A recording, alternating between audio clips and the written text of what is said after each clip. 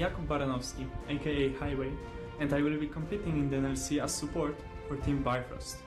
I have never played on the level of ERL, and I'm coming to the NLC from 2nd German Division as its 2021 double champion. Hopefully I can bring some fresh perspective to the team and help them get beyond of what they achieved last year in Masters.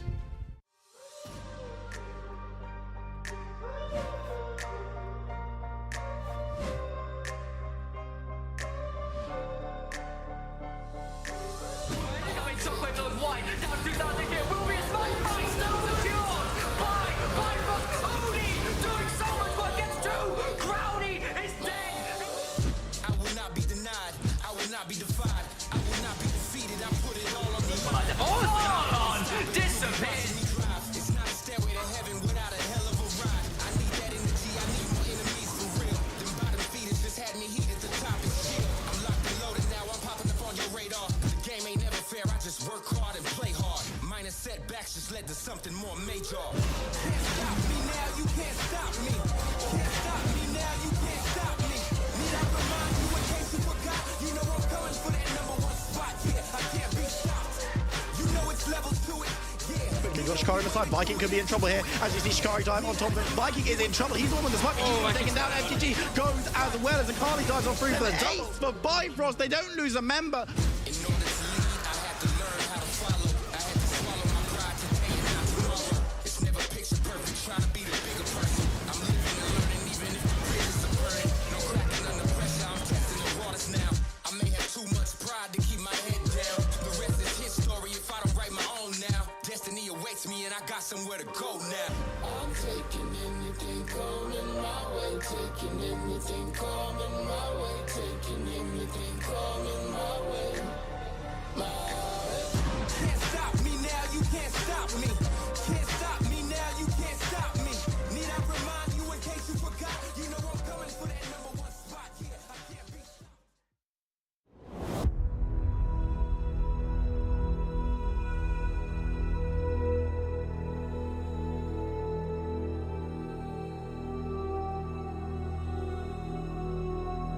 There's the 5-man RLT! What was that, Bifrost? You are just dominating this entire game. 3-2, and Bifrost are your Attila Esports Series champions. Temps is dead as well! I think they've done it! Jaeger is the last man standing and he falls as well! Where were you when Bifrost brought down X7? Breaks things up. Bifrost have done it. They take down Dusty. It's a clean 3-0 and they're en route. If someone would have told me 2 years ago that I will be sitting here today after a Bifrost European Masters participation, I would have never believed this guy, because honestly, when I joined in 2020, things were rough. We were 7th place in Norway and it was all not so structured, so we completely rebuilt our whole League of Legends section. We invested resources, we invested a lot of time into a team that won the Attila Masters in spring 2021, but then fell short in the NLC relegation afterwards. He's coming in to 28 minutes on the clock, 1 kill every minute in game number 4 here. It has been a bloody series and a hard-fought series as well, but at the end of the day, Dusty will take this 3-1. When I joined Bifrost, I knew we were capable of achieving a lot of good things. For the competition itself, it was a bit of a surprise, in my opinion, to get first place, even though I think we deserved it. Coming into the playoffs, the finals was kinda smash. We didn't have anything to do. We couldn't put any fight against that. At this point, Haru gets to go in and do that. That's why they won't either land an encore onto 1. There is still a redemption that comes through and does even less damage. Jewel is dead as well. Seaboy goes in, but Nat has got a wild run. Cannot be stopped. More autos come through, courtesy of a health. Picks a triple kill for Haru. Jewel is down. No way out of this. An X7. It's a victory march. The trophies in their sights. So I think it was a good wake-up call coming into AM Masters. For AM Masters, for planes, we all expected to go out. We struggled a bit in the groups, but I think versus Barcelona we had a great showing, and no one expected us to go out. finalmente el medio todo el mundo. El primero en casi ha sido finalmente Driddy. Esto que es un desastre. Cuidado con Lucky. Está pegando Driddy de gratis. Se muere finalmente. Esto que puede ser el punto y final al European Master del Barça Esports. Se flashea a B-Boy. Esto que va a ser finalmente partida para el equipo de Bifrost. C-Boy que se va a apuntar otra más. Finalmente le consigue rematar. Coming into the groups of death, everyone said. Against BDS and Fnatic, it was really fun to play against those teams. Once again, no one expected us to go out. I think for myself, I didn't even expect it as well. So coming out first place was really hype, and it was really nice experience. What comes in? Here comes Aggressivo. Fury is going to force Psycho to go into the stopwatch at the moment. Finds himself a quick shutdown, and just like that, Bifrost are finding their opportunity. Fury's still alive. The zap's coming in. They've got the Event Horizon. They've got the kills. They've got the shutdowns. Bifrost cashing in big, baby. During the past 2 years, I often questioned myself, like, is all of this even worth it? Is the resources I am putting into this project even worth it? But sitting here today, I can say it was worth it for sure. Down 2000 here will be a slight fight, still secured by Bifrost. Oni doing so much work, gets two. Crowny is dead. The crowd falls one more time. I'm going to on the backside, but he doesn't get the kills. He needs to get more. No, Bifrost are doing it again. They've done it again. Shadow is dead, and Bifrost in another late game miracle team fight. They have found their way back from the depths of a gold lead that seemed insurmountable.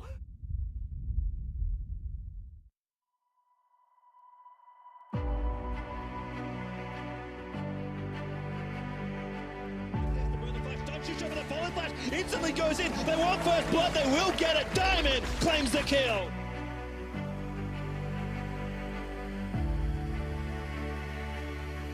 Long range captive audience will catch you out. White Lotus there as well. The flash. Genthix down to the Requiem. Goodbye. Sales actually steals the kill in the end. Diamond keeps him alive.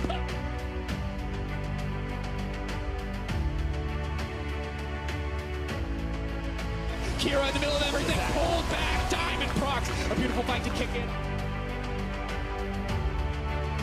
Just diving on towards Genthix and White Lotus, a double with the Requiem, and Gambit are absolutely shredding through Rainbow 7. Super risky attempt at a dive if they go for it, but they are. Where's the pillar going to go? Diamondprox is here. They're just going to back off. Chain CC does go in, but there's enough minions there to block the tower. Exit now, and Trezzo just going to get taken out. Beautiful counterplay by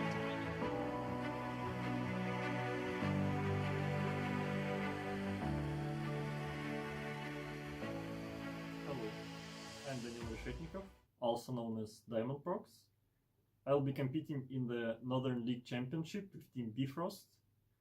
I've been playing professionally for over 10 years now. I've played MSI, Worlds, and recently LCL, but now it's time for a new challenge in becoming the Northern Kings. We have an amazing team setup, so expect us.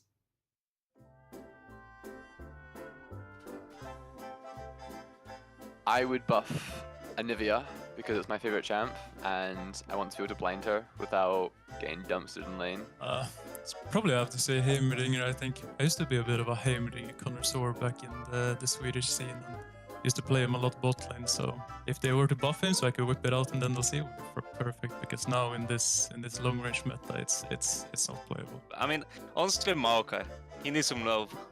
I would like to see Rise buff because I think he's way too squishy and he doesn't deal any damage compared to, I don't know, Victor or Syndra, for example. I kinda actually want to buff Fresh. I think he has been in a very bad state for so long that he's not even being played. I guess it'd be champions like Zyra. I don't know if it'd be Zyra in particular.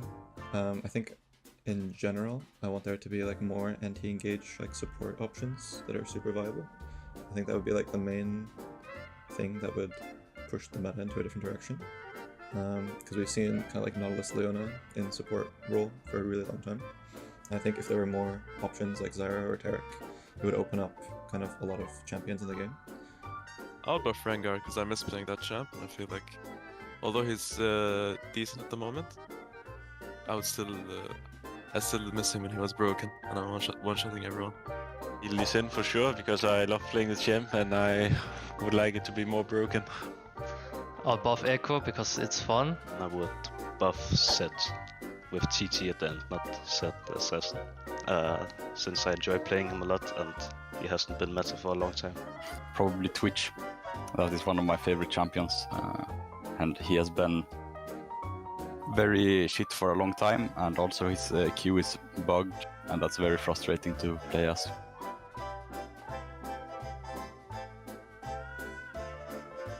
I would nerf Viego. I think this champ is completely unbalanced, and it's unfun to play against. I think a champion who I don't necessarily like being in the meta in general is Zilean. I think he's like pretty uninteractive to deal with, especially in mid lane. At least in solo queue, because he can kind of just like double bomb the wave and run away. And yeah, it doesn't feel like there's a lot of counterplay. He can kind of fall behind as much as he wants, but there's nothing you can really do about it, especially as a jungler. And I would nerf Riven. I find her quite OP in solo queue and annoying to face. Feel like there's not much counterplay in a lot of matchups. I would like to see Kiana nerfed because I never want to see her again. I would nerf Gwen. It's not fun playing against a champ that one-shots you and you can't even target them. For me, I think right now it's probably gonna be Gwen for top lane. I think it's really strong. It's probably gonna be like even stronger now in this new patch 12.10, right? But I mean, it's just so frustrating not being able to hit the champion as an AD carry, right? So generally, I really dislike Yumi, so yeah, that champ. Nerf Ringa because it's just annoying, boring to play against. I think for competitive, there's not really a champ that I want to nerf, but for solo queue, I really hate playing against Masi and Fizz. It's just annoying that we can go invincible, and as soon as you step up one step too far, you just press R and then you're dead. Nerf definitely Attila. My champion is overtuned. I don't know how she dodged the nerfs after the recent patches. Nerf Evelyn, just because it's really annoying champ and I don't like the stealth mechanic.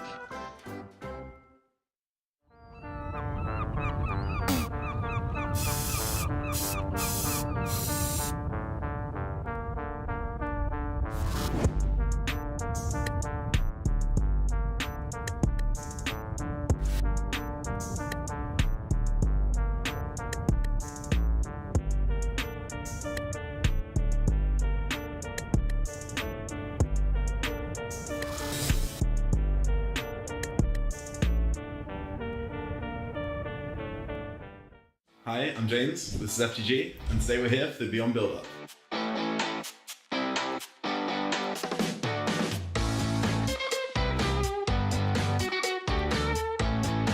So Tarek, coming into the new splits, obviously I'm here, Venzer's here, new team. How was the preparations coming into the new splits? They were pretty good. We had quite a long off season, but we eventually settled on you and Venzer as bot lane, right? And I think the most important thing for us was having a playmaking support who could follow up pretty well in jungle mid. At the same time, having an AD carry who can call people bot side and make sure that you're also held in line as well, so we don't just spend ages there. So you guys were a really natural fit. Obviously pursued you from the beginning, finally got you, and now we're just heading into our preseason, so should be a good time. So you're now on JDXL. How have you been preparing for Summer Split? It's been pretty good. I mean, from the past few scrim days we've had, I think it's gone very well. Honestly, I want to just go as high as possible, and I want to finish, first. I want to win a NLC, EU Masters. I think we can do it. The whole team's great, and I'm loving it so far. Going into the Summer Split of the NLC as well, have you got any nerves? How are you dealing with getting ready for summer and hopefully a deep run in playoffs? I feel like the stakes are a lot higher. There's much more needed of me. Obviously on match days, the nerves crank up a bit, but once I'm in game, it's completely fine. I think the main thing for me is to try and make you feel like you're still just playing on any other team, right? Like at the end of the day, you're still playing with the same 5 players. You're still playing with just a group of people who are trying to go as far as possible in the tournament. Yeah. And expectations need to hit or there to a degree, because it just depends how we can play together, There's obviously a lot of new rosters. Who do you think the main competition are? I guess the main competition are probably still X7. They're the obvious candidates, and just because they won last split, they've tried to upgrade on their roster whilst also moving Harrow out. I think bringing in Chasey and MC were both good pickups for them. So in that sense, they're probably pretty good. Bifrost, Diamondprox, that's pretty cool as well. That should be pretty fun. Bring the dinosaur out from the prehistoric era, but you should be alright. Maybe it's an upgrade, maybe it isn't. And I guess there's also the new Dusty lineup, so I guess what do you think about them? Yeah, I mean, the Dusty lineup is, it's definitely new, wasn't expecting it. I think it can do great. There's a lot of great players in there, and I would agree with you. X7's probably the main competition. Bifrost also looking good. There's obviously some new bot lanes, some more bot lanes. You've got a lot of new people to come up against. Are there any specific players you're hyped to go up against? Yeah, I'd say probably Attila Singh. Probably the main ones. I've always seen Attila do pretty well in Spain and stuff. And Kasing is obviously very good from what I've seen and played with him. And also the Dusty bot lane seems pretty good, so I wonder how they will do. So there's been a lot of new changes and stuff. What champions do you think will show up in the upcoming weeks of NLC? Well, our support's still a rel OTP, so, you know, we'll probably see that champ picked or banned at least a couple of times. Yeah. Aside from that, I can guarantee we will not see Thresh, because Gary has never picked that in his life and will definitely not be picking it in summer. On the flip side, I'm probably just the usuals. We've seen a huge array of champions right now. Kalista's been popping up at MSI, maybe you'll see that, but I think the durability changes coming in like the next few weeks are going to be the real meta shift, so you're going to see a big change from MSI to like the middle of summer split because of that. With the durability changes coming in, how will this change like drafting and stuff? Because it's kind of coming mid-split. Having the durability changes come now is really annoying. Yes. It would be a lot nicer if it happened midway through the break, so then everyone could be ready for it coming into the new split. But it's the same as with the new when the new mythic items dropped and everyone was hopping from like Goldrinker to Stridebreaker to Divine Sunderer throughout the split, right? It's kind of the same idea here. And it's just finding which champions are really strong with the changes. So I think it's just about having a team discussion on, okay, how things are moving. And also I'll come in with like a set of ideas of like, here's 3 champs for your role you might want to try, because I think these will benefit from having, you know, the durability changes added to them. Yeah. Do you have any dark horses coming in the summer? So I think the biggest dark horse for me is Riddle, mainly because their roster is a lot of unknown players. So when people seeing them for the first time, they'll be like, okay, who's Jax Plank, who's Vladdy? Yeah. I mean, even Stefan, he was coaching X7 last split, but I mean, he's not really known within the NLC ecosystem. So I think that team itself can probably overperform, at least compared to people's expectations. I'll assume people will put them like just outside of playoffs or maybe just in. And I think it has the chance to realistically beat most of the teams in the split. So, Torek, the elephant in the room, obviously, will we make playoffs? No. Too early to say. I mean, picking up a rookie like FGG, you know, it's a bold move. I don't know if the team might be able to make it, so we'll have to keep you all in suspense until later in the split. So what are your top 3 tips for people in preparing for their first official game? I think for sure it's practice. You want to get a lot of practice in, make sure you're ready. 2, maybe have a healthy schedule. You don't want to go to bed at like 4 AM, wake up at like 4 PM, you know, that's kind of a disaster. And my third one, probably more practice. You know, you can't get too much practice. Can't knock it. Yeah, so what about you?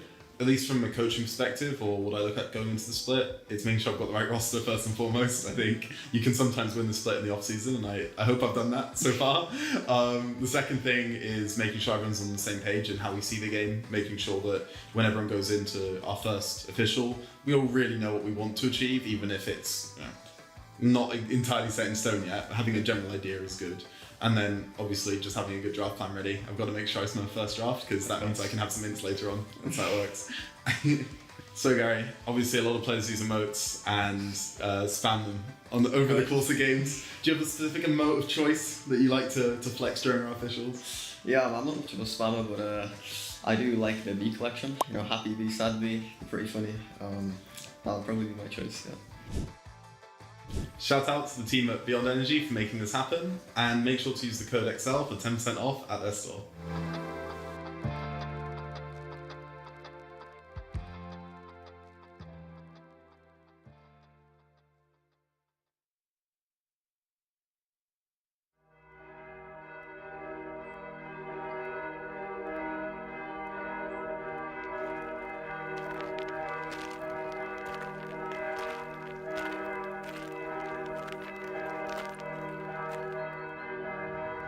Hello, my name is Tia.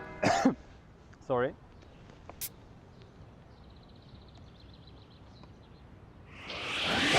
am Baba Yaga. I am the ultimate Vanir fan. Vanir will crush Singularity and mow down everyone in their path because they have the power of witchcraft and the Norse gods on their side. Glory to Vanaheim!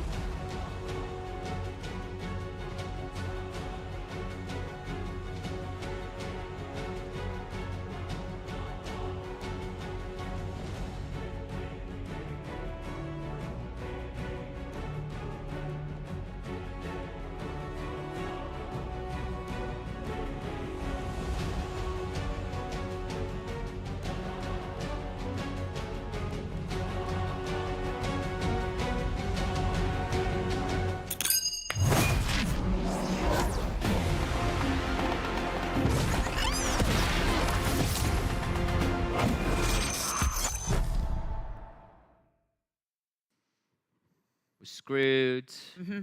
The day in the summer. Yeah. No, this would not have happened if you didn't lose to Riddle in playoffs.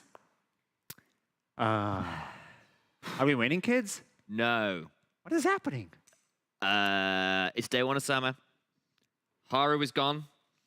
X7 lost 26 new players in the team, so everything's just changed. We only made a UMass quarterfinal spot, making finals both times last year. We're losing. We got 2 seeds, and both of them made quarterfinals. We lost a legend, yes we did, but we got a new one. We got Diamondprox, we got Attila, we got Chasey. We got everything at the NLC. The teams are ready to take it off. Let's go! Summer Split is ours, baby! Yes! Yes! Yes! Huh? Wait, this is not the LEC.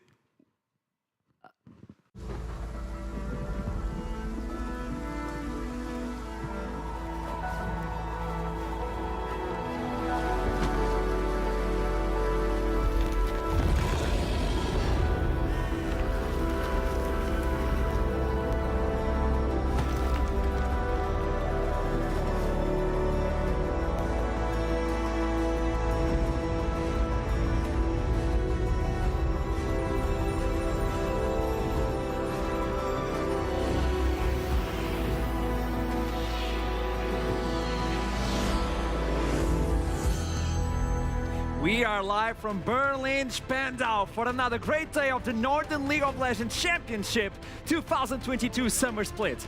My name is Alexandre Asharon-Maya. I'm your host, and today marks a very special day because not only we have a new caster at the desk, we also have the return of Trouble and a special player who is playing on the LEC. He played at the NLC. He went to NA, but he's back and he's styling on those kids. It is Finn from the top lane of XL. How are you doing, man? Hi, thank you for having me. It's great being here.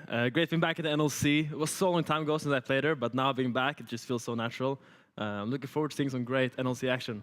Yeah, I love how you took a dig at him as well. You're like, well, he went, you know, he has such a nice history. He went to a name. I wasn't going to mention it, but... But he's back now, so save. And he's styling. He's styling, so he's upgrading as well. Now, on to the caster's desk. We have 2 guys that are going to cast. It's not only the return of Initialize, but M-Test on the caster desk. Behold, look how wonderful, how beautiful he is. I'm honoured to be casting alongside M-Test. How are you doing? I'm pretty honoured to be casting with you as well. At least. See, this is how we do it. You see, unlike Monday, where Arsenal just threw me under the bus, this is what it's nice to be casting with. It's great. I am honoured, man. It's gonna be super exciting. I'm just stoked to get this banger. We have so many initializing bangers today, and I'm also super happy that Finn is here because top is by far my worst role. So for sure, in the green room later, I will ask him for some tips. You'll love to hear it. Well, thank you very much. We'll throw it back to the casters, and of course, Finn on his redemption arc back from NA and now in Europe. Thank you so much, Initialize. Oh my God, this feels so good. For the first time, we can dig on you playing in NA and not roast my champion. How long is this show? Is it going to be only NA roasting or what? It's a fast one. It's a fast one. But also, it's lovely to have you back at the desk, by the way, M-Test. Even though we don't have a team on this country, we do have 10 teams. I'm going to show you and tell you where are they from. So let's bring up the map. There we go. Dusty are coming in from Iceland. And there you go. On the other side, I want to look into Noriki. I'm terrible with maps, by the way. They are from Finland. And I'll let you take a pick now. I'll just pretend I'm Google because we miss him here on the first week of NLC. And I'm going to say Denmark, Astralis, and Singularity coming in hot. Now on the Norway side, we have Vanir, Riddle, and Bifrost. 3 teams at the same one. And then for you, Finn, to wrap it up. Of course, my homeboys down there from London, JDXL and Eminem Gaming. And of course, the Kings, the reigning champions, X7 Esports. Yeah, from Isle of Man as well, either UK or Isle of Man. I don't know, I'm not talking about that one. What we could talk about is on the recap. We should look into the previous day, day 1 of week 1. What happened during this one? Did we have any sort of surprises? We should start with the first game, JDXL versus X7. The question should be what did not happen, because the first game was, as you mentioned, X7 versus JDXL, and X7 are coming into this split with a 2-0 advantage over XL.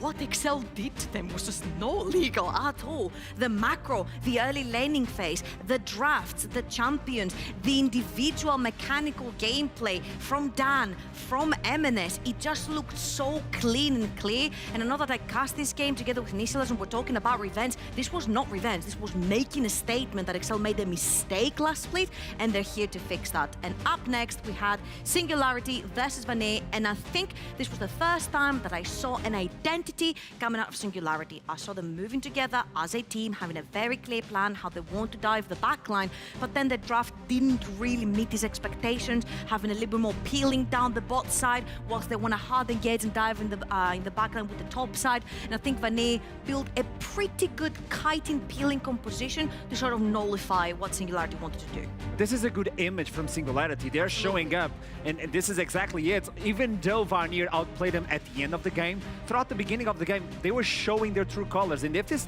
is the true colors from Singularity, I'm really hopeful throughout the rest of the split. I feel like this replay as well shows exactly what I meant by like the two members diving in the backline and then the rest of Singularity being too far away. Vanir also really happy that they're coming in with their first victory, and I think the thing that people wanted to watch the most was Diamondprox coming into the league in Bifrost. And of course they played versus Riddle versus Stefan, another huge name, especially in the Balkan scene back then in the Click of Dreams. I felt like this was the battle between the two junglers, and Diamondprox had the team with the better team fighting. If your game goes longer than 25 minutes versus Bifrost, ding ding ding, you've lost. It's the prophecy. You cannot do anything. Even at EU Masters, once they got to those minutes... I don't write the rules. I don't write the rules. It is. It's on the script. There's a timer, and if you hear the ding ding, okay, you just lost the game, and this is exactly what happened to No, it Riddle. was more like ding ding ding. It's the same.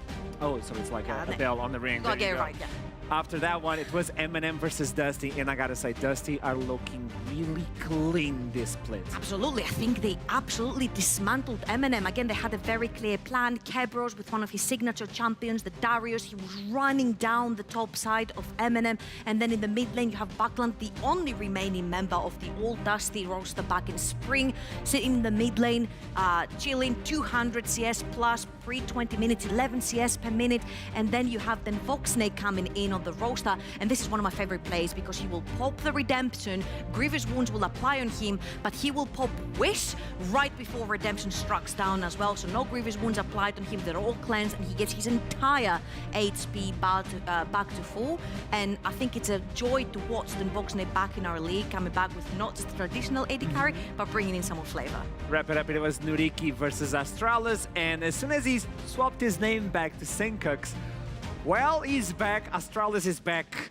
I don't know if this is a bait, but I enjoyed watching them. Listen, man, we were looking for this performance from Astralis back from spring, right? So I'm not going to point any figures. I'm not going to raise any red flags because that looked pretty clean. 4 out of 5 members from the previous roster have stayed. Kiba now joined the roster as well alongside Chris back down the bot lane. And this looked pretty clean start to finish. Really good laning phase. Very good macro. They were a little bit faster in the early game as well, which was one of our criticisms. And if I may, Finn, you were smiling the entire time. Feels good to be back, doesn't it? It's great to be back, and it's great seeing my main man, Senkux, Chris Larson in action, Smurf and some kids, Flash Armanari, solo kill, he's carrying the whole game. I love to see it. NLC is stepping up, so who knows the future. But let's look into the standings to see where we are right now at week 1, day 2. Obviously, it is half-half. Astralis in first, X7 at last. Even though it's alphabetical, we're still last.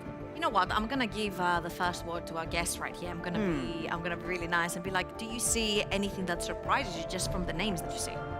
Any surprises? No, I can't say so. I mean, X7 obviously had a rough start, but I mean, it's one game, they didn't have their full roster. I think you can give them cut them some slack. I'm happy to see Astralis and JDXL doing well. I think those two teams have a lot of potential, and I think especially Astralis could be a bit of an underdog this split coming in. So would you say that the top teams at the end of the split should be Astralis, JDXL, and X7 regardless of order? Yeah, maybe not in that order, but I would kind of say so. I don't know that much about Bifrost. I've heard about Bifrost O'Clock. I'm not sure how legendary it is, but we will have to see. Maybe they can prove me wrong. I don't know if you remember, like last split, Gobook was like, I'll put JDXL at the top, then I'll have X7, and then I'll put Astralis up there and slot them in. I think this time, they look kind of clean in their first game. Why not slot them in and just wait? So when are they playing today? Let's look into the schedule for today. They're going to play at last, but before that, it's going to be Eminem Gaming versus X7. This is going to be a tough one for Eminem. X7 also a chance to redeem themselves, followed up by Riddle Esports versus Team Singularity. This is a good opportunity to Singularity show themselves. JDXL versus Vanir is going to be an amazing one. Dusty versus Nuriki. And to wrap it off, Bifrost versus Astralis Talent. Finn, which one you really want to watch?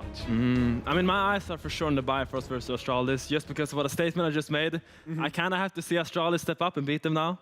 I made a prediction that they will beat them, so I believe in them. They will make me proud. I know. They know that I'm watching, so they want to perform, so they will do it. They have to win before the 27 minutes, right? There's the clock, and now, look at the time. It is time to change into the news, where our casters are waiting to deliver us what is happening in League.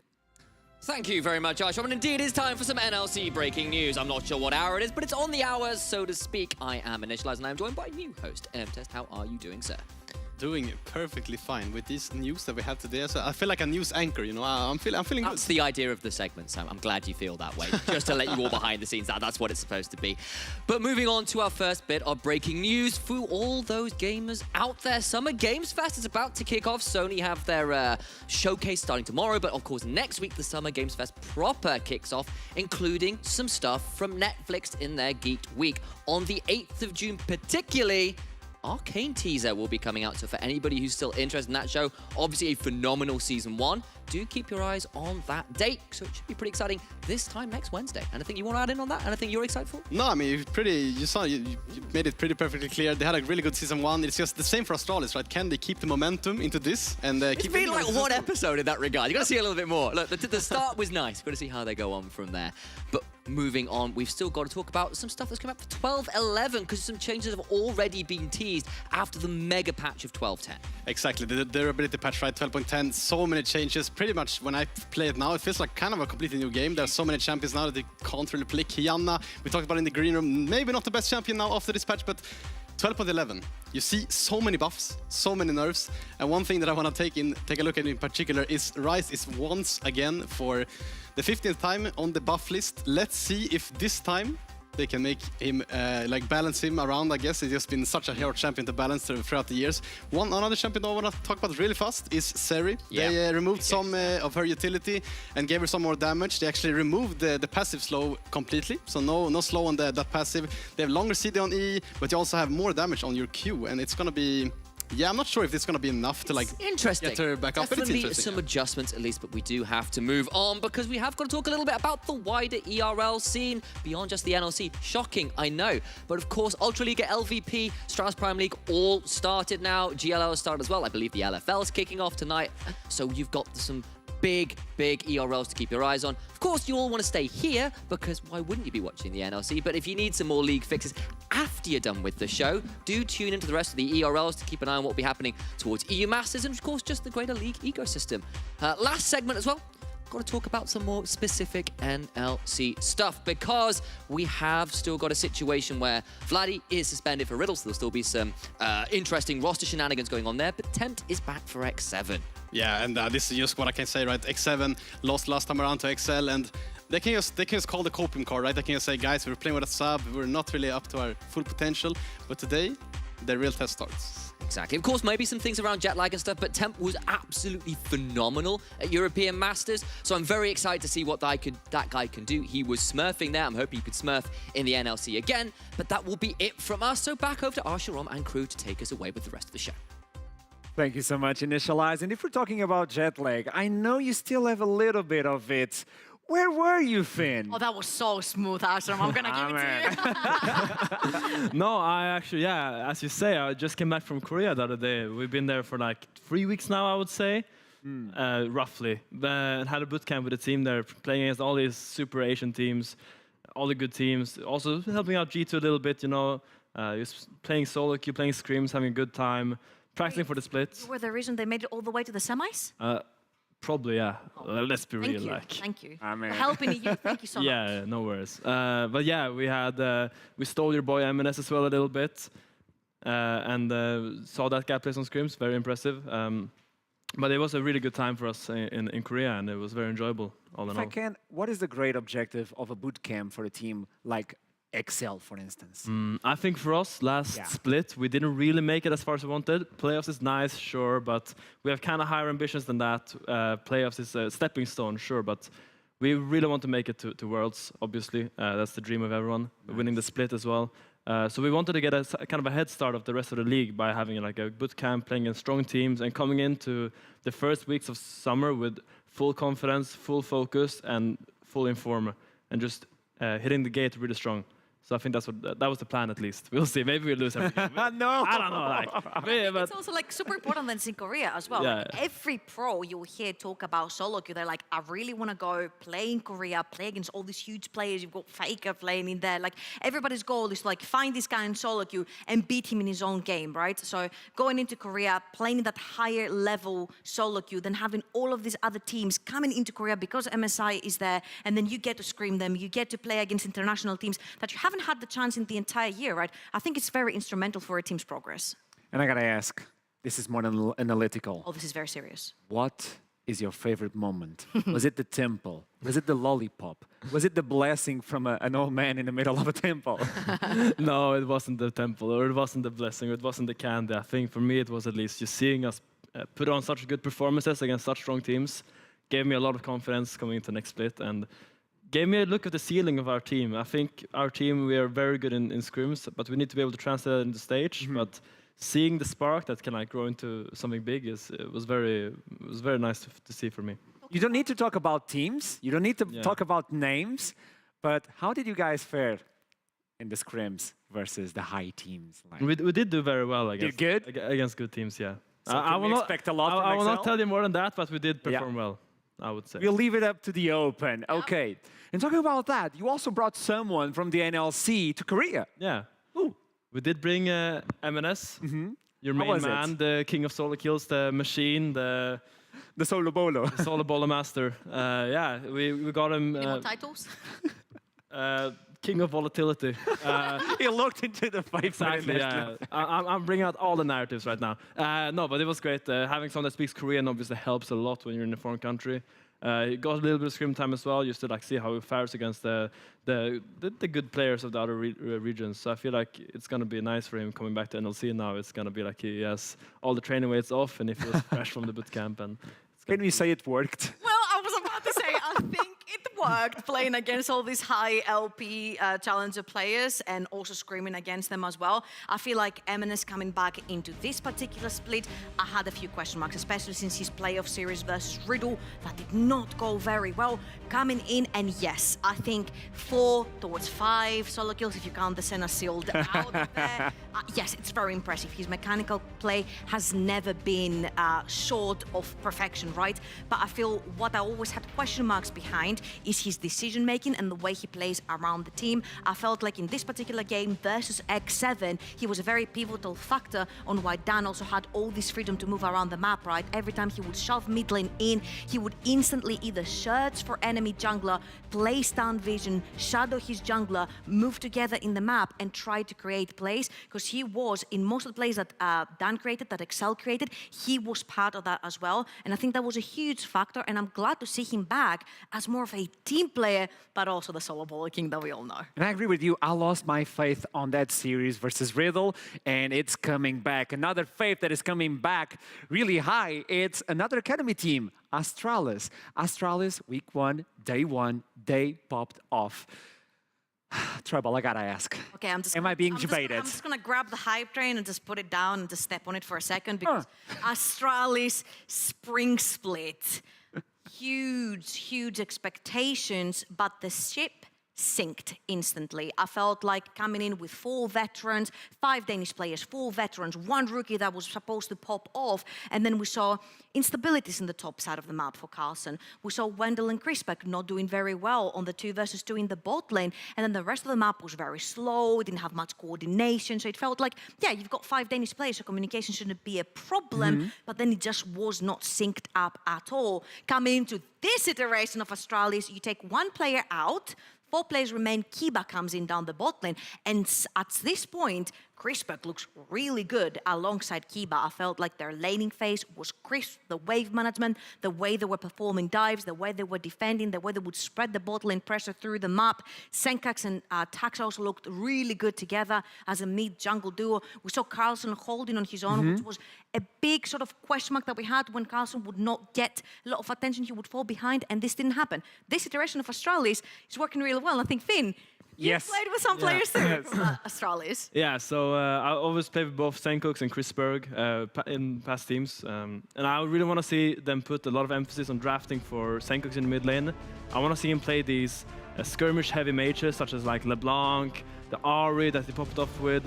I could see him being really good on Vex as well, just playing with him and knowing how he plays. Lissandra, these champions right now are really strong. And I want to see them draft towards this and just like try to unlock him, because once you have control over mid lane, it makes playing towards bot or top so much easier. And I think it can allow them to just unlock their potential way more, even in the bot lane.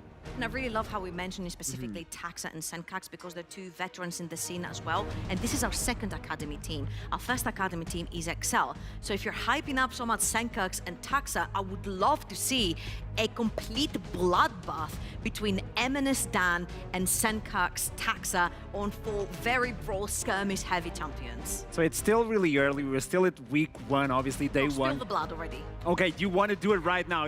Unfortunately, we don't have that matchup quite yet. But what do you believe a player has with such amount of experience, by the way, Finn? What do you believe they need to do to come back into the big Astralis, the big names they had?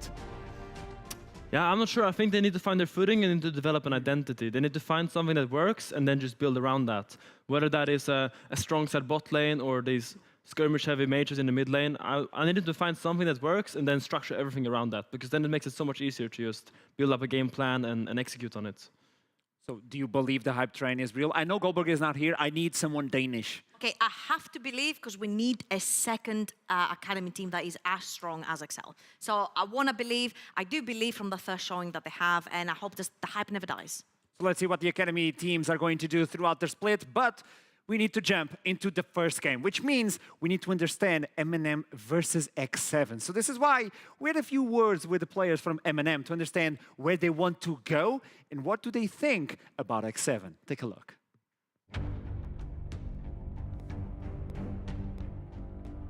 I think most players' goals, if they're playing at this level, should be, you know, to win or to go to EU Masters, I think.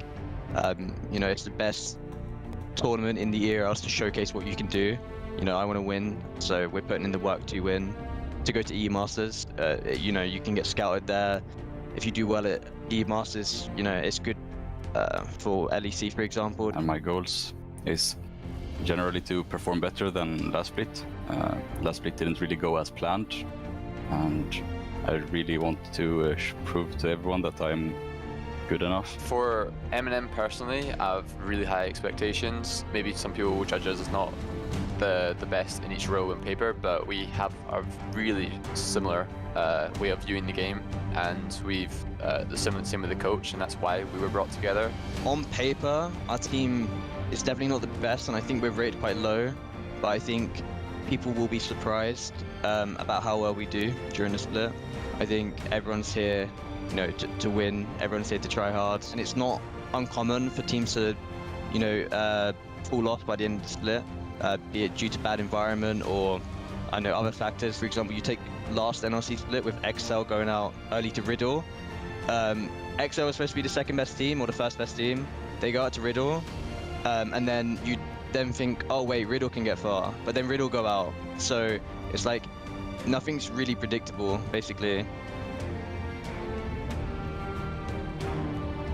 And I think Attila is gonna be fun to play versus, because he has a lot of experience playing competitive, so it's always fun to go up against the best players. I think if you do well and can hold up against Tempt in mid lane, then you can really solidify yourself as a good mid laner, and that's what I want to prove.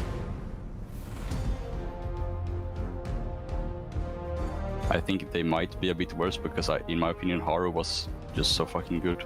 And now when they lost Haru, maybe it will be a bit worse, but I still think they will be top performance in the NLC for sure. I think overall X7 isn't as good as it was last split, purely because I think Harry was probably one of the best players in all of ERL, if not the best. I still think they will be the best team in the league, but I don't think they'll be as dominant as they were before. I'm really excited to play them in the first week just to prove that I deserve to be here, I belong here, and I can compete at the top. I think Pantheon jungle, but he's been nerfed. So I would love Pantheon jungle to come back. I think he would be even worse on this new patch. A few patches ago, they changed Panth, put him back into top rather than jungle, and I think that sucks. So yeah, but if there was a champ, I'd choose him for sure. Eminem are hungry. They said some words that we're going to talk about in a few minutes, but I want to discuss now this composition of Eminem. They have on the top lane Kalim, Soft in the jungle, really hungry by the way, Kemet in the mid lane, Michigo returning alongside with Shredder as a support. And even though it was a tough game on day one, they're feeling comfortable. And maybe you can talk about this. They told me, okay, we lost, we got stomped, but we're feeling good. And that is a good sentiment, isn't it? Yeah, I mean, to be honest, for me, if you have to choose between getting stomped and playing a really close game that you lose in the end, okay, I kind of prefer getting stomped because the result is the same, but it's just way easier in your mental state. In the end, if you get stomped, you kind of have something clear you can work on. But if it's such a close game, you're going to come down to all the little details. We can do this differently, we can do that differently, but in the end, you're not going to reach the same conclusion, I think. But yeah. I like the idea. It's not everybody that can say, well, I prefer to get stomped than have a close game, because at least now you know what to work upon. And tell me, Trouble, where do you believe they can take X7? It's not an easy game. No, and I think the top side of Eminem has played together before. Kalim, Chimera, and Soft returning to the NLC as well. They've played together before. They've tried to qualify for NLC fall as well. They didn't manage it, but at least they have played together as a team for one split, if I'm not wrong. So it seems like the top side of the map at least has some cohesion. Michigo has known the league for so long. He's been here for the longest time. So I think they're not going to have a problem integrating Shredder into the team as well. Okay, so this is the roster from Eminem. And they said something really important that I want to debate now. X7 are looking way worse than they did in Spring Split. Okay. Okay. Okay. People are raising red flags, right? They're like, oh no, these are the NLC champions, the guys who didn't even make it to the finals of X Masters, by the way. Panic button, press it. But I think, okay, first of all, they were playing with a sub, which was slow queue in the mid lane. And I know that's not an excuse because slow queue and MC played together in Riddle in the previous split, but also we have to take into consideration Haru leaving the team, and Haru was such an integral part of how this team functioned. Yeah, I mean, don't get me wrong, I love MC. I love the guy. I think he's super talented. Welcome to the club. Yeah, thank you. MC fan club. He's so good, I think, at creating leads, and just he's really smart about pathing and all that. But I also think Haru was probably, as the guy said, probably one of the best players, if not the best, in all of ERLs. This guy was just on a tier above everyone else, just playing with this guy in solo queue, European solo queue, Korean solo queue, seeing everywhere. He's just fantastic at adapting on the fly. He doesn't really come in with a set game plan. I mean, he does come in with a game plan, right? But he's really good at witnessing what's happening in the game and adapting to it. If he sees the lane is volatile, he's going to go there. He's going to pick up the free kill, because a lot of junglers, they make a plan in the beginning of the game and they stick to it. But he is very flexible and he's very smart about what he needs to do. And I love that we're bringing like a pro player and his view into this game, because we talked about Haru like this the entire split. We're like, this guy will be top, mid, and bot at the same time. They cannot search where he is at any point. And if they do, he'll create on the fly something to get some advantage on the map, which a lot of people will not be able to do so fast like Haru does. And it's so interesting to see that Finn actually comes up with this conclusion by just, playing solo queue or playing some scrims against Harry. It's just great to see. If I may, there's two things. First of all, you have to play him. You have to play against him now. So you need to understand how he's going to play. I do, yeah. Also, I do believe you're one of the most knowledgeable players right now at LEC. I'm not saying this because you're here. I actually agree with this. So obviously, he brings the plan to understand what Haru is playing. But now if you're looking into Haru, there's no more Haru, there's MC. Is it still the same with Tim? Because Tim is back.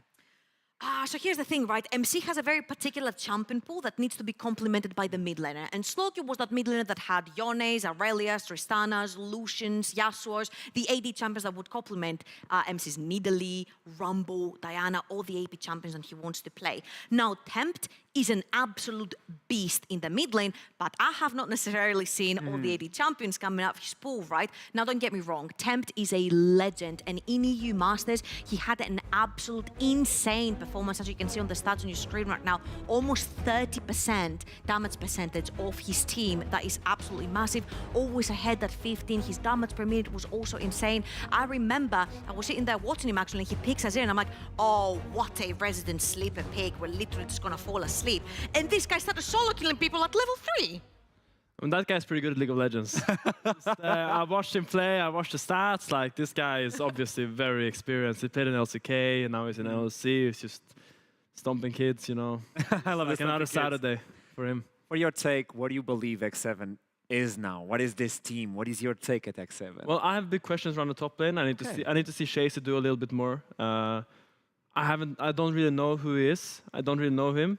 So I want to see what he can bring. Like, I think if you're coming from Korea, and obviously they got him here because they believe he can do well. So I want to see him like put some people in the dirt, you know, play some carries, stomp some kids, and I want to see the team like kind of develop an identity, because when you have players like MC, Tem, Attila as well to some degree, you have a lot of people that want resources, and in the end, someone has to sacrifice. Like, you can't just give resources to everyone. So it's going to be interesting to see how they're going to develop. Are they going to be like this team where everyone tries to get as much as they can, or is someone going to take the L and just play weak side or draft for lane priority while not like winning lane or anything? So if I may, and I'm really sorry, Rebel, because I'm now so invested in this conversation, the idea that someone needs those resources, and this is a plan that you take before game, or do you adapt inside of the game? Well, some adaptation is always important for sure, but usually what you can see from draft, where you want to put your energy and your time and your effort in the game. If you have an Ornn top and a Kalista bot, it's pretty clear. If you have an Astral bot and a Camille top, probably pretty clear as well. I don't know, man. Your Ornn looked pretty clean last split. I'm just going to say the tower dabs were pretty good, so I would put attention into that Ornn. I mean, I had a year on Rogue where I had a full year of Ornn experience, so yeah, it is well practiced for sure. By the way, there we go. We're jumping into the first champion select of the day. It's going to be Eminem versus X7. Eminem taking the blue side, X7 on the red side. I do believe everybody's talking about how strong is the blue side at this moment, right? Obviously, this is not the Rebuilder patch, so we're still playing on the old patch, the MSI patch. So it's very important to pay in mind that the meta is actually quite similar to the MSI meta, so we'll see how these teams do. I see the Talia ban is quite common. I imagine a Wukong ban is going to come out as well. Probably the most popular jungler, there it is, the Wukong ban, on demand. Senna Graves getting picked off, strong like 1-2 champions, but not any priority picks. That's a surprise for me though, because that's the blue side. Usually a red side ban, because Lucian is so prominent right now, and it's a triple flex as well. You can flex him all over the map, and just keep him until the last pick to know where he's going, right? So it's very important to see that actually Eminem are banning the Lucian away, which means that none of their laners want to actually commit to that pick. It's a bit disappointing to see, I think, when you're banning a champion like that from blue side. It shows that you don't want to play it yourself, and you're scared of the enemy team playing it. So we do see a Nivea ban, which is very interesting. It really tells me that they want to pick some kind of low range mage in the mid lane. I'm just going to bring in some context here. Chimera, insane main. Okay. So if we're talking about mains, Nidalee is open once again. They're not respecting the Nidalee. Nobody thinks it's a problem. MTest said this. With Gwen open, because they picked the first pick, they listened for the sort of Eminem, having chasing the top side and having him or something like the Gwen, you might not be able to go towards the Nidalee. Also, you're having Tempt back in the mid lane, which would reply to a lot of our questions, right? Does MC go towards the AP pick? What does Step complemented with? But as you can see, I think X7 are falling back to their old standards with a more scaling top side of the map, and maybe they can play around the mid-jungle synergy. But Sinzao, talk to me about it a little bit, Finn, because Sinzao is a little bit of like an oldie but a goodie. Yes. Yeah, so there's some jungle bans right now, the Graves, the Wukong around, and they're picking the Lee Sin first. Yeah. So you're gonna get pulled down in the jungle pool a little bit. So the junglers that remain are like Xinxiao, Viego, and Jarvan. So you have to kind of take your pick, and they chose the Xinxiao here. I like it. I think Xinxiao Gwen is a really annoying frontline to deal with, because both have these huge fields of immunity. So as a backline, there's like a Gwen in her fog, and there's a Xinxiao with ult. Like, I can't hit, I can't do anything. And it's, for being so squishy and doing so much damage, they're very tanky. So it can be a nuisance to deal with. We do see the GP is a common pick into Gwen. Has gone both ways. I think the Gwen is slightly favored. It is, isn't it? Especially in terms of execution. It's like way easier for the Gwen to perform in this matchup than the GP. But if the GP is very proficient and knows the matchup well, he can put the Gwen in the dirt. But it doesn't happen too often, from my experience. You could say it could end up being a skill matchup in the top lane. It is. It is a complete skill matchup. It's actually one of the most skilled matchups I would say in the current meta. And you've seen people like lose both sides. You've seen people win both sides because it's just really volatile, and the better player is rewarded. I would expect a Lissandra ban because Chimera plays a lot of Lissandra, Syndra, and Anivia, right? And now you've locked in an Ahri. We saw in MSI how much Ahri picks suffered when Lissandra was put into the game, and it's gonna be the Veigar ban instead. Which to me, if I was on the side of Eminem, I would insta-lock the Lissandra right here. A lot of setup for your Lee Sin as well. You can accelerate your Lee Sin in the early game, and then you can have the Nautilus roam around. There's so much setup and so much CC to keep Tempt in place. Yeah, I would imagine a Lissandra or Vex coming in here for Eminem. I think either is fine, depends up to player preference mostly. Lissandra was very popular in MSI, obviously, because Shao and Faker were just like performing so well in the champion. But it is going to be the Victor coming out, which is very unique, I would say. Did not expect that at all. This is not a hover. This is a lock, right? This is a lock, yes. This is a lock. I think it's a lock. So that's... It is a lock. Wait. No, that's not a lock. Nah, this That's is not a lock. This is over. Let's not get baited there. Okay. Victor is the lock. The Victor is the lock, which is interesting because Ahri has really good gank setup into Victor. It's very hard for Victor to play once Ahri is 6 because if Ahri's Charmer comes mid, she dashes forward, she hits the charm, he dies. So he needs to... But he does win the early levels very hard. When he goes Ahri, he can poke with Q and E a lot. And push the Ahri in, so we'll see how they perform around this. So the jungler from Eminem will deliver a lot of attention to the mid side to help Chimera pop off with Victor before Ahri gets a win. I think it's important the Victor can push and play aggressive, so he needs vision to do that. Okay, I just love what X7 are doing right here. Attila yet again on his infamous Ezreal, and then you have Chasey onto the Gwen on the side lane that can permanently scale into the late game, and then you can take this mid-jungle duo. We know how aggressive MC likes to play the game. We can see right now that the Ahri, after level 6, you shove in the lane versus the Victor, you move into Fog of War. Victor cannot follow you because a Zinza could be there, the Charm could be there. It's just so difficult for a control mate to follow you through Fog of War, and I'm thinking after level 6, we might see a lot of pressure on the map from Tempt. So if I may, final words, Finn, and tell me who's going to take this one. I think X7 just has a way easier game plan. They just have the Gwen on the top lane, which is eventually going to beat the GP. Sure, she might struggle a little bit early. She might go 10 CS down or whatever, but once she hits level 6, she has, if she goes Ignite, she has kill pressure this moment that GP missteps. They have a very strong mid-jungle in Ahri, Xin Shao, and they have a very strong slash weak side bot lane. I think for the bot lane they can play through it, but they don't need to necessarily. And it gives them a lot of options depending on how the game goes. So it's a clean one for you. What about you, Treble? I think I do like what X7 are bringing into the mix right now. I just want to see MC and how he coordinates this time with Tempt. So it is clean for the analyst. Let's see what the casters are going to say as we jump for the first Summoner's Rift of Week 1, Day 2. Take it away, boys. Pipsqueak, Bubbles, Condiment. There you go, that's what I'm going to say. Those are the words I came up with to begin with. You asked, I answered. There you go. I'm Initialized, I'm joined by M-Test. I've given M-Test the easiest intro ever there. How are you doing, my friend, after I've given you those incredible words to start with? Good Initialized, and as you mentioned yesterday, I mean, on the Monday's cast, Link was kind of, you guys were kind of rude to each other. I feel like today we're going to have we're going to have a bonding cast. Thank you. See, this is the kind of friendship you see being built on air. It's beautiful. Speaking of beautiful, we've had some pretty beautiful thoughts about this game. Yeah, well, I'm going to encourage ourselves a little bit more there. Very much a bot side focus for the side of Eminem. You've drafted Samira, you know what that means, you want that Samira rolling. Other side, mid jungle from X7, Tempt on Ahri, got a Jin's out to back that up, sounds pretty scary. Yeah, no, for sure. Right? You just look at the X7's comp and you just see that they have to kind of play through this mid jungle. On the other side, Eminem kind of, they don't forfeit mid by picking the Victor, but just Victor Lee Sin into the likes of Xin Zhao Ahri. It's gonna be quite hard for them, I think, to withstand the power that the mid-jungle duo has from X7. On the other side, though, I see Michigi once again, he's playing on the Samira, right? A champion that has to snowball lane, and this is not the easiest task into Ezreal Braum, right? But if Eminem is gonna have a game plan, they have a kind of scaling mid and top at the same time, and Michigan Shredder, they played, honestly, obviously they played Samir on Monday as well, right? And I didn't see any sort of proactivity on their side.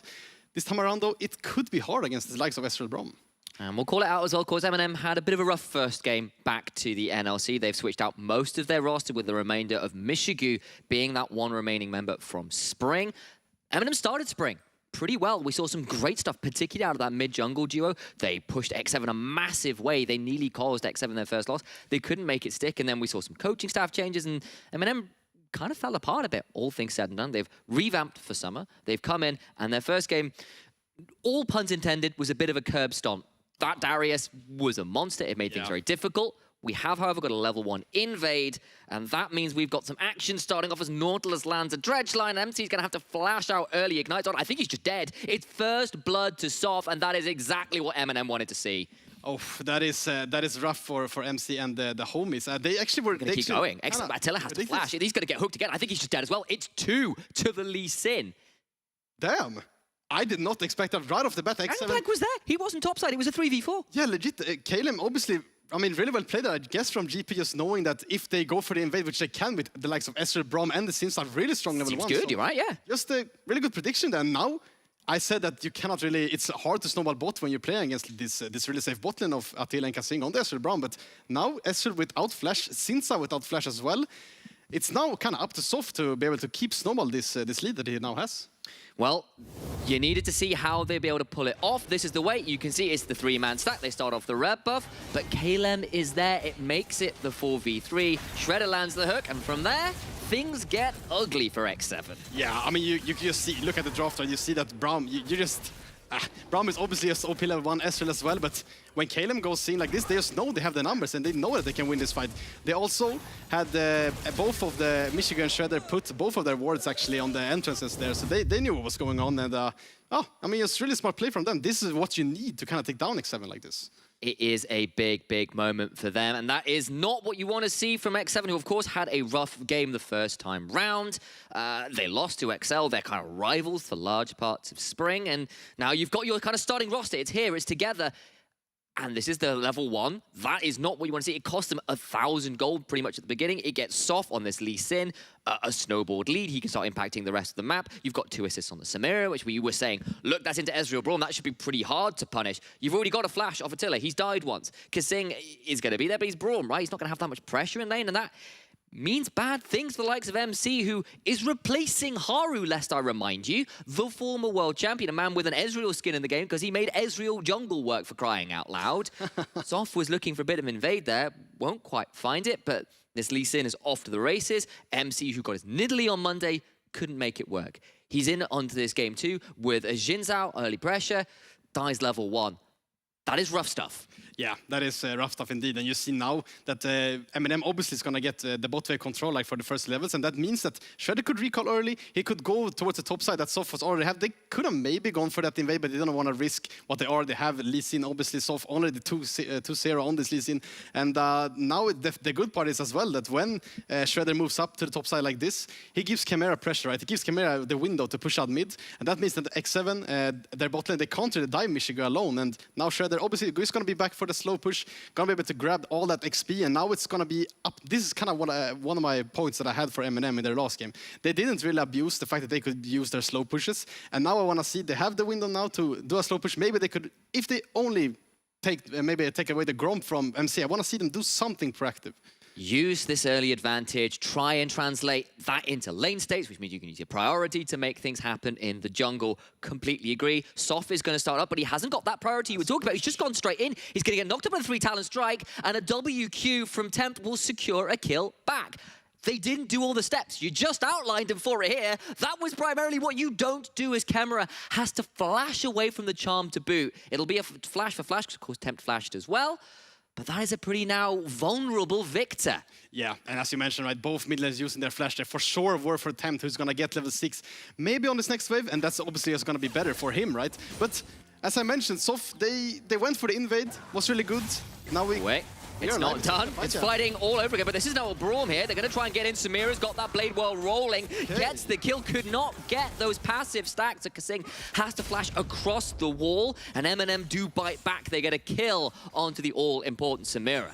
Yeah, so much action going on in this early game. I was gonna say that Sof, you just wanna play through your bot lane, right? You see they're so strong. They even could fight them 2v3, and they don't care. And they just have to use these bot side slow push that they're gonna be able to get.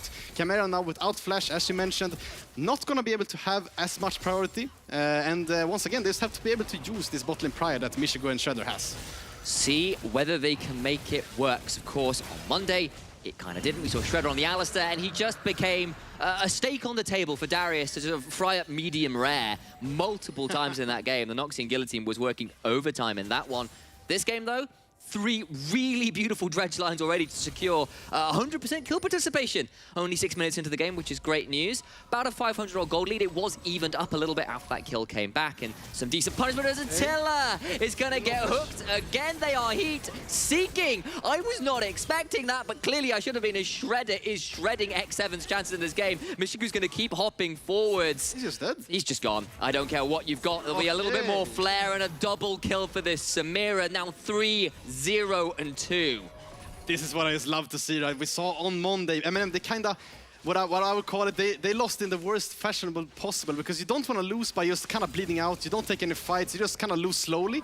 Today, it's a whole new, like a completely new Eminem that steps onto the Rift. The Michigo Shredder only have like couple of two kills under their belt. Really impressive. Very, very good. And that was on Attila, not quite being quick enough with the fingers, honestly. Wasn't expecting the Nautilus in there, but that's a pretty standard Nautilus play. Hide in the bush and try and punish the AD carry as they shove the wave. Like, you have to be aware that's coming. You're on Ezreal. You have an arcane shift, and it's just not enough. And that gets Kassin killed afterwards as well. And it's going to leave Eminem now 5 kills to 1. Yes, they're only 1,000 gold lead, but the priority's been pretty huge as Kalem, with the wave in an awkward spot, has to use the ultimate to try and clear out some of those waves, and doesn't really get the barrel off either. He's very low on mana.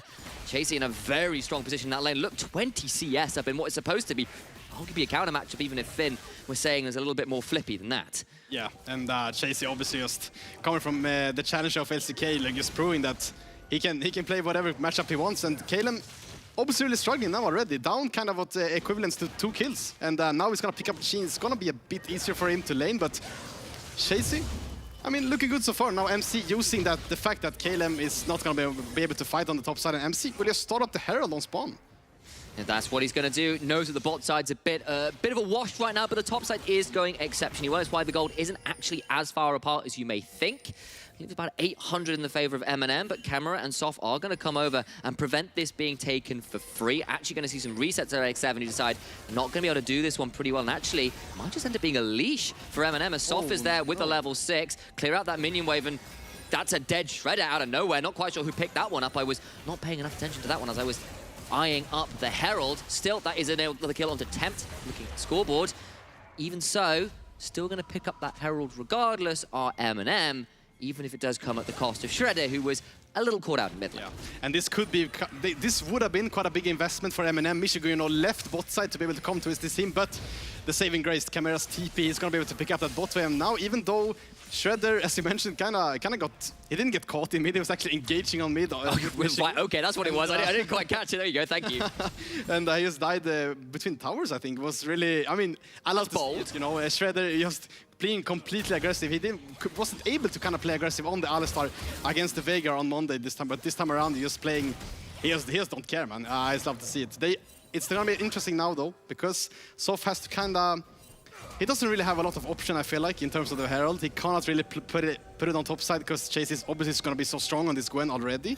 And for the mid, Tempt's going to have his flashback up. Chimera actually looking really solid so far as well on this Victor. But I just have to say that he has to go to the bot side, I feel like. They have to keep play through this. You've got a Samira with 3 kills. I think you try and get more gold into them. It's come at the cost of a little bit of CS because there's been so much action that farming's kind of fallen a little by the wayside. But get that gold into inventory, get that Samira to her first couple items. You get that Immortal Shield Bow. I believe there's some current tech as well where you can kind of run towards an Infinity Edge second with a load of crit cloak stacking as well, which is apparently very dangerous. Let's see whether they pull up that strategy here today.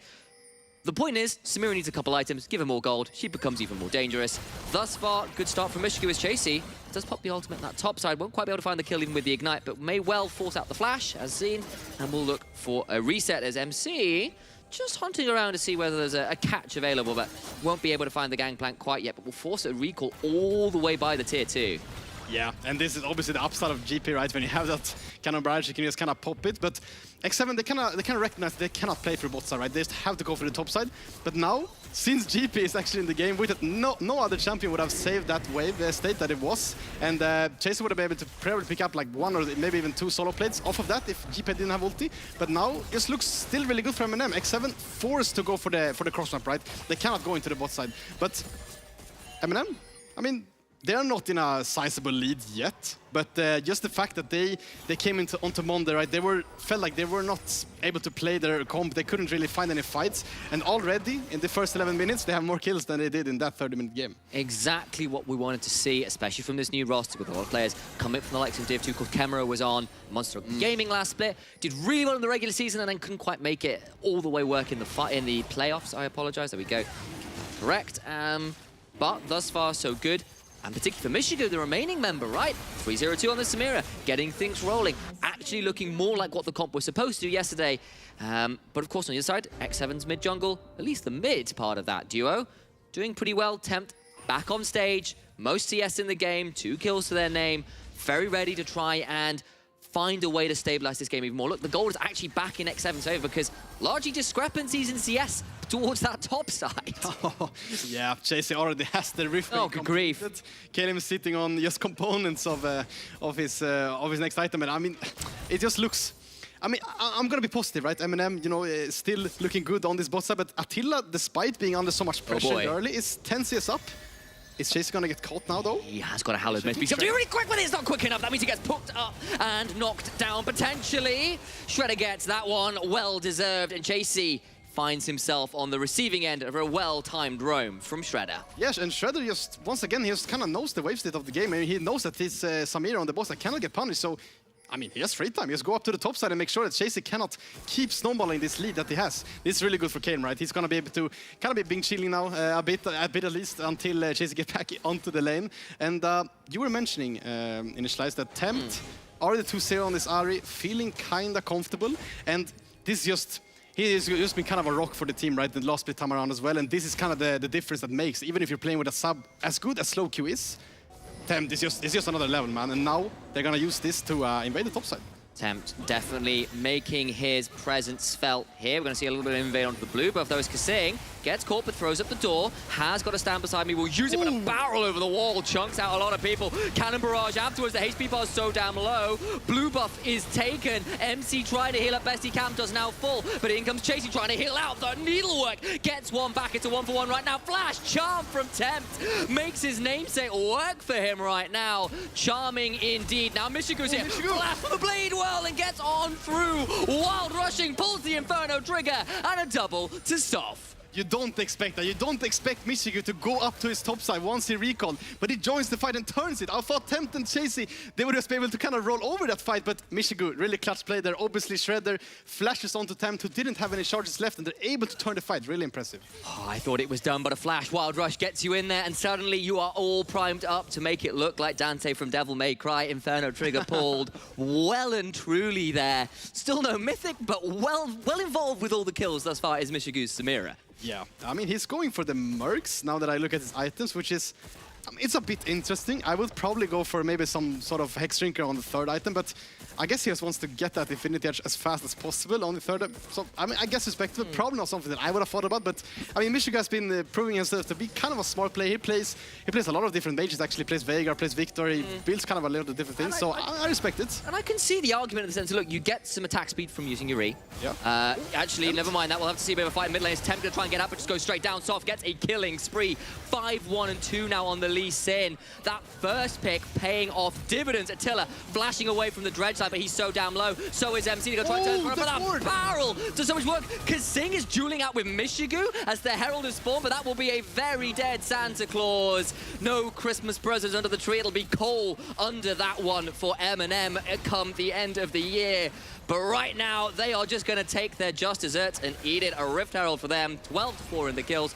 3,500 golds in the lead. Next 7 looking a bit lost. I said that Eminem, I said in the beginning, as soon as that level 1 happened, they don't care, and they still don't. They just go for Tempt. He gets kind of one-tapped, and after that, this is kind of shambles for X7. Attila's kind of forced to flash his way, and this is the first time in the game where we actually see a sizable goal lead for almost, my math is so bad, super bad. It's an amount of gold. It's an amount of gold, that is the case. And I mean, if they can keep doing this, this is such a momentum swing as well, right? And I just wanna highlight that ward onto the blast plant that MC couldn't take. I think it was Shredder.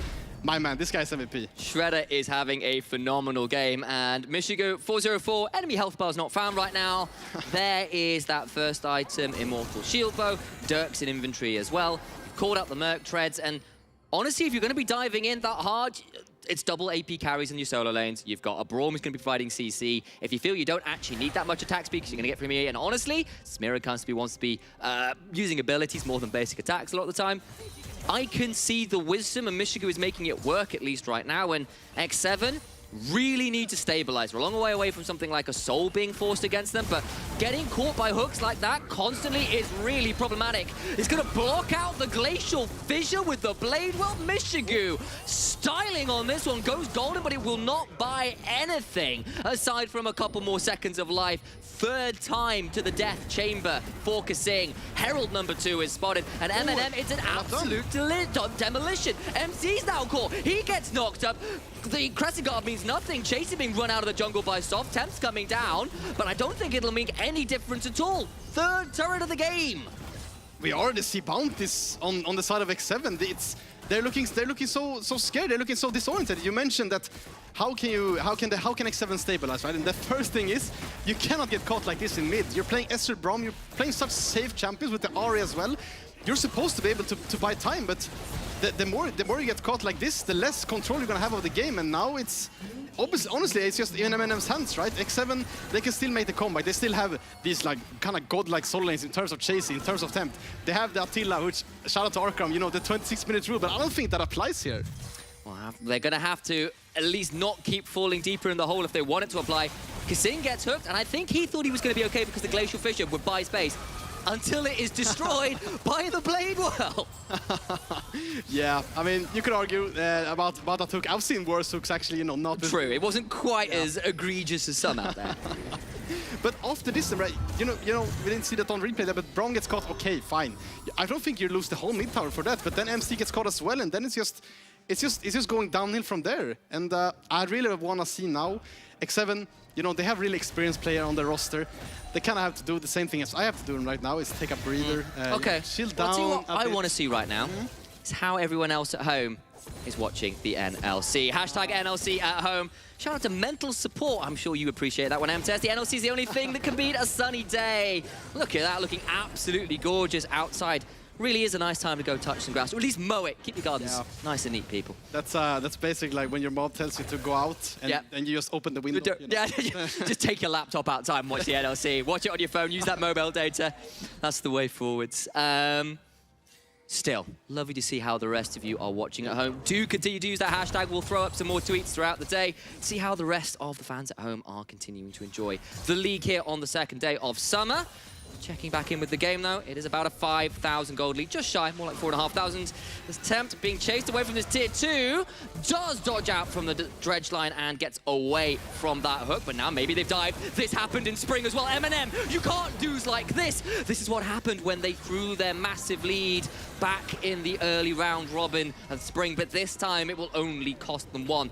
Michigo, though, is shut down. It's a kill going over to none other than Attila as well, who is much needing that gold. Yeah, and this is just the downside, right, of playing like this. Obviously, I really respect the way that Eminem is playing, but by doing what Michigo has been doing this game, you're kind of giving up CS, not for free, because you're kind of investing it, right? But now when Attila... Attempt, takes a lot of damage, does get out of the gravity field, needs to continue walking, but does, with the charm, prevent too much more. Apologies, that was the Everfrost, rooted, not jumped.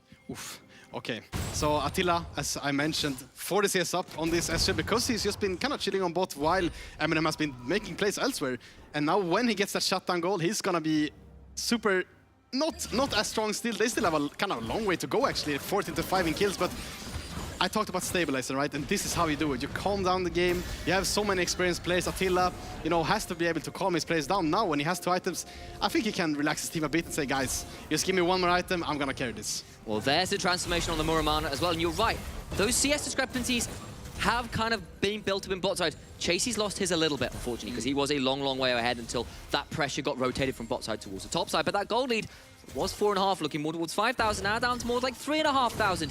Yes, Eminem in a strong position in this game.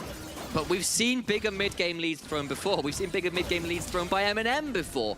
They aren't at Soul Point yet. They aren't at Soul yet. Minute and a half till that point. And I think they have a chance to really stamp this game well out of X7's control if they can get that dragon and maybe get a couple kills after it as well. Yeah, and you're speaking about dragons, right? I mean, it's kind of not lucky, but good for X7 that they managed to get at least one early Drake. Means that they can just kind of slow down for a bit more. And imagine Eminem would already have Soul Point now in 1 minute. It would be kind of a disaster. And yeah, I mean, just looking at the board now, Tempt just finishing the Sonias, right? I'm just curious to see. I'm pretty sure that X7 just kind of comfortably outscales this one, so I think it's kind of Eminem. Although I will say that they have the GP, they have the victor, right? It's gonna be about execution as well, and we saw actually in the topside fight earlier, when they went for the invade, X7, Caleb just kind of, he just kind of popped off with the barrels. Let's get away from that, though. Eminem were looking into the blue side jungle, and I appreciate you pointing that out. Of course, 2 items now complete for Caleb, but on the other side, so yet to see a second item from Mishigu, yet to see a second item for Camera, and that is a big deal when you've got this Soul Point fight coming up, and Tempt and Attila have got their 2 items in inventory already. If X7 want to fight, that item discrepancy point is probably the best they're gonna get. 30 seconds until a Soul Point fight, X7 are ready to contest. Yeah, and oh, that poke of the Mishigu is gonna be big. I'm not sure if Eminem is going to be able to contest this next midway. X7 are just posturing up really aggressively, and while Eminem they do have access to the river first, we see actually a top wave on X7 side as well. They could just look to drop the Drake and do that, but I don't think they want to. They want to contest this. Well, speaking of poke back, though, barrels, that's 2 in a row. Caleb having a fantastic game on the gangplank despite some earlier problems. Using the cannon barrage to prevent an easy take of the mid lane, but they'll still push it through. They are deciding to trade out this Soul Point for a shove through mid. Will not be able to get the tier 2, but they will claim the tier 1 and the gold it means for them. They are trying to bring that advantage back and look to fight another day. 5 minutes until a Soul fight. That might be the point that this game breaks well and truly in favor of Eminem. Yeah, and this is just what kind of the smarter teams do, right? They know when they can contest and they cannot, and they just make sure that they set up their silence in advance. Now, Eminem, they have to give up 1 or 2 kind of freeways on the top side. Of course, Caleb able to save, not the mid tower, but at least the wave with his cannon barrage. But now Eminem on Soul Point, but the gold league has decreased significantly in the last 5 minutes. It very much has, and of course, part of that is the fact that Mishigu has struggled to find areas on the map where he is being funneled CS, and that is often a team discussion, really, when it comes to AD carries, because you don't get to be on the map for free at this point, and AD carries are vulnerable to people like Gwen and Ari and Jinzao jumping on you and making your life a horror. Speaking of being jumped on, Chasey did go across the wall with the skip and slash, but has got a hallowed mist. Tempt is on a flank. The Tempt's on a flank, and that means Mishigu needs to be a little afraid. Tried to read a dash, will not land the charm as a result. MC taken so low, but goes in and just gets deleted. I'm not sure about the decision making now. Hook on to Chasey. Means he's dead. It's a double because Mishigu absolutely tears apart a few more health bars. No one else is dead, but you've lost your jungler, you've lost the top laner, and it's 24 minutes into the game, and the Baron is alive. Eminem find everything they want in that play. It looks so good initially for X7. No one died in their initial engage from Eminem. They're really like a burst team, but they're gonna contest this Nash. Mishigu really low on the Samira. Are they gonna be able to tempt? Shredder do. Misses the dredge line, tries to read that one out. Charm lands onto camera, takes a lot of damage, but he's not dead. The kick in though! Soft finds Attila! It's a double to Mishigu, and Eminem will do what they could not do in spring and look to put X7 in the grave. It's so easy for teams there to get scared. You see, you have so many people low, but Eminem, they don't hesitate. They know exactly they have to turn. And while it's not going to secure them the Baron, they are now up 4K, up once again. And Attila, still has flash, but Sof doesn't care. He just managed to find him with the kick. And I want to see Attila.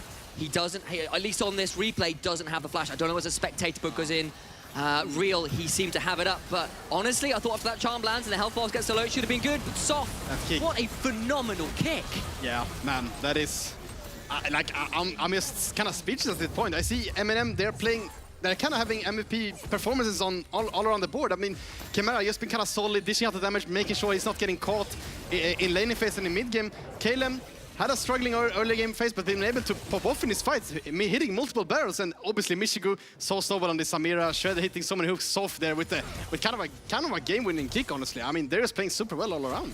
Didn't get the Baron though, so maybe I was perhaps a little overeager in saying Eminem have got this game, but it feels increasingly like they do. And this is the team, right? Eminem, in their interviews before we got to this, is maybe we're gonna have to leave that point aside as the fight's going. Kasing's caught out. He's gonna die. He's dead, but that TP not gonna get punished. It caused the flash out of Calem, but nothing more. And X7 forced out of the river, support down again. I'll bring it back finally. I'll have this discussion because Eminem in their interviews were saying, look, we might not be the best mechanical players on paper, but my God, are we on the same page? And it has shown this game going up against arguably the most mechanical team in the whole of the NLC. Baron started again, X7 looking to contest. Yeah, MC doesn't have the flashlight, but can access this Nash with his Sinsa, but Eminem, surely they must be forced to turn this again. Turn, but that's a big charm. Shredder taken very low, but a knock-up on attempt. Who's having to run away? It's a 1-for-1 right now, but Michigu gets 2. The jungler and top laner fall once more. 22 kills to 7. They look so disciplined, man. They, like a lot of teams, I'm sure they would just try to maybe flip the Nash, try to just get it and get out, but Eminem, they know that they don't want to 50-50 this. They know if they give up a Nash to X7, they're going to be able to stabilize the game and probably going to be able to, you know, outskill there. But gets a stop onto Michigu. That could be big. It's 50 seconds till the Drake, and now Michigu hasn't reset. He's not going to be in a position to get back before the Dragon spawns, and I wonder whether X7 will look to contest. MC dead for 5 more seconds. Calem over the wall, lands a monster barrel onto Attila, who will be drinking from the bottom of one at the end of this one. It feels like needs something stiffer in his mug right now because it has been a beating this game for the superstar AD carry being imported into the NLC. Everyone back alive. 20 seconds till a soul point for Eminem, but it is Eminem's one to lose right now. They are so in control. Just look at Soft's scoreline. Look at Soft's inventory. This Lee Sin can do no wrong. Yeah, no, for sure. The X7 must be scared. The good thing is, though, they have access to the reinforcement, but Attila gets bursted. Attila takes 2 barrel chains in a row. I praise Soft, I need to praise Calem. These barrels have been filled with nuclear warheads. It has been practically a crime against the Geneva Convention. How ruthless they have been. The damage is on another level right now. Attila at least managed to heal up off the Grump. But if more of those barrel teams keep landing, it's going to get very difficult. Temp steps forward, gets a charm, but Calem will orange, and a blade will prevent too much more damage. Temp still got the ultimate running for now. Chasey taken low, but has got a hallowed missed by Space Dragon going low, down to 2,000 HP, but in goes Soft, gets a kick, secures the soul. Michigu running through the back of them all. Blade Wells galore, Inferno triggers galore, and he'll shoot them all down. A team fight win for Eminem. Chasey alone remains to mourn the passing of X7. They have surely lost this game. Everything goes right for Eminem. They hit the barrel, Soft gets the seal onto the Drake, and after that, they just clean up for Michigu and the gang. Now, they're finally going to be able to, most likely, they're for sure going to be able to secure this Nash as well. I mean, it just looks so dire for X7. I'll call it out. They did at least stop the soul going over. I thought Soft forgot it, but all he got was the kill. Okay. Either way, soul not gone, but that is a silver lining. That's all it is. And it is some mighty thunderclouds you're finding that silver lining in right now. Baron secured, Medjai's in inventory, a MasterCard Baron power play to come. And X7, their backs are well and truly against the wall. They were the #1 team from last split. They were EU Masters champions, hopefuls. They were looking to do it all, and now looking down the barrel of a 0-2 start to summer. Let's have a look at this fight. They just have so much poke on the side of NMM. You know, one laser from Chimera hitting, gets the ulti off. Calem has the ulti as well, hits the barrel, multiple barrels actually. MC kind of getting caught in almost every single fight we have seen so far. He does manage, as you mentioned, get the Drake, but I mean, look at Michigan, man. He's just kind of flying over the map. What is this guy doing? When they named Samira's Q Flare, I think this is what they meant because it has been a stylish game from the AD carry of Eminem. 11-1-9. I mean, like, honestly, man, I'm just gonna mention, when I play Samira, even if I get fed in lane, in mid-game there is some button that I press and I just get completely caught in the fight, right? But Michigan have been super patient in this fight. This is what you have to do with Samira. You can't just go headbutt first time and go into the fight, right? But Michigan is really patient and able to clean up every single fight. Now Eminem onto the siege on the tier 2. Surely X7 has to give it one up. Between Samira and the OG of that particular mindset, Lee Sin, aka Lee Syndrome, still make it work for Eminem. Very patient, very appropriate. So much damage coming through again, and they'll just force them off. They won't overchase. That patience, that discipline you called out, proving them very well in this game as Attila takes another barrel chain. Inhibitor down. It's 30 minutes into the game. And Eminem just continuing to push in, continue to turn the screws as X7 are bleeding out. Yeah, it's looking really rough. And honestly, that's kind of the thing. We have now 10,000 gold lead on Eminem. If it was any other team than X7, I would call this just a quit. I just hope that Eminem is able to close this out. The thing why I'm just, you guys hear me oohing all the time whenever Caleb hits a barrel onto Attila, but he's been doing it so consistent onto a champion like Esther. It's not easy, man. It's really not. And honestly, it's been really impressive stuff. Like Shredder early on, just heat-seeking hooks. He's 1, 2, and 22. Like, this guy has had a phenomenal game. Cast the curse. It's a Zhonya's. It's not a stop watch. It's a Zhonya's. So there is at least that. That's so funny. But still, cast a curse is a real. Flip it, ship it. It's my fault. I'm sorry. Bad juju aside, Eminem continuing to use the last 20 seconds of this Baron to take even more gold. There's bounties everywhere. There is so much to do with. Chasey is going to try and split push away and get a tower back, but what's it going to cost them? Does at least get that one, but it's a 4v5, a knock-up onto MC who's just dropped into a gravity field. He's gone. He's dead. He's deleted. Kasing survives. Chasey teleports into the base, but he's not going to be able to defend anything. Tower's down. In goes Mishigu. Will not be able to secure the kills. Goes into a golden state, courtesy of a stopwatch. Taken low, but not down. X7 forced back from this inhibitor for now. The remains of the needlework now thrown out, but it is trying to cut down a mighty forest with a tiny pair of scissors. You're going to be there for a goddamn while. Third inhibitor falls. Eminem onto the Nexus towers. X7 looking down the barrel of a 0-2 and Eminem. It's going to be sweet, sweet vengeance, surely, but not quite yet, as they will pull back just for now. I mean, I thought for sure Eminem would go for the ender, right? But X7 managed the wave clear in the end, and they buy themselves some time, but at what cost? We now see the Drake coming up in 30 seconds. Surely both teams has to contest it. They don't have time to base initial. They really don't. They really, really don't. Chasey getting run down. Mishigu taken pretty low, but will not quite secure it. Hook from Shredder! Of course he finds it, but what about the turnaround? Kasing is dead. Chasey trying their absolute best, but he cannot snip anyone down to size. They get one, but it's only the Nautilus. Tempt on 5 HP. He falls down as Caleb gets that one. And now Attila must do it all in a 1 versus 4. And I just don't think he has it. It's ironic when you name yourself after the greatest Hun that you are facing down a horde of minions and Eminem players. He's back to the fountain. He's back to the drawing board. Eminem will win this game against X7. Super impressive all around the board for Eminem. They played super well in individual on every single champion. And I mean, just like kind of outclass of X7. They just look completely disoriented. And I mean, what an upset from Eminem. Kudos to you guys. Well played. Hats off, rounds of applause. This is a team that said, look, we might not be on the same level as some of these other teams mechanically.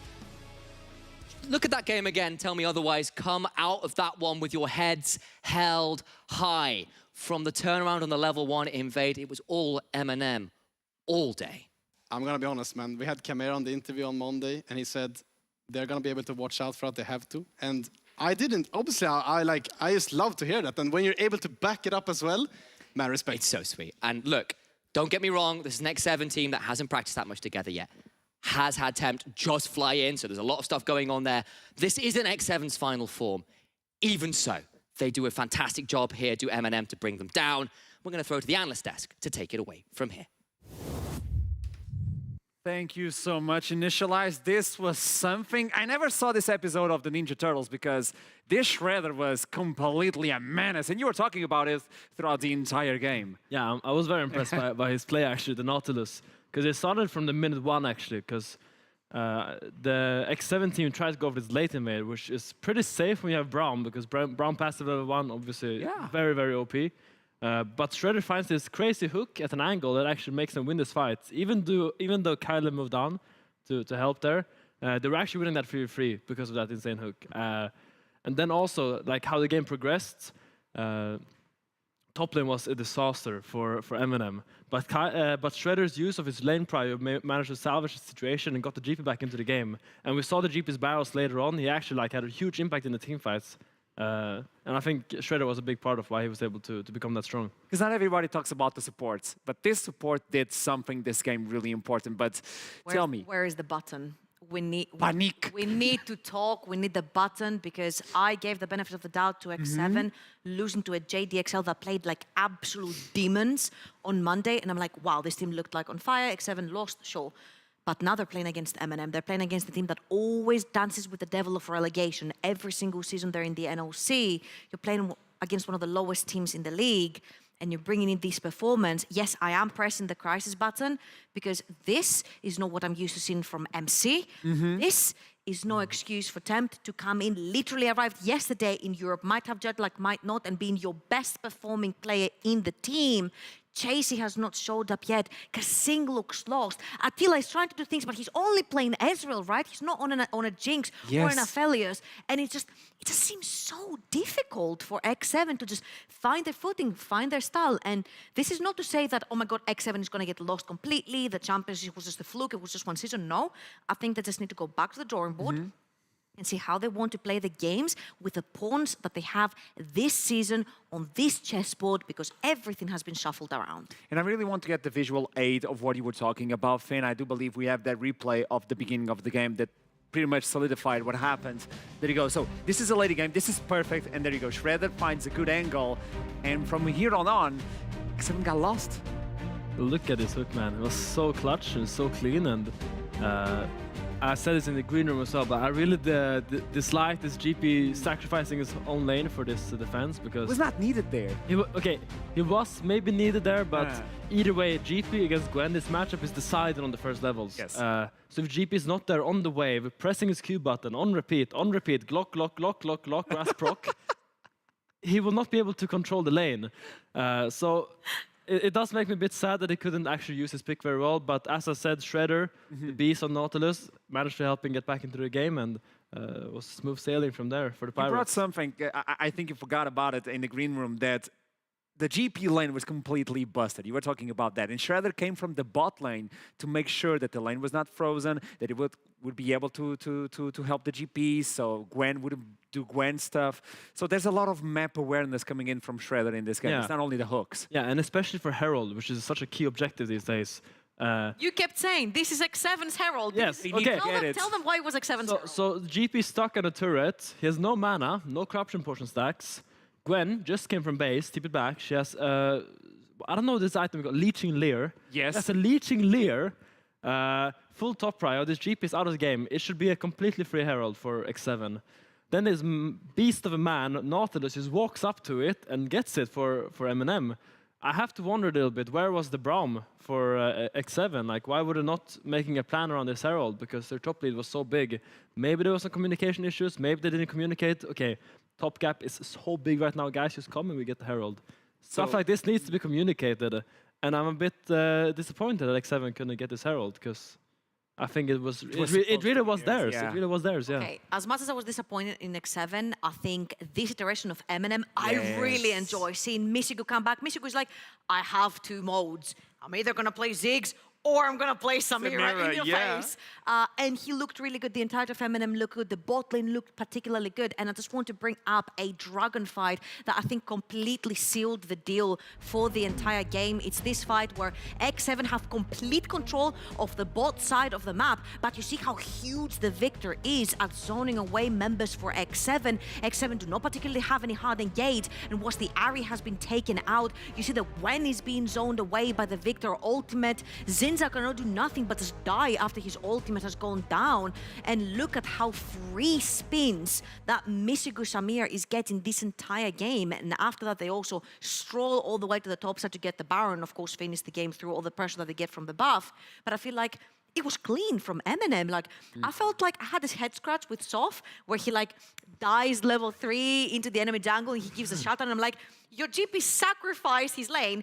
Finn lost hair over GP sacrificing his lane, so your leasing can be 2-0, and then you move in without prio and you lose your shutdown to MC, you know? So it was a little bit of disaster, but they pulled it back, and I think this iteration of Eminem also looks really good, but you know, I'm holding a very small basket because we set up for Eminem last split, and it didn't go that well. But it's not only about X7 slipping up, it's also about Eminem stepping up. And this is why we have an interview with Soft, the jungler, coming in from Eminem.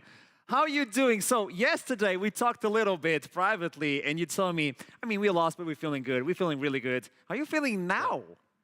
I mean, we're still feeling good, of course. There's progress to be made, but it's nice coming back from with a win this week. You know, we were a bit worried about after yesterday potentially going 0-2 on the week, but we made sure it didn't happen. So you know, we get our off day tomorrow, taking a win. So yeah, we're definitely happy.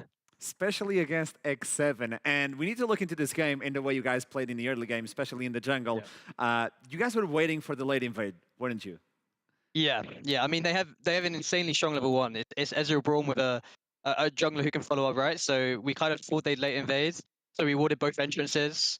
They actually went from the tri-bush, but then we caught them. They swept the ward, but then they walked back in too quickly. The division phase saw them. So we brought GP down. We were talking about it from 0-0 anyway, that they were probably going to go for it. And if they we were just going to bring GP. You know, he's going to have to sack a bit on top, and it sucks. But after the late invade, they're going to be pretty, you know, bad on bot side of the map, basically. Zin's going to be really behind in tempo. So, yeah, we were planning it from the start, for sure. well, I want to personally welcome you back to the NLC first of all. We did miss you, and I really do hope we see your Zach again at some point in time. And I want to ask you, how is your synergy on the top side of the map? Because I know you guys have played together prior. Yeah. I mean, we played together last year in Resolve, right? I mean, we had a lot of issues that split for sure, but we've all grown a lot since then. And I think my coach Carrickle, he built this team on, you know, a good, healthy atmosphere, a good environment that we can all play in. You know, we've all got the same ideals. We're double blocking, you know, almost every day. We know that, you know, on paper, the roster may look like it's rated low, right? Like the players individually, all 5 of us are rated a bit lower, but, you know, we're putting in the work so we can do good in the split, you know. The atmosphere is great, so we're just working hard to get where we want to be. So, yeah, it's a great team. It's good to know. To wrap it up, Soft, because I want to let you go and celebrate, what can we expect from Eminem in the future after this victory versus X7? I mean, I don't want to reveal too much, but I mean, next patch is changing a lot. Next week is changing a lot. I think we play Vanir and Riddle next week, but it's a completely different patch, so it's going to shake things up. We've got some stuff like in the woodwork, but we haven't yet started fully scrimming on the next patch, but it's definitely going to be spicy, yeah.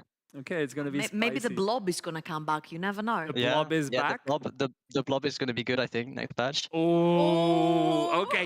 Thank you so much, Soft. Go celebrate, and congratulations on this victory, man. Thank you. I gotta say, I love him. I had an interview with him, like one-on-one, talking yesterday. Like nobody was recording, just me and him. And has a lot of a great personality. He's feeling comfortable at the NLC. He's good to be back as well. And getting a victory versus X7. Well, okay, Finn, when you get a victory versus someone that nobody expected and you pop off, how do you feel? I mean, you're in dopamine paradise, frankly. It's just the best feeling, just seeing them suffer and getting the win over them. It's just... It's not about you feeling good, it's about making seeing them suffer. Maybe I'm a bit maybe I'm a sadistic, but that's just how it is. It just feels so good to defy expectations and just tell people, wow, you guys are really wrong. We were way better than you thought, and here's why. And it's the best way to say goodbye to a patch as well. So they can finally look into this new one on the next week, and they can say goodbye to certain picks. And you were talking about the blob. Trouble. I mean, I know Soft plays a pretty mean Zach, and I cannot wait to see if he's actually going to come back with it, because you heard him say it. He says the blob seems pretty strong right now, and Zach pulls off one of the best ganks from literally 3 screens away, so that'd be a really good opportunity to get your laners ahead. It's a way to jump into the game, get some victories, and we're going to jump into the second interview. It's on the X7 side. It's Attila that is waiting for us. Attila. Mirmo, welcome back. It's a pleasure to finally get an interview with you. Obviously, it's not in the best of ways. How are you feeling, Attila? I'm feeling quite, not even sad. I'm just feeling a little bit disappointed about like overall the results of this week and just okay overall, right? Like I cannot feel happy. I cannot feel sad. Like it's just disappointed. You were not expecting me, were you? You were not expecting me to be the host, were you? Okay, we go way, way back, everyone. Looking into the Ezreal, 2 times in a row with the Ezreal, are you feeling comfortable, or is this something that the team requires you? Not really. It's just like a comfort pick. It's like I think by double the amount of games, my most played champion overall my entire career as an esports player. And in both games, I think it really did fit very well into the draft. Just like the execution was not optimal, I'll say, and yeah, it just didn't look as good as it should. Well, first of all, I want to also welcome you to the NLC. Thank you for joining Very us. And much. of course, in no other team other than the champions, the previous champions of the NLC. Now, coming into this team, of course, there was a huge reshuffle from what you saw from the European Masters, right? Top lane, jungle, and you joining the team. It's a complete different shuffle. It's a complete different play style. And we heard a lot about, you know what, we're getting unconfirmed picks, like obviously you on your infamous Ezreal. We had MC onto his Nidalee, Chasey on his Gwen, and his Jace as well, but like things don't necessarily seem to be clicking, and obviously you have to be optimistic because you joined a super strong team. Now, joining this team, where do you think your strengths lie? I think like this team mainly is like a team of really skillful players that can be like really well built around, right? Like you can just have like a lot of draft variety, and you can just play around top lane, mid lane, bot lane, and even jungle, right? MC is a great carry jungler player. So I think that's one of the main strengths of this core team foundation. Just like so far, like we didn't have like that much time. Obviously, it's kind of an excuse, and I hate excuses. So like we're just bad right now, honestly. But like we had like the team start practicing quite late compared to the other ones, and like our Koreans arrived quite recently, so we didn't have like many games to actually play with them. And it's actually showing on our own gameplay. You know, we're not like a team, and nowadays League of Legends has evolved into a game that the better team will win, right? Like not the better players per se, even though once again I think we're playing pretty poorly. Okay, but if I may, Attila, even though it seems like a late start, this is a team composition that is built around for the future. You guys are investing. There's a lot of new names in the team. You are in the team. As soon as I saw Attila in the team, I'm like, this is going to be spicy. This is going to be spicy. So it may be a rough patch of weeks, but you're expecting to be like first or top 2 at least at the end of the league, no? No, I'm definitely looking forward to winning this league, which is why I'm quite upset, because I really think like compared to LFL or LVP, I think this league has quite some low level overall, which is even sadder for me because I think like we're playing really bad compared to that, right? Like I was expecting like even trying to beat the record because like a Spanish league we held the record with Giants for quite a while when I was there. So I was really expecting to actually come here, let's smurf this league up, right? But rough start so far.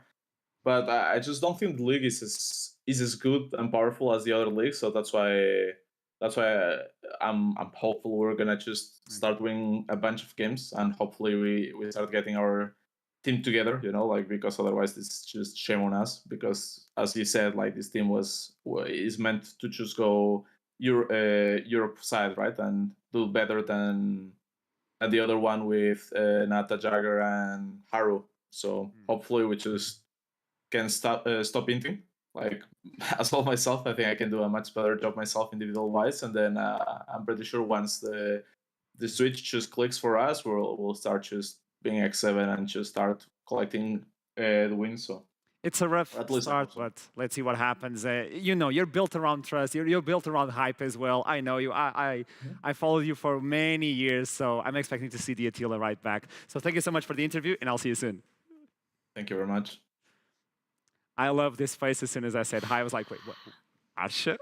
It feels really sad, back, man, especially when you're like building a new roster with expectations. Finn will know as well from like previous teams, right? Things not always go well, and then you have to sit there and you're like, but look, on paper, when we all got signed, we look like a pretty promising good roster, but it goes wrong. And if we do have time, I'm not sure from our production, can you talk to us a little bit about this? Because Attila looked really bummed about this whole situation. Yes. Yeah, I mean, I'm not going to bring up the NA experience, you know, but I'm going to bring up the NA experience. For me, like when I joined CLG, we obviously got 3 players that was just at Worlds.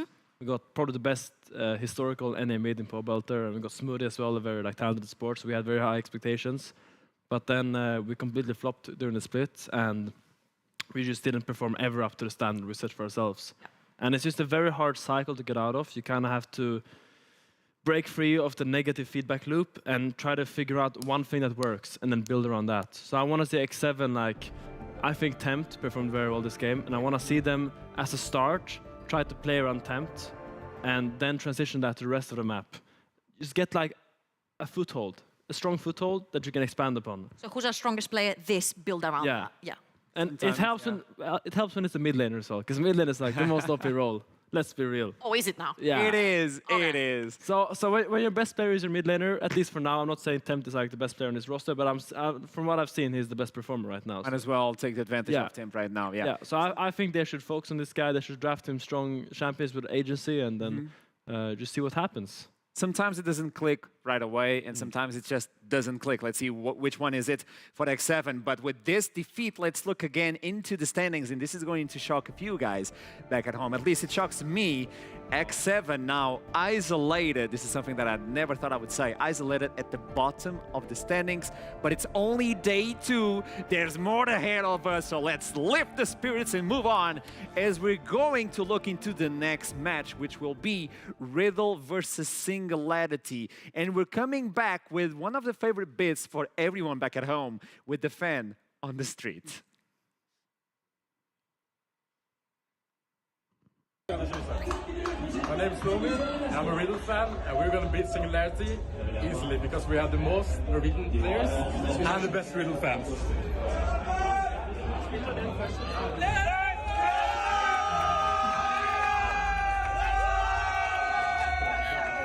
Wait, fan as single? I wasn't No? expecting the fans to come. Everybody on the back, what? I love this bit though. How do you feel about this bit? Would you like to see that at LEC as well? That was so cute. I love there it. you go. It's so fun, man. That was really nice to see. So Riddle versus Singularity. Let's kick off with Riddle at this point. It's Rudolph on the top as the sub, Stefan on the jungle popping off, with Jax Plank coming from the top to the mid lane for now, alongside with Reggie on the bot side and Nash as a support. So they're not fully built right now, and they made a huge announcement about this team, but it's still a strong team. Yeah, so we're definitely expecting the roster to be Kevor as AD carry and Vlad in the middle with Jax Plank in his initial role up the top side of the map. This is not going to be the case, right? The thing that I'm most worried about is the fact that Jax Plank might be quote-unquote crippling the draft because he's a top lane player at this point, right? Because he might not be able to bring the assassin mages like the LeBlancs and the Aries in the mid lane, maybe the Lissandra, the Syndra. And I felt like there was a little bit of a shortage when it comes to controlling that mid-jungle duo, especially in the previous game, because I felt like Jax Plank was sort of the target for everyone in this game. It was like, oh, this guy is from top lane to mid, he's playing Renekton and trying to neutralize the 1v1. If we hit on him, we can neutralize the entire game, which almost didn't work for Bifrost. What about Stefan, though? The jungle was amazing. But you as a top lane, imagine you are forced to play in the mid lane to force those champions. Yeah. Can you look into that? Okay, so... Play Clit. So this is 10.9, right? Or 11.9, I don't know. 12.9, whatever. 0.9, either way, either way, it's a meta where these skirmish mages are picked almost every game, seeing them aside. There was the Aris, the Vex, the Lissandras, the yada yada yadas, and there's not a lot of else to play. And if you're a top laner coming to mid lane, you kind of have to think of something. You got to be a little bit creative, I think. So I think seeing how well Stefan performs, I would love if they try to draft stuff like Sion or Ornn mid, have a really supportive mid laner that can still push and unlock your jungler, and try to like. I'm not going to say cheese wins, but I'm going to say they should try to cheese some wins doing that. I mean, you can't cheese. You literally have 3 subs right now. Your top laner plays me like cheese all the way. Yeah. There's a little bit of cheese in every single game. I don't think you should put your out-of-field top laner in a position where he's playing like a matchup he's not super comfortable in, where he has a lot of pressure on him to perform. Playing Renekton against, I don't know what he played. LeBlanc, yeah. God, my lord, LeBlanc. And I'm going to take that advantage because he's going to play versus Pizzione, which is the new mid laner for Singularity. So looking into Singularity, it's Tatooi again on the top lane, Pop, Pizzione in the mid lane, Spiky, and Yepe on the bot side. So only the shift coming in from the mid lane. So Jax Plank, if they keep the same roster as they did in Monday, is going to be forced to play versus someone that is popping off. And Singularity showcased that they're back and they want some wins. Is this the perfect time to get those wins? I mean, surely you're going to have to take advantage of somebody who is quote-unquote autofilled at this point, right? He has to play in the mid lane with a crippling champion pool compared to other mid laners. And Pigeon, if he brings out his Aziz, his Victors, you can very easily zone away one of these melee champions that you're going to typically play if you're a top laner, right? So I do agree here. Like, you can bring out the tank and then not care playing against any of these mates that are going to be poking your way. Because then at some point you regen, and then at some point you don't care because you're too tanky. Now, my only problem is that we saw some sort of identity coming in from the top side of the map of Singularity with the heavy dive, but then it was a little bit of a head scratcher when Pizione and the bot side of the map played Jinx, Kench, Azir. So to me, it felt like it was a little bit disconnected. 2 people were diving in, but then 3 people were chilling at the back, and it was like a little bit of a gap whenever there was a team fight happening, like nothing was in the middle, 2 people were dying, 3 people were chilling. So even though I did see a style where their macro looked better in the early game, their style looked better in the early game, they had a game plan in the early game, I felt like later on the draft didn't really do them a lot of favors. And since we got to listen about Riddle, I want to listen about Singularity. So we talked with a few players to understand what they think about this matchup. Take a look.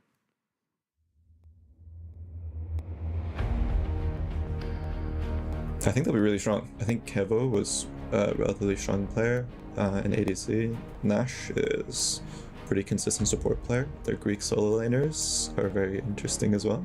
They seem quite strong. I think barring any like attitude issues, I think they should be like a top 3 team. Yeah, I think the new Riddle looks great. When it's a completely different team, it's probably gonna take a while to find their footing, right? But the roster looks like it has potential, and like when they find their synergy and find their footing in the league, I think they will do fine. I don't know if it's a better roster from last bit. I think last bit Riddle was really good, but I definitely see the. And there we go. We are back. We were talking about I was trying to figure out where he's from. You don't feel like he's like, I'm Swedish. I'm like, oh, sorry. Finland. Was that the idea that you got? Okay. I was like, okay, so just because my name is Finn, you think I'm from Finland? I mean, okay, it's whatever. But Singularity are looking at Riddle, and they understand that this is a good team. People have asked me if I'm from Georgia, by the way, because my name is Georgia, though. Yeah, so you just did the same, but whatever, let's move on. Love it. There you go. Picking up the desk. Singularity are aware that Riddle is a strong team, and they may face some trouble, but they're still playing with substitutes. What should we look into this game? Where is going to be the momentum, the action?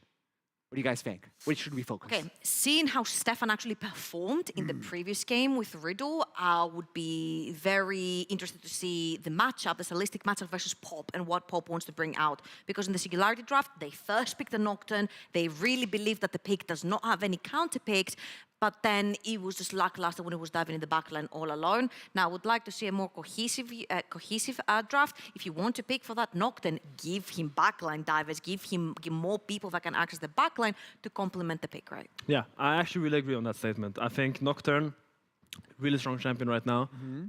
And I think it's a fine first pick, but you can't just first pick Nocturne and then leave him out to dry, you know? You gotta actually just pick supporting cast for him. You gotta, maybe not the TF if your mid laner is out of field, but something similar, no? Maybe bring out the Shen mid, you know? Just as a, I don't know, I'm just giving ideas now, but either way, I wanna see, like, I really like the Nocturne first pick if they would go back to it, but they gotta, like, yeah, help him out a little bit, because he can't go in there alone. They have to do it, and they have to do it on the Champion Select, which we are about to jump into. Both teams are ready. It is Riddle versus Singularity. Is the second game of Week 1, Day 2. Let's see what happens, because they still have that mid laner, so Shen could be a possibility. I know we're going to jump into Champion Select. You're not going to do me dirty. There we go. We jump into Champion Select. Riddle on the blue side yet again, and they have that ability. They can first pick something. I was laughing at the Riddle coach name. Sorry, I'm gonna focus on that. It was MC. Because it's funny, his jungler was MC. Oh, makes sense. Oh, now it doesn't make sense. Now it has to be don't ban Jax. Don't ban Jax. It makes sense now. Okay, let's see what that bans are gonna be. Okay, so I'm expecting right here that. Is that a missed ban? Especially since the. Don't ban Jax. Since the Jax Blank on the top lane used to also play Lucian, I would expect to see a Lucian ban from red side this time for Singularity, because we also have Raya in the bot lane that can also play the Lucian. I do not expect to see actually a blue side Lucian ban, even though I can't see the ban right now. I mean, there is one ban missing from Riddle, so I'm a bit... They skipped the ban. They skipped the ban just to show that they're that good? No, because of something, but yeah, but they missed the ban. Oh, okay. Yeah. But looking more, Nocturne has been removed from this game, from Riddle's side, so Team Singularity are not allowed to take that one. Now, do they ban the Lucian, as you guys were talking about, but Gwen is still available, Aaliyah was available. Okay, so Talia and Lucian both up, so either you trade those or you ban one of them and pray they don't pick it. So they go for the Karma, which is a bit unique. Not something I would go for personally, but seeing as Lucian is up, I would expect them to pick Lucian and then maybe pair it with Nami right now, unless they want to keep Lucian flex till 5.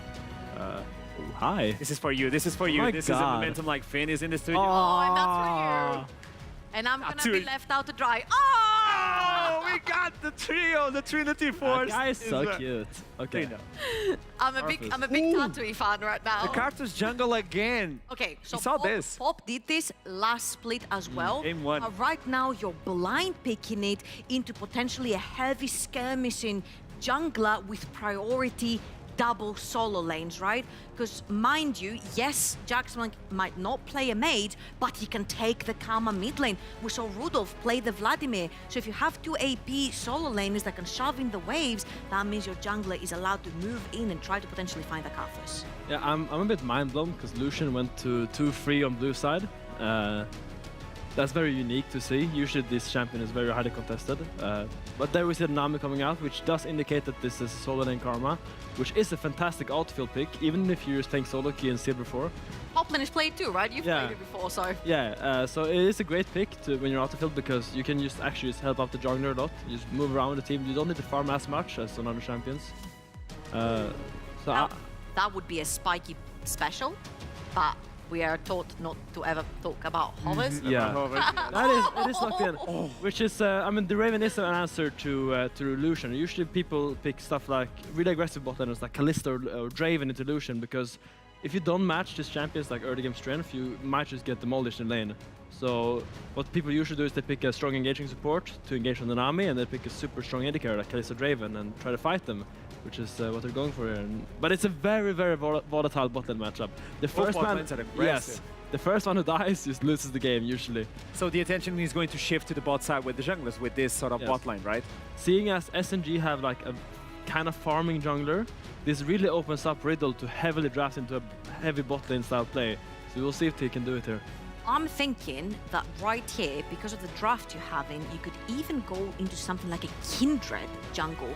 You can deny the Karthus ultimate, you can play aggressive into Karthus' jungle. You've got the Karma in the solo lane. You could have maybe Vladimir again for Rudolph on the top side of the map, so you've got your double AP coming in. And then you can actually perma-invade and try to stop the Karthus dead in his tracks. Does he pop Requiem later on? You've got Kindred ultimate to reply to that, because I was expecting either Kindred or Graves to come in, and from Riddle, Graves has been banned away, and then it's Viego on the other side. So Listen, yes, is still in the cards, but I find Kindred to be such a strong pick here. Even if you don't pick that, the sign you talked about previously could be the front line, could be the beefy target, and it doesn't care about the slow, the CC, it just runs at you. What do you think about this, Finn? At this point in the Champion Select, you see the bans coming in, the last bans, where you reckon is going to be on this side? Yes, I would really like a Volibear for Riddle here on 4-5. I'm not sure what Singularity is going to pick now. Probably Gwen is open. There's going to be the Jar? No.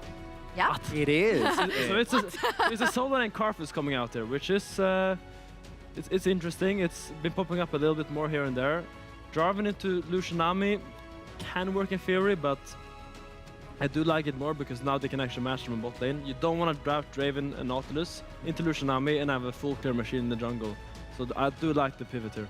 So good vision coming in from Singularity, and they're going to go back to the Lee Sin, just as you were talking about. Last pick coming in for Riddle. This is the last one. Ooh, insta pick for the I'm thinking now, I think this is going to be Rudolph on the Karma in the top side of Marcus. Yes. Got the AP last time. Yeah. And Jack's plank on one of the two champions that his name is formed from, right? And I think actually Gangplank is pretty viable in the mid lane as well, because you're playing in a shorter lane, harder to punish. As well. Exactly, yeah. Rudolph could go into the mid lane and Jax goes to the top side, so there's a lot of vision here. This is what you get when you Well, get... they're going to have a Inception, it's like a quadruple swap. Oh, what a child picking Ornn like that. I love it. You don't like R5 Ornn? I love it. There you go. So I think it's a the great vision pick. of this? Yeah, tell me. I remember you having an R5 ult. Because look at Riddle's comp. It's basically designed to play heavily bot side, meaning that the Ornn will be safe, just farming up in the top lane.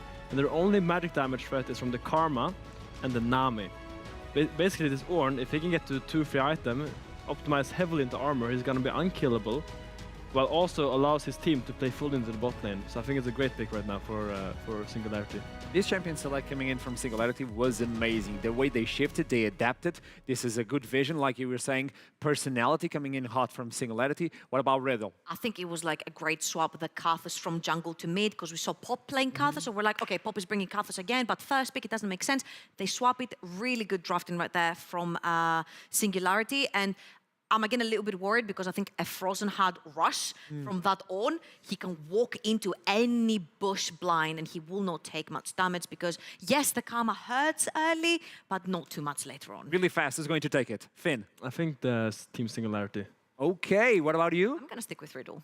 Ooh, so it's a 1-for-1. We're not agreeing on this one. Casters, tell me, who do you think is going to win, Riddle or Singularity? Take it away. I think I'll take Finn's statement that whoever dies first bot will lose, and therefore that's who's winning. So Finn's got it. Well done, my man.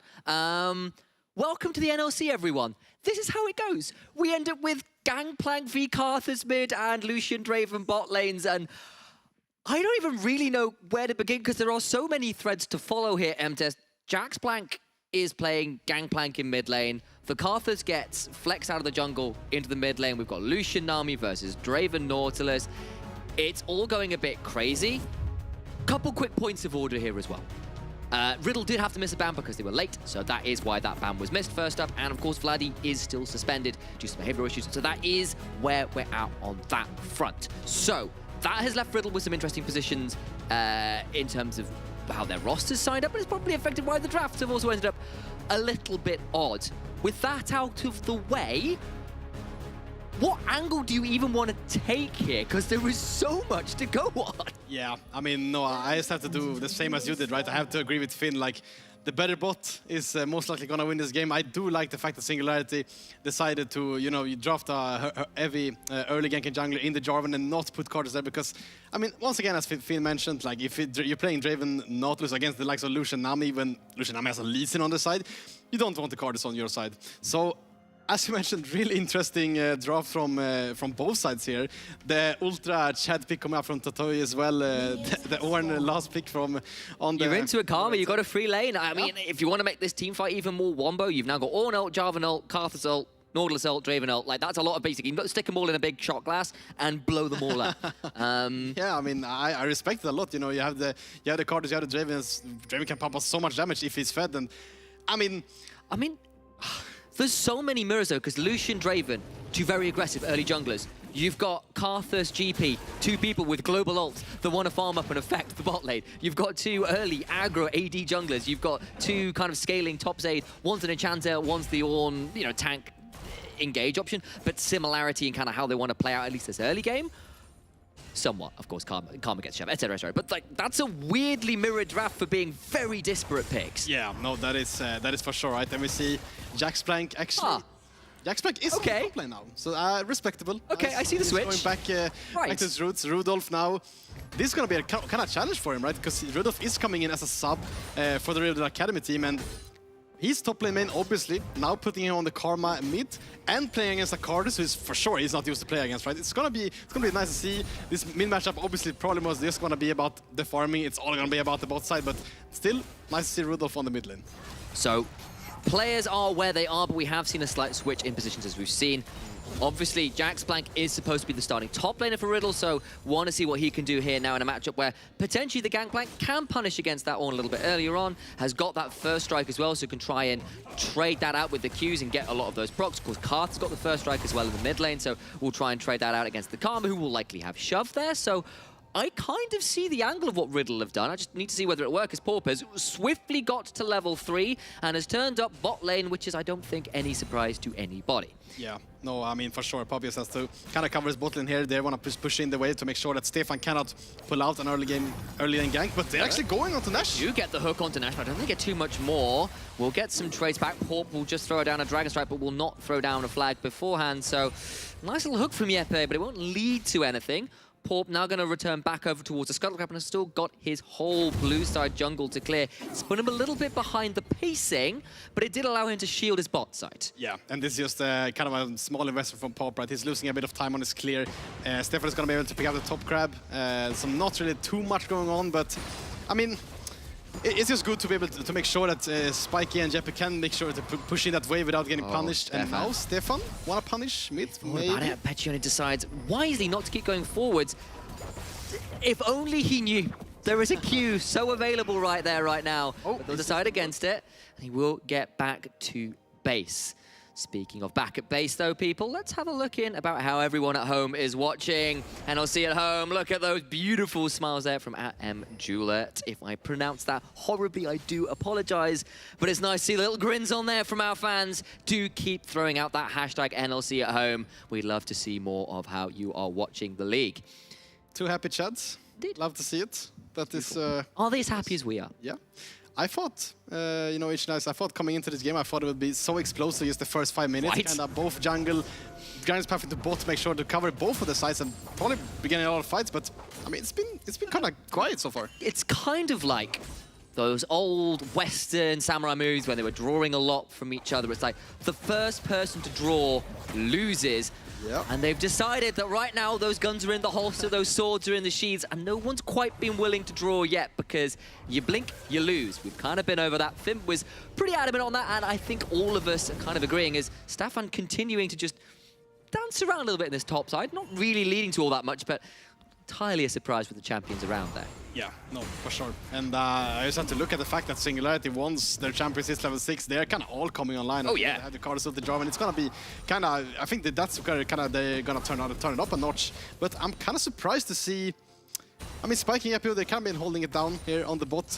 We have been pushed quite consistently, but obviously Nice. when you pick the Lucian number, you don't pick it to just go even. And now, yep, who's going to get bursted? You see, there's so much damage. Honestly, I thought about to see a replay of game 1, where that Nautilus in the bush, not spotted, not on wards, finds a hook, and suddenly you're dead and it's all gone over. Nice read there from Nash. Throws the Aqua Prism, punishes on that one. Of course, there's Biscuits in inventory. Yeppe's not in any danger there. Worth noting out the summon discrepancy as well. Yeppe's gone for the aggressive Ignite, which makes a lot of sense when you're all in. Nash has gone for the heal to provide a little bit more sustain, just trusting in the burst of Lucian Nami as they stand. Yes, and this is kind of where I see kind of a mistake from the Riddle bot lane. You have the slow push. I don't think you have to be scared in 2v2. I think if Jeppe would go for the hook onto Raya, he would just exhaust Spiky and they would be able to turn it around. But now we see, again, once again, both junglers pathing towards the bot side. We see Cardus in the mid now, has level 6, but doesn't really have that much damage yet, right? Yeah, he's got a book and a Dark Seal, and there's no stacks on that Dark Seal yet. Not quite made. Stolen enough of those souls, or decide to turn that into anything resembling a diary. Porp right now, just having a look to see whether there's an angle in on their Scuttle Crab. They are debating contestants. It's a 4v3 right now, but of course Carthus can engage from a long, long way away, but so can GP! Nami gets one, Carthus gets another, but Draven is dead, Spiky is gone, so is Porp, and Singularity overforced for the Scuttle Crab. In the top side, Tatooi will try and trade down to Jack's Plank, but he's got some oranges and he's just fine. Has had to burn the flash, but it's a 3-for-1, all things said and done. It looks so good there initially from Singularity, right? They just were able to one-shot Raya, but I mean, Jacksplan coming in with the ulti, Stefan, I mean, they just have so much damage to turn around the fight with, and 3-for-1, I mean, they're just really happy about this. Even Cardus managed to pick up his book. I actually don't know what it's called. Lost Chapter. The Lost Chapter, exactly. Before ulting on that place, so gets a little bit more gold there from his first strike. But no flash, remember, so he gets hooked. That's not bad, but do they even have the damage? They'll have some shields shortly, trying to get the Inspire heal off. Nowhere to renew, though. And as a result, Porp gets that one, and Singularity punish the missing flash on the Karma. Let's have a look at this replay one more time, because we said we'd say whoever draws first loses. Singularity the ones that look for this contest. Yeah, I mean, Jeppe is, as you mentioned, he hits the right target, hits Raya, but I mean, Rudolph is just here. Cardus can only like kind of contribute with his ulti, but Jacksplan also with his ulti on his own. And I mean, it just looks cleaner from Riddle. They just pick up 3 kills. They do. Carthus, though, has at least got a kill, but you know, that Draven, those glory stacks are looking a little bit unglorious right now. Not a lot of cheering crowds because the glorious execution of the dire Spiky takes so much damage, threw down the exhaust. Flashes away and just about survives on 12 HP. Not sure how much regen came in through before that, but that is barely double digits. But now, of course, Ray, He needs to work out how he's going to get out just out of range of that dredge line. And Tatooi teleported in, no less, to try and help defend this tower. Means that Draven may well have to go towards the top side to try and shield that top lane as a result. Yeah, that was honestly a really good point there. He kind of forced to go back to the top side now. And I mean, Tatooi investing his TP there, kind of making sure that, I mean, they're kind of going to FF the top side completely now. Jeppe, who I don't think they're going to win this one. The Nautilus and Door does not have as much damage. And Spiky, as you mentioned, probably was going to go up to the top side, but now he decides to drop it instead and goes back to fix the lane state. It's a bit of an unusual choice. It's going to cost potentially another play. And again, Jax Plank is named after two champions, Jax and Gangplank. He's got one of them. He's just got 3 assists. He's just been given a glorious lane state to his name as a result of that TP, and then some perhaps ill-opportune, some ill-decided lane allocations. Now Porp in a 1v3. He's got a tidal wave coming his way, and I don't think he wants that one. Surf is up, and he goes down to Reye.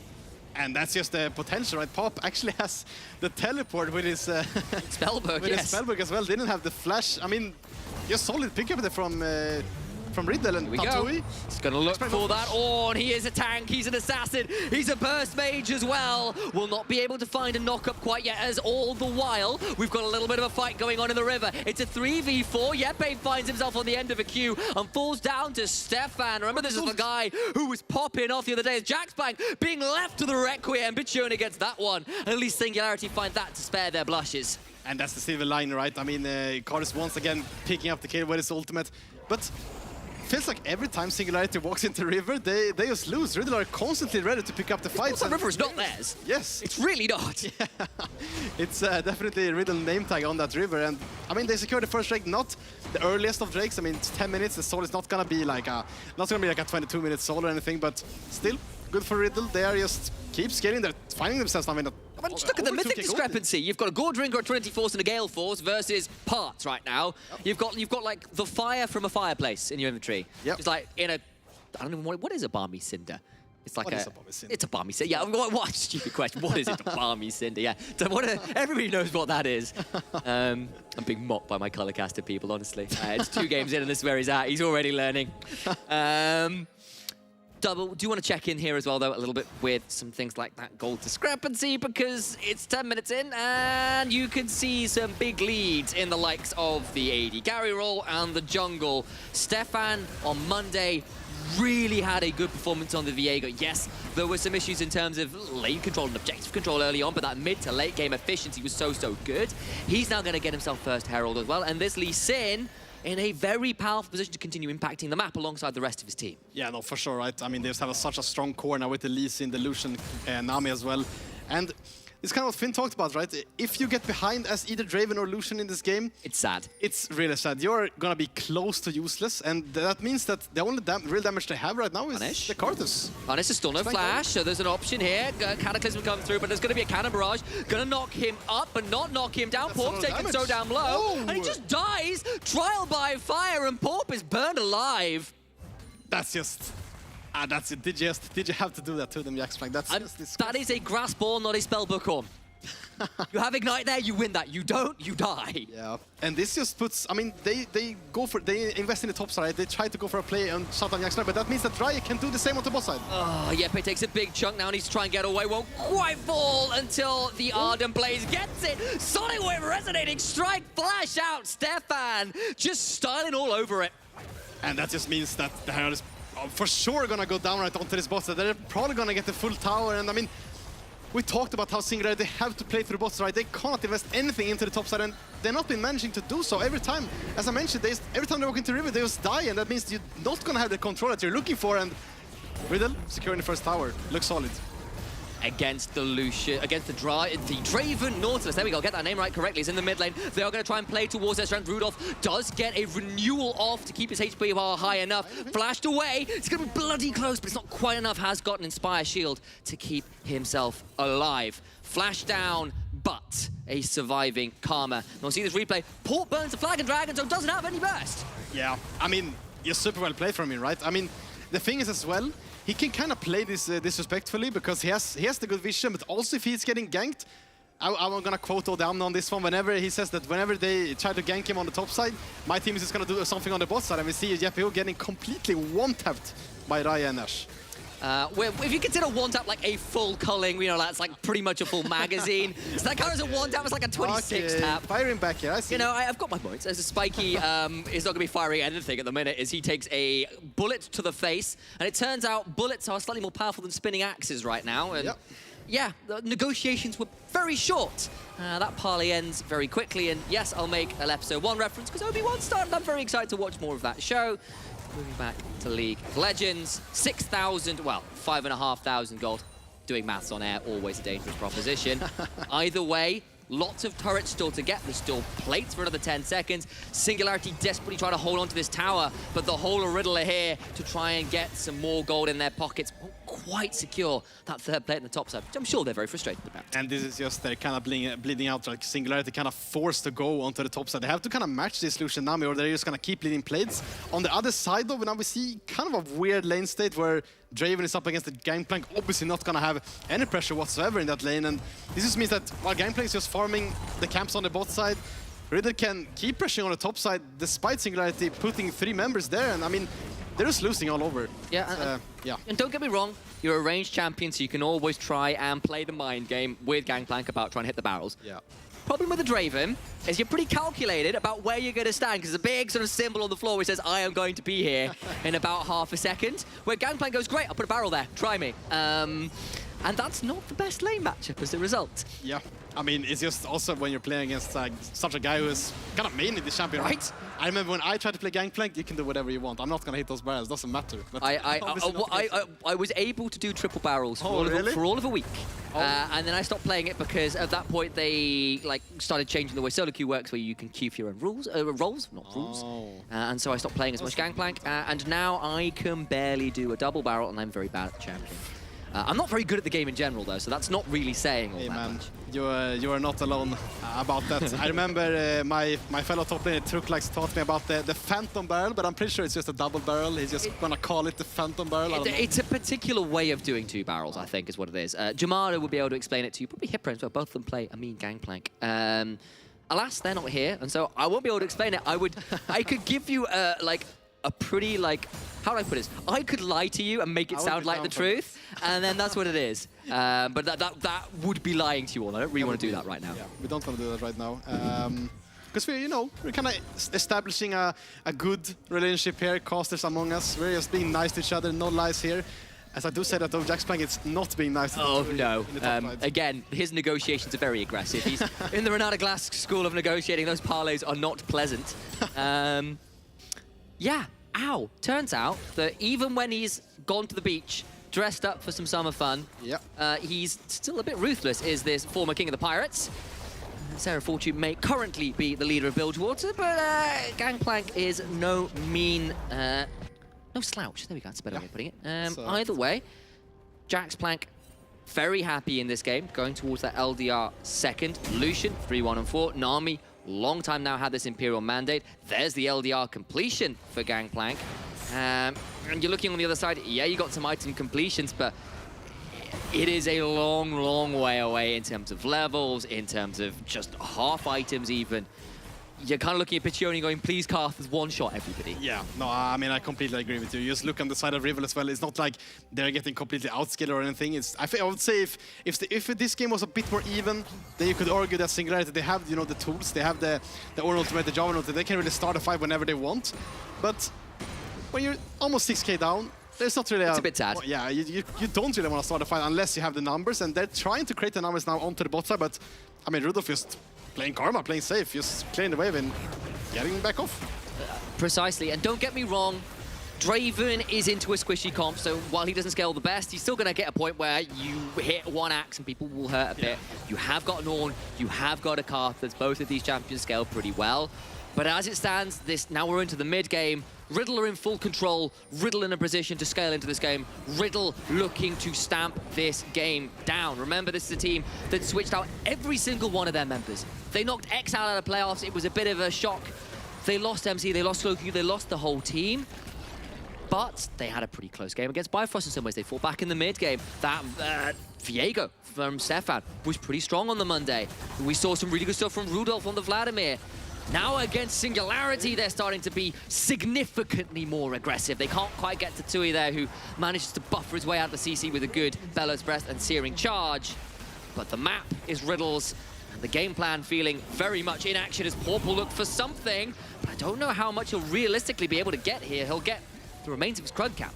Yeah, I mean, that's a small win, but you know, at this point you just kind of have to take whatever you're given. Okay, changes. Yepe is giving over his whole wallet, mugged in his own jungle, loses out on everything. Ray picks that one up. The cannon barrage comes down as well.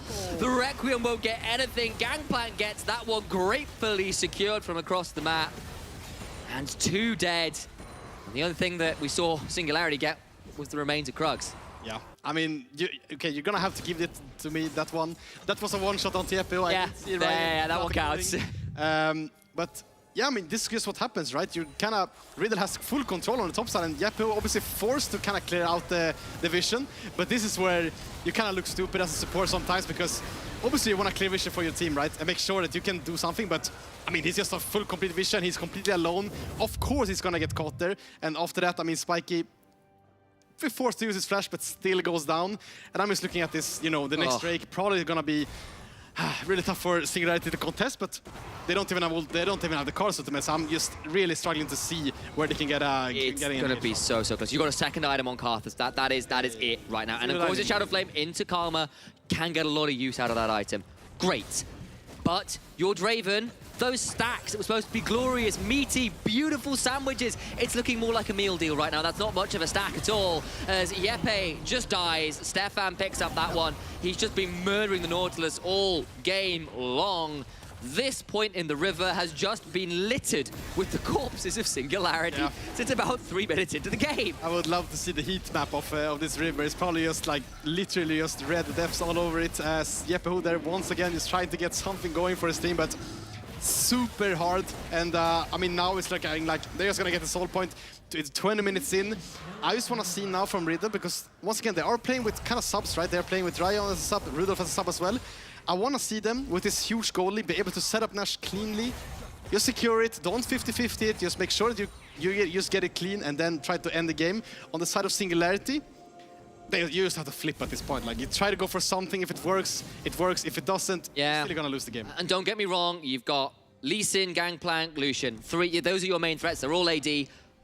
But 2 of them have got an LDR second. You're already miles behind. Building up armor is going to take 4 more items before it really feels like you're actually sustaining any of that damage. And it's such a long way away from even considering being happened. You've got an Infernal Soul on the way to pump up some more of that damage. And no map control, no damage, no levels. It is feeling very, very difficult. At least the Karthus is continuing to get some more farm. But just look at the discrepancies in bot lane. Look at the discrepancy in jungle. Like, that is such a big difference. And even the Gangplank is quite happily matching the Karthus. Yeah, I mean, no, for sure. Jaxplank has been having a blast. And into Tatooi as well.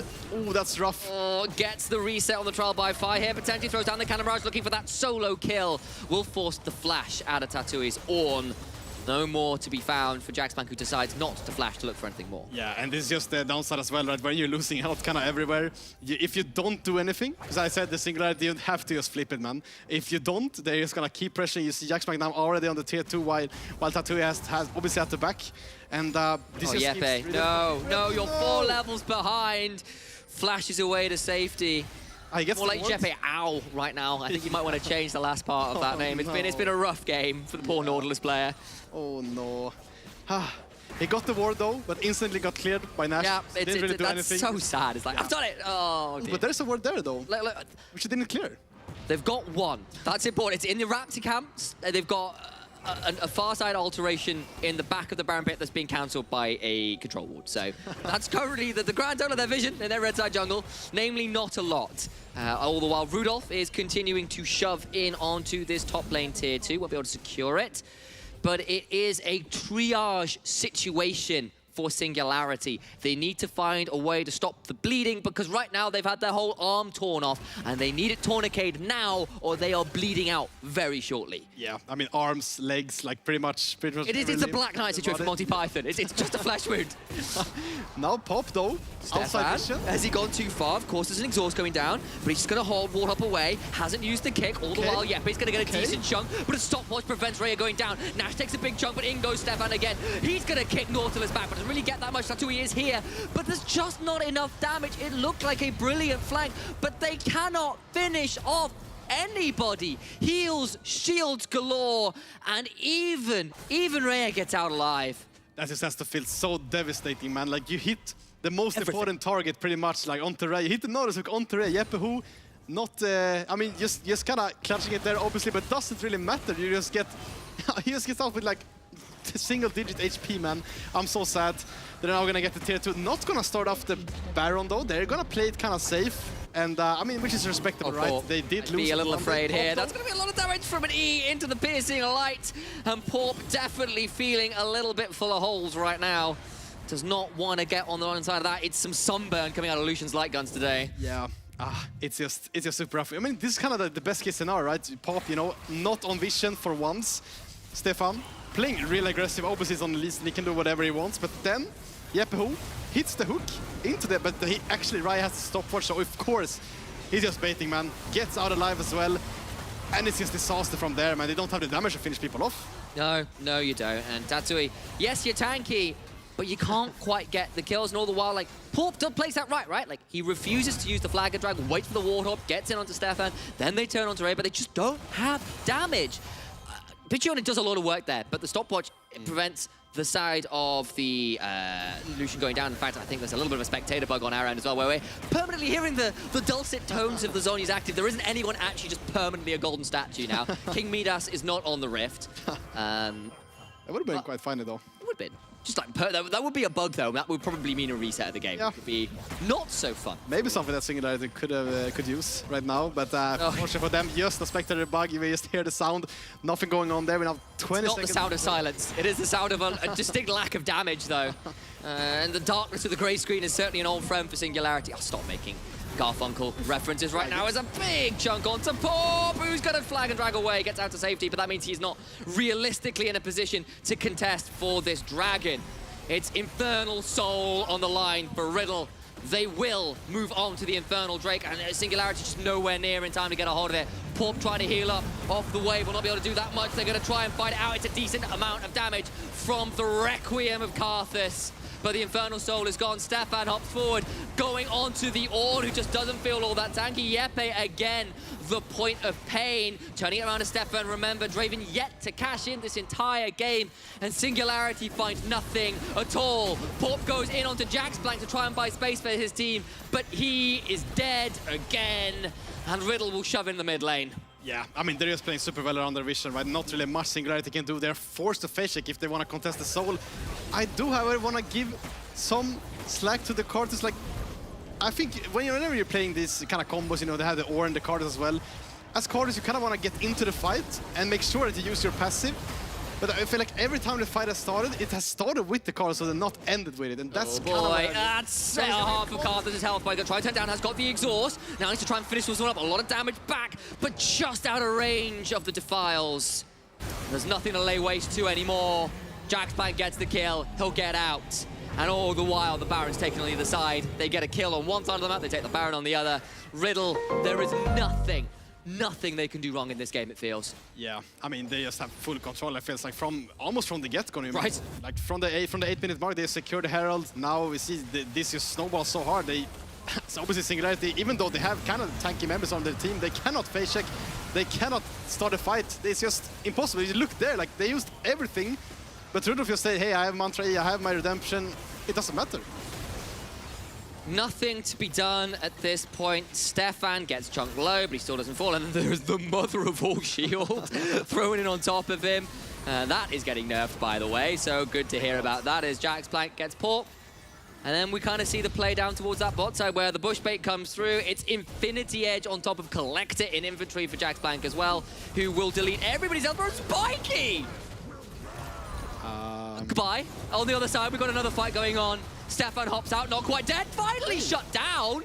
The death dance burns him out, and Stefan falls for the first time in this game, and that is Singularity's first kill in 20 minutes. Yeah, I mean, it's a really, really smart civil line, right? They get the shutdown onto Stefan, but in the end, does it matter? You know, Riddle managed to one-shot Spiky there, but... Here we go. Oh, Rhea gets out of it. They're still going to try and find something. Gets the flash out of the AD carry as well. So much damage back onto Rudolph, trying to get his damage down. He will still survive, though. Finally goes down, but all the while, they've lost 2 in trade, and the fight continues. Porp is dead now. Tatooi in a 1v1 with the Ornn.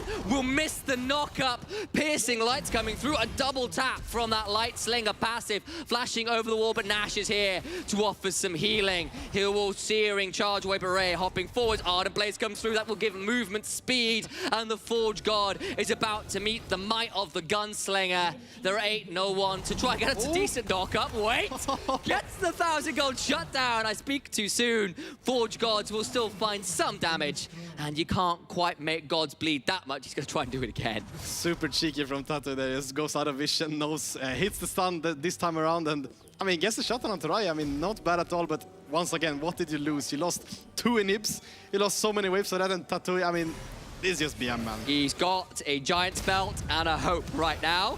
Stefan will get a kick, but he goes unstoppable with a searing charge, actually, that does a decent amount of work, but still not quite enough. He will be delayed on his rebirth, but at least it's a couple minutes until an Elder Dragon comes through, so he'll be alive for that. He's got the teleport to get out on the map afterwards, but that was some moments of, I don't know, levity, not really brightness, because this game is so far in Riddle's hands. Yeah, and I mean, you know, we talked on Monday, they kind of drafted some identity that we haven't seen from them in the last split. They drafted, you know, obviously the first big knockdown we could have been better, but if you do draft the knockdown, you kind of have to go with it. They did draft the Camille as well on Monday. They managed to snowball the Camille, but after the laning phase, they couldn't really do anything. In this game, I do see some identities, right? You have the Draven, you want to snowball. You have the Cardus, you want to just be able to scale. Same with Ornn, but they just didn't manage to turn up their speed this time around. Stefan, though. It's a last gasp, it's a last attempt. Singularity look to get in. Porp goes, he's just gone. I say he's going in, but he is just going straight into the grave. He is 6 foot deep already. Yepe dies for a double to Rhea. And it was a last gasp, but it was a pitiful little bit of air that comes out of the lungs there. There is nothing left in the tank, and they are well and truly drowning in this game. Yeah, I mean, honestly, I just realized now that Karma, as a first pick, feels like maybe Cardus is not the way to go into it. You know, I used to look every single fight when Cardus' ulting doesn't really matter. Rudolph, you know, once again popping in Mantra E, but they're just gonna go for the end here, it looks like. Maybe it would have been different if the Draven was a champion in this game. Instead, Spiky will likely fall for a 5th time. 0-4-1, never cashed in this entire time. It's been 30 minutes. There is an Infernal Soul, there's a man advantage. Stefan goes in, gets exhausted, but will not fall. Down goes Pork. Jax Blank is godlike on his signature namesake champions, and the eponymous hero of Riddle finds another as Rhea gets another couple as well, and once again it's Tatooi alone. The Ornn, who will watch as his base falls, and Riddle will turn their score to an even state. 1-1 after week 1. Just super impressive from Riddle, right? They just, I mean, just from the get-go, they were just feeling they had the control. Jax back on one of his signature champions in the mid lane, in the top lane actually, putting Rudolph onto mid, giving him quite a challenge, but I mean, he was just farming. They were just doing super well together, and the river, I mean, it just had their name on it. Riddle all over it. The waters were dark and dangerous, and if not shark-infested, then Nami-infested, dangerous mermaids abound. And yes, Nautilus is a diver, but I don't think you're meant to dive all the way down into the grave, unfortunately. It was a bit of a demolition. We said those who drew first lost. They tried on the bot side, they got snowballed on, Draven dies, lights out. Yeah, I mean, this is just, as you mentioned, right, Finn mentioned it before the game started as well, it's just such a bot-centric comp for both teams. And when one side snowballs, it's gonna look like this. It does, but that's enough from us. It's time to throw over to the analyst desk, who will be able to perhaps explain a little bit more of that absolute demolition from Riddle. Thank you so much. Initialize, explain it's kind of hard in these sort of situations. There's not much Singularity could do at that point. What was the game plan to begin with? Yeah, I'm a bit disappointed. And I'm Okay, going to hit tell me you up. why. Because, okay, so I see this lovely draft from Singularity. Absolutely splendid draft. Great pivoting draft. Huge fan. Massive fan. But when I see how they executed on it, it made me a bit disappointed because, okay, so what Jarvan did, he started on his top side, he did red, grump, and chicken nuggets, and then he walked into the bot side. So either way, when you're the bot lane of Singularity and you have the push, you have two options here. Either you try to dive really early and call your jungler down to skip camps, because usually Lee Sin is farming. If Jarvan skips camps, they can come down faster and they can pressure the dive. But the other option is that you can use that Jarvan full clear and use the pressure of the dive to make Lee Sin come and cover it. But they did neither. They first just pushed the wave and crashed it, and then Jarvan came down and looked for a gank that didn't exist, and then he has wasted so much time that the early game for Riddle became so easy because they knew exactly what Jarvan is going to do. Later on, Jarvan walked back, showed on top crab without basing, and his whole pathing was just totally obvious from there. So there was actually no threat on the Riddle lanes. So that made me really sad because it was such a lovely draft, and I think they could have done a lot better with it. As soon as they gave up that information, it's quite easy for Riddle, especially Stefan, the player we were talking about, to get the vision on the enemy and play accordingly to that, no? Yeah, I mean, absolutely. I mean, you have a better task when like the Draven doesn't snowball as well, because I wanted to hit on that Singularity part as well. The fact that you have drafted for your Draven down the bot lane, it's in the hands of Spiky as well, who is a really good Draven player. You've got it together with the Nautilus. Huge threat onto the Nami. Nami missteps, Nami dies on the 2v2 like instantly. And also, I feel like Jarvan is like one of the more creative junglers that you can play, like Finn said as well. You can do so many different things. You can invade, you can scout, you can early gang, you can full clear. Like, you can do so many things with this champion, and I felt like Pop fell short in a lot of these situations. If you don't snowball your Draven, yes, you have two very early game spiking bot lanes, but Lucian is also very helpful towards the latter stage of the game, right? If your Draven falls behind, then your game becomes a little bit difficult to play. So I felt like, again, yes, Singularity had an idea, and I liked the way they drafted, and I love the way they pivoted their characters to the mid lane, because I think Pichone did really well onto the pick as well. But then it fumbled on the execution quite a bit. When we come to Riddle, I have to say that I also enjoyed the quadruple swap around where you bring your sub top laner, but he's not playing top lane anymore. He's playing mid lane on the come, and then you swapped top lane to the mid lane, back to the top lane, but you're still playing with your sub ADC. So it was a situation, but I love the way that they put the Karma in the middle because you have perma priority. Your Lee Sin gets to play the game for free because you always have a backup. Then later on, when the Requiem comes down, even though yes, the Shadow Flame plays a part, but the Mantra Shield will help a lot in these situations. And even though Pichone was hurting, the Karma proved to be more useful on shielding. And the GP did a good build. This GP was smurfing his pants off this game. He played so well. I think it was very clutch in a lot of these barrel contestations. For example, I don't know if I have the clip, but when he got ganked on top lane, and he just 1v2'd, killed the Jarvan and got out, that was just very well played on his part. Got both the barrels, got 3 passive procs off, and just like blew up the Jarvan, and then got out with his life.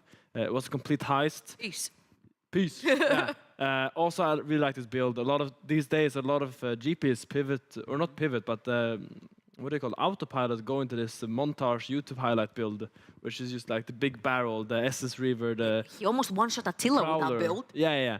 But this guy went for the Trinity into the Lord Dominic, and then goes into crit, which is a lot more stable build.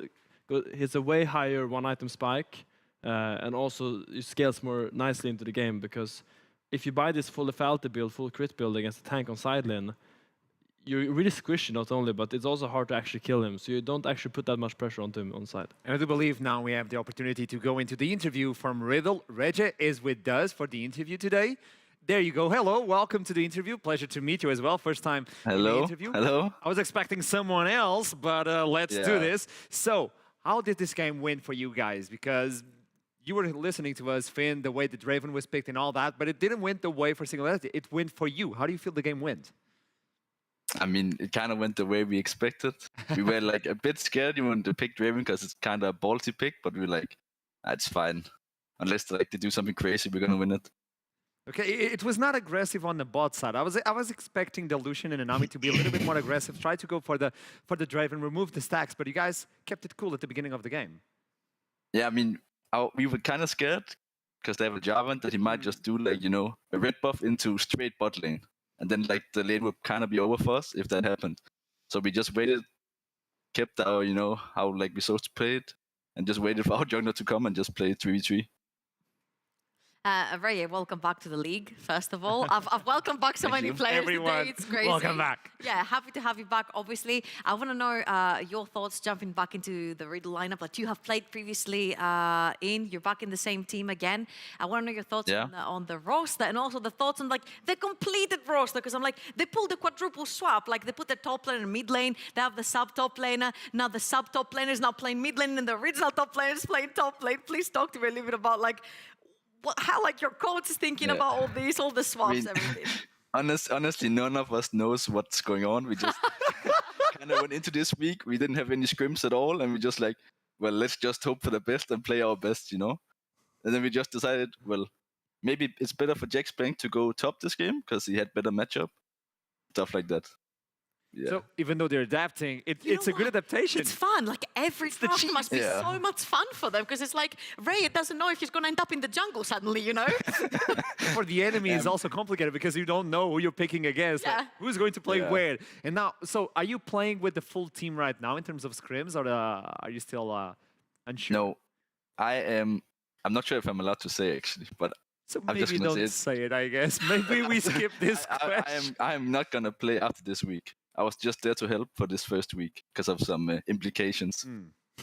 Implications, that's a good way to say it. And how did you feel with the team on this? I mean, the guys are great, and I'm sure they will be a good team once they actually start practicing, you know? We have zero practice at all as a team, so... Okay, so if I don't get to interview you anymore, what do you want to say to everybody back at home? I just want to go cheer for Riddle. They are awesome guys and great players. There you go. That's all we needed, man. Thank you so much for the interview. It's a pleasure to have you back, and let's see what happens in the future. Yeah. Bye. Bye. Uncertainty is the main word for Riddle right now. That's fun. Imagine going into the jungle and not knowing if your support is going to end up jungle, the ADC is going to end up top lane, the top lane, the two solo laners are going to end up playing support and ADC. That's fun. This is blind pick. You don't know where you end up. What is the position I'm queuing in? I don't know, but they still got the W. If you were put like support suddenly on I mean, I've had some scrims where I end up in different roles because reasons, you know. But it's always a lot of fun, I think. I think when you get put up in different roles, it kind of motivates you to try even harder, you know, because you want to like prove to these guys that I can beat you when I'm out the field. I'm better than you at your own position. You also want to prove to your support that you're a better support player, right? It like activates something really deep inside of you to just like show how good you are on that role. I mean, obviously there was a point in solo lanes where you would like swap a lot. You would play. I played a lot of mid, for example, because the mid meta would be like set and nocturne or whatever, yada yada yada. And that was a lot of fun, I think. I really enjoyed going mid and just like, haha, now the game is played around me. So when you played, put me a pink ward here and put the pink ward there and come mid on this way. You control everyone. Yes. When you played mid lane, how powerful did you feel? I felt like the main character. There you know? go. When I play top lane, I'm like a nice supporting cast, you know, like the nice dad, you know. It's like he walks down on and he's like, we have an on? Are you playing, Finn? Yeah. But when you're in the mid lane, you're actually the main character because the game is like actually centralized around you. So you can do so much more, which is kind of fun. And now I'm going to interview another top laner. It's Tatooi on Singularity side. Hello, mate. Welcome back. And it's not going as you guys want to. Second defeat in a row. Obviously, I have to touch the wound. How are you feeling, Tatooi? Oh, well. That was kind of miserable, I'm not gonna lie. So, not feeling very happy about that one. Okay, and the big question, I have to do this, okay? I love you, man, but I got to do this. So, where did the plan go wrong for the composition from Singularity? Because everyone at the desk believed that the Singularity composition was so good. Yeah, we thought this was better as well, but then we agreed we shouldn't fight till we have Hot Salt and Brave in a Mythic, if like preferable. But we just I don't know what happened. We just fought bot for no reason, and then we lost. Well, Tatooi, Sorry that the game plan wasn't executed as obviously discussed. Thank you for the hovers. Really appreciate that. Amen. Hovering for all of us. Now, I want to ask you, obviously, because Singularity is a team that kept the entire roster almost and changed like one very pivotal part, which is the mid lane, right? And I feel like Pichone has actually like performed in the 2 games that we have seen. What do you think like slightly goes wrong? Because at the start, you're trying to find, you know, your style. Like, and even if you change just one player, you're still trying to find your style and how you want to play the game. So what do you feel is going wrong at this point that you guys need to work on?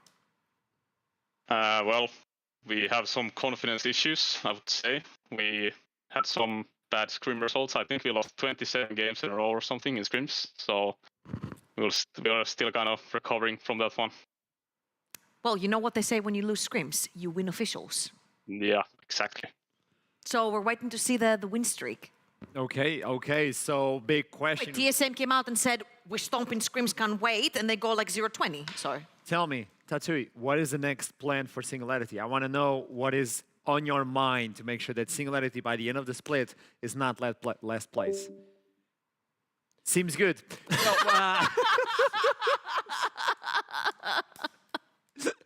yeah, ship. I think you got left on red. Right Makes sense. But with this in mind, obviously, like when you get that sort of scrim result, it's going to be complicated to look into the game and to move on. How can you? I lost Finn at this point. Trouble. Hit me up. How can you come back from such a heavy result in scrims, and then I'll come back to you when you recover? You know what? How do you come back from such bad results, Finn? Why are you asking me like I know that? Are you implying something or what? You're probably, I'm assuming, right? At some point in your career, you might have had bad scrim results. Yeah, obviously, yeah. And I think once you have this really bad week, like they had a 27 loss streak, that's really tough for you mentality-wise. It's really, really tough. You feel like nothing you do work. I think the only thing you can do at this point is just play one comp every game. Just play one comp and try to master it. I think their comp this game was really good, actually. And if they would just practice this comp or similar comps in scrims for a whole week, I think they could put up some decent stage performances. Even if you don't win all the scrims, if you have a well-practiced comp when you come into official game, it gives you an edge over the enemy team. No matter like if you won every scrim or lost every scrim, it gives you an edge. And I think it's something that you can look to do because it's not going to be a lot about the long term. You just got to make sure you get back on track, winning some games, and then confidence is going to slowly rebuild, and then you can develop outside of that. But you do need a base comp that you can reliably stick to when times get tough. Maybe that number is kind of heavy right now on the team, and that is affecting the play in official, and that is something that you need to. I mean, if I would lose 27 games in a row in scrims, I'm not sure what I would do. That would be very tough on me, for sure. I've usually heard, right, when a lot of teams will lose a bunch of scrims in a row, it feels like the reason they're winning in officials is because they're trying that much harder because they've lost that many games in scrims, right? And there's always like something big to learn from when you lose rather than from when you win. It's like, oh, we could have done this a little bit better when we win, but when we lose, it's like a big problem on why you lost that many times in a row, which means that when you jump into your officials, you try that much harder. Is that true? It could be some point in it. Usually if you lose that many games, though, it's usually some core fundamental issue like poor early game planning, like poor laning or whatever. And these things... Confidence issues? Confidence issues, sure. These things can be...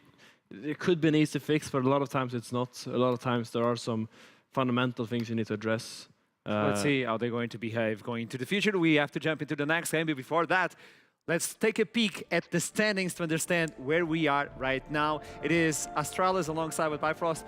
I don't believe this is, we should have at least 2 victories in 2 teams. 2 teams have won today. Yeah, Riddle alongside, just to make sure, Eminem. Eminem. They got a loss. Oh, no. Okay, the standings are not correct at this point, so let's remove that from the screen and let's move on to the next game, which is going to be JDXL versus Vanir. If I'm not incorrect on this one, it's going to be a spicy one. JDXL coming in from a massive victory in our Monday. Vanir as well need to step up. What can we expect? I think we can expect a bloodbath from Eminem. Nice. The king of volatility is going to be back at it again. I hope to see him play something that he's good on, like gives me a lot of agency to just go wild. I want to see him like on the melee assassins, melee bruisers kind of stuff that I know he's really good on. I want to see him on a melee assassin too. Not Katarina. Either way, and I want to see how they keep drafting around it, because when you draft these champions, it affects the whole team, and maybe they have to bring up some more mages on Kreis to like make up for it, because I know historically Kreis has been really good on stuff like Vladimir Rice. Maybe he can bring those out again, and they can create like an identity like this that's gonna really take a lot of teams off guard. That could be fun, but either way, I want to see a lot of fighting and I want to see a lot of blood. I mean, we're talking about Eminem, and he can play pretty much everything. He said in an interview he only needs at least 15 games to be comfortable with the champion, and this is why. Oh my god! This is what he played in Spring Split. I made a joke to our production, and I was like, "Give me Eminem's champion pool from last split. I don't care if it fills the entire screen," and it actually filled the entire screen. So you feel comfortable when you know your mid laner can play this amount of champions. I mean, yeah, there's a Aphelios there. Aphelios mid, yeah. That was a loss. I'm just gonna hand Okay. But it was not due to Aphelios mid. Not only. The thing is, we're going to reach a point eventually where we're going to bring the champion pool, and it's going to be like a print screen of the entire champion pool in League of Legends. Yeah. It's unpredictable. So how can you draft from the Vanir side versus JDXL versus Eminem, for instance? Toughie. That's a toughie. That's a toughie. I would say. So who's blue side? Do we know that? That's what I was about to say. If they're blue side, at some point they're gonna show Eminem's pick, JDXL right? is blue side. JDXL is blue side. Okay, so that makes it harder for Vanir to make a plan, because when you're red side in this meta, I think you have usually two locked bans in Wukong Talia. That's what most teams ban on red side on this patch. So it makes it hard to make like a complete draft plan, because you kind of have to adapt to what JDXL has, because JDXL has like free open bans, so they can do whatever they want. They can ban free AD carries if they feel like it, just to like screw with their head or something, you know? I don't know. They can just do whatever they want, really. So as for Vanir, they gotta be flexible, and they gotta keep an eye on their prior picks. They gotta know what they want to play and just draft around that. Before we jump into Champion Select, Trouble, what do you believe JDXL have to be aware versus Vanir on the other side of the coin? I felt like Vanir played their team fights fantastically. They created a composition where it was all about building and kiting backwards and making sure they protect their AD carry. They also had the Zarya on Monday, and I think it worked perfectly. They knew exactly how to team fight, and they used the buttons properly, and they used the vision and the choke points properly to kite through there. But like, if we go on the other side of the coin, we know that JDXL really likes to split them up. They like to have two solo laners pushing on the sides. They like to have a 3-core member, maybe the jungle shadow in one of the solo laners, so they can play multiple styles. Whilst I've only seen this iteration of Vanir once, and even though it looks stellar in team fighting, well, JDXL did the same. So we're trying to think what's going to happen. Might as well jump into Champion Select and see what is going to happen between JDXL versus Vanir. JDXL with the blue side, Vanir on the red side. And there's a lot of new members in Vanir. JDXL, though, are keeping almost the same roster, but if we look into the bot side, Venzer and FGG. Rel is still a thing, and we saw his Rel in the previous split. It is a menace. You cannot play versus that. So do you even think about removing the Rel, or is it no longer a problem? I don't think FTG's Rel will be the problem right now, because there's that many more champions that are so much more problematic than FTG's Rel. And even though he's an absolute god on the champion, and he could be picked here very well, I think the Gallios, the Talias, the Lucians are so much more of a problem. Now, the thing that I'm like scratching my head for right here is the fact that they're banning away all the scaling champions away from Kreis. Like Finn has mentioned as well, he has played the Vladimir, who plays a very similar role to the Gwen on the top side of the map, very hard scaling AP source of damage as well. And Talia is going to be banned from the side of JDXL here, so the Lucian is still up for grabs. Wukong is still up for grabs. We're gonna see what happens here. Vanir targeting the top pool, as you say, GP and Gwen being the most played champions in the top lane.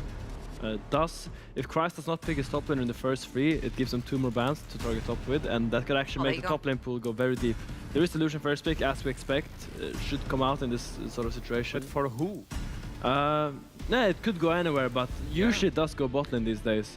Just because, not because of the Lucian, but because Nami Lucian is just such a powerful combo. Some people even say that like Nami is the real reason it's OP. Either way, it's just a super strong champion right now, and I do expect it to go bot. Do like the Nautilus pick, very nice champion, enjoyable, and the Lee Sin just like being, I guess they're the preferred jungle of choice, which I said, like if you know what champion you want, you have to pick it and draft around it. I think right here it's going to be a telltale on where maybe the Lucian goes as well, because you might want to draft a support with him on the bot side of the map. So the Lucian Braum is like a very prominent duo together with the Lucian Nami, because the Braum's passive pops so easily due to the double auto coming in from the Lucian's passive as well, so you can proc the stun really quickly. Now the question is, what do you want to play into the Lee Sin right here? Because there's still picks like, for example, the Nocturne that you can play into the Lee Sin. There we go. Lee Sin? Yeah, we call it. It's the Nocturne. I think it's a great pick for JDXL. It opens up because now you get counterpick in at least one solo lane due to how the draft is going. So by picking the Nocturne and getting counterpick in one solo lane, you can pretty much secure a strong side laner, which gives the Nocturne a lot of options. Also, I do like the Braum instead of going for the Nami, just because they picked the Nautilus away. It does fare a little bit better into Nautilus than the Nami does, and does help a lot in the Fury Freeze bot side. It's not the same damage, but the lock-in that you can provide with Lucian and Braum is ridiculous. Tell me, Trouble. I want to see what Eminem is going to choose to bring here, because I would love to see backline dive. I would love to see there a Lissandra. Lights down, Lissandra dives from a flank. Nobody sees her stun. Somebody dies together with the Nocturne. I'd love to see an Akali. I'd love to see a Camille possibly coming in from Crash, the top side of the map, because we mentioned on the Singularity draft, you don't want to have just your Nocturne diving straight into the backline. Vanir is on the case as well. Lissandra's going to be taken out, not just because of the backline access that she has with the claw, but also because he's really hard to play when you're playing the Ahri. He locks you down. You have so much setup for your Nocturne just walking even pre-6. I'm seeing that naughty smile. You're thinking about something. Tell me. I want Eminem to pick Aurelia for me right now. If he doesn't pick Aurelia, I'll be severely disappointed. I wanted to pick Aurelia and then pick something like Vladimir on top. And I think their draft is completely good, completely flawless for the team. Just because I know that Eminem is a fantastic Aurelia player, and I think he can do great things on this champion. And it really fits with their comp and their other champions already. And you favor the Aurelia versus the Ahri? It's a very good match for Aurelia, I would say. A lot of solo kill pressure. Our missteps once, because it's by one stun when she stacks up. Zing, zing, zing, zing, zing, you're dead, bitch. And there you go.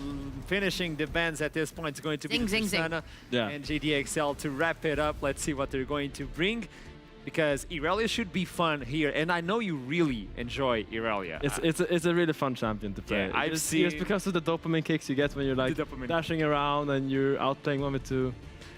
Let's see if it's a lot of fun. Okay. Kaisa? So you've got a bunch of choice here if you're Eminem, right? You've got Akali and you've got LeBlanc. That was his most prominent champion last season. It was the first champion that he double-picked for the first time last season. It does pretty well into Ahri. It's a skill matchup that if the LeBlanc knows how to play really well, you usually demolish the Ahri in the mid lane. The Nocturne plus LeBlanc lights out, Assassin jumps in, somebody completely disappears, and you can reach the backline as well. 3 squishes so far on my screen, the Lee Sin, the Ahri, and the Ezreal. Really good targets for LeBlanc. That's very mobile. Or can I just say, Poppy would be amazing. Look at the dashes coming in from Vanir. If you pick that, the top lane has not been picked yet. You know? I would love to. I know it's not going to happen, but I would love to see it. LeBlanc for the third time. Here. Oh, or the Gnar. Gnar, okay. Okay. So let's see what they counterpick this with, because Gnar, some people think it's a good blind, some people think it's a very vulnerable blind. It has a lot of options, but Aurelia is a classic counterpick into Gnar. Rumble not as common, but some people do prefer it. Aatrox, I'm not a fan of. Okay, I'm gonna stop talking about hovers. Either way, now you understand. Either way, the LeBlanc is a nice pick because it does set up for. It does set up the ganks on the Ahri pretty well, especially after level 6. I think if Ahri like walks up, gets hit by Shane, I do think they have enough damage to actually burst her down before she can dash out twice. Okay, so my only issue right here is that I'm seeing 2 champions with immediate effects on a side lane, and that's Nocturne and LeBlanc.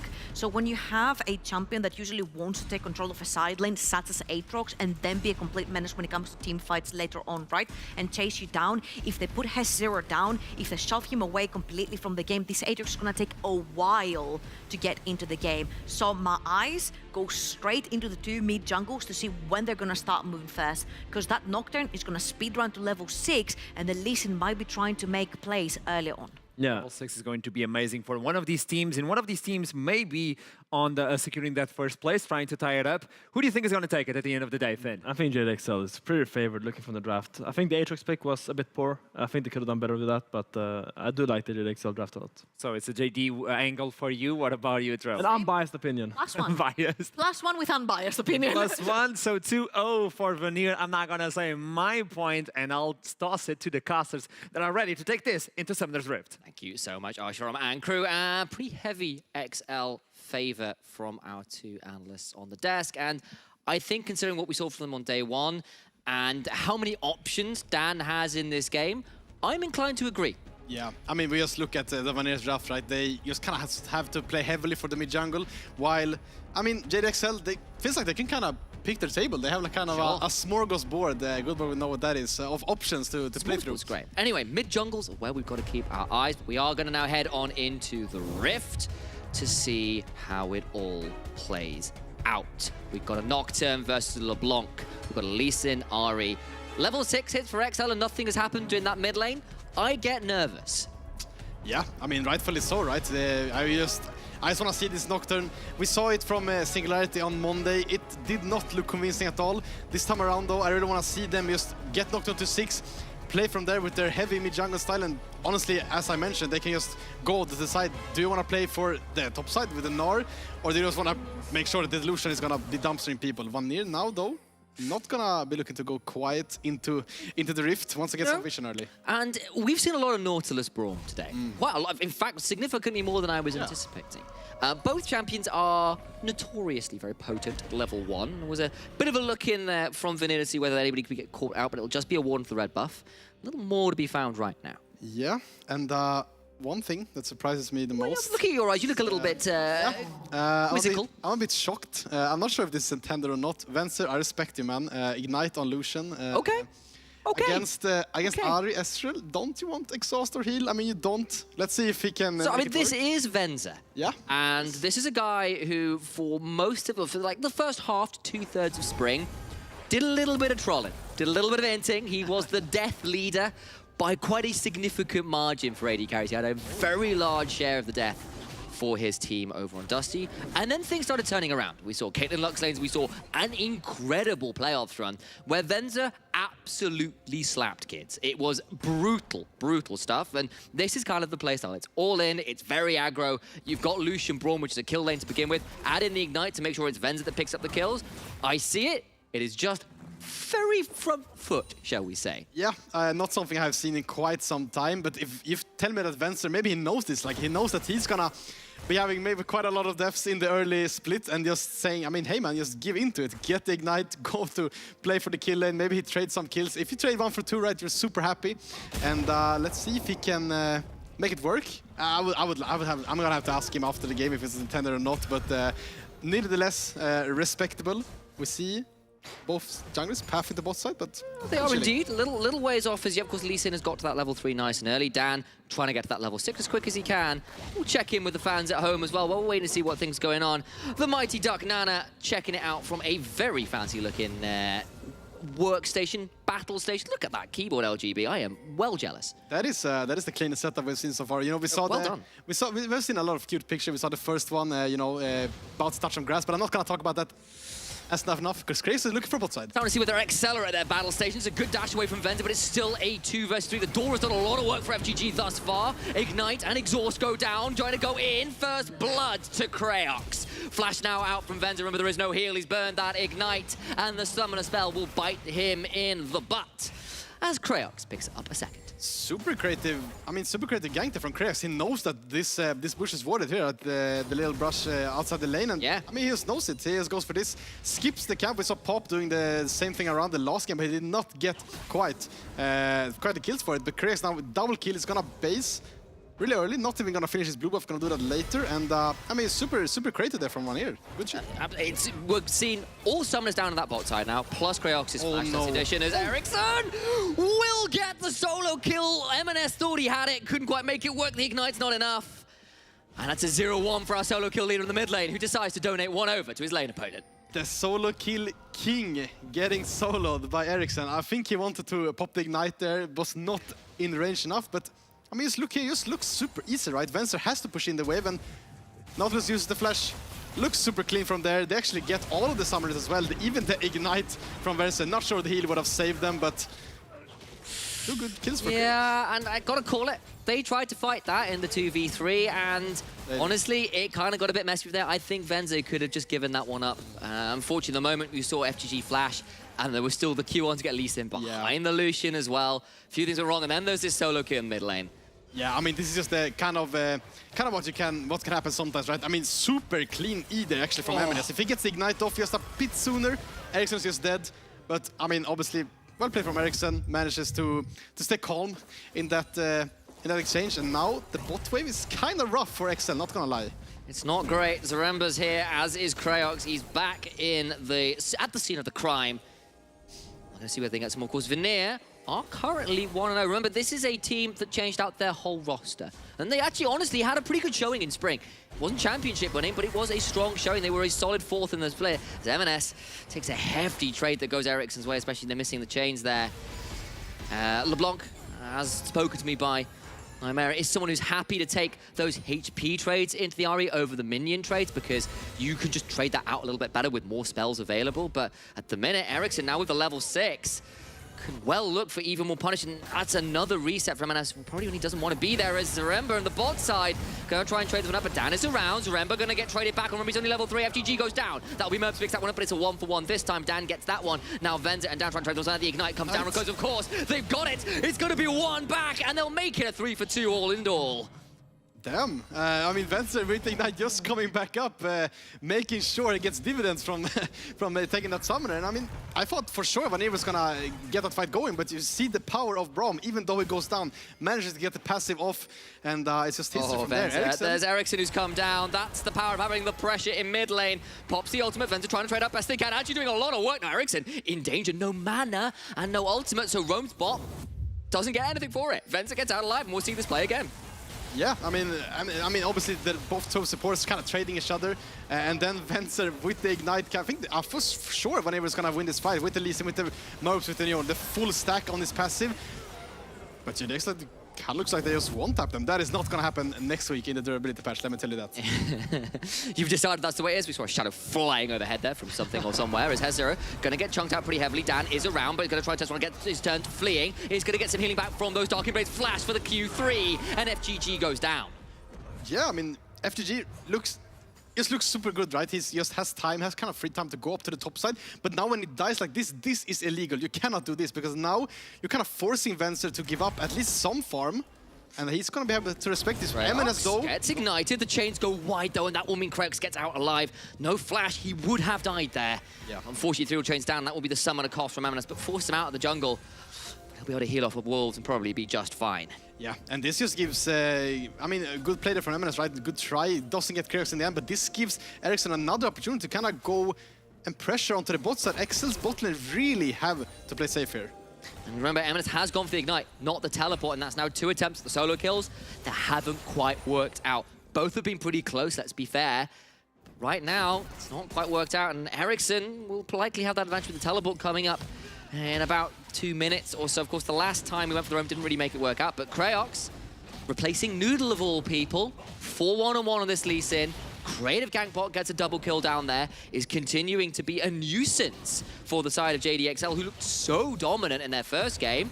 Good stuff from Vanir right now to start themselves up. Yeah, not that far ahead, but the proactivity has been good to see. Yeah, I mean, no, for sure, right? And Kraox, one of those junglers that we talked about in the pregame show, both today and on a Monday. Diamondprox, obviously coming in with so much hype to the league. But Kraox actually was one of the junglers who were able to kind of match him in the LCL last time around, and now seeing the other 4-0 player. Yes, now seeing him kind of pop off in this early game, and Vanir being already 1-0 down and now have the lead against JDXL.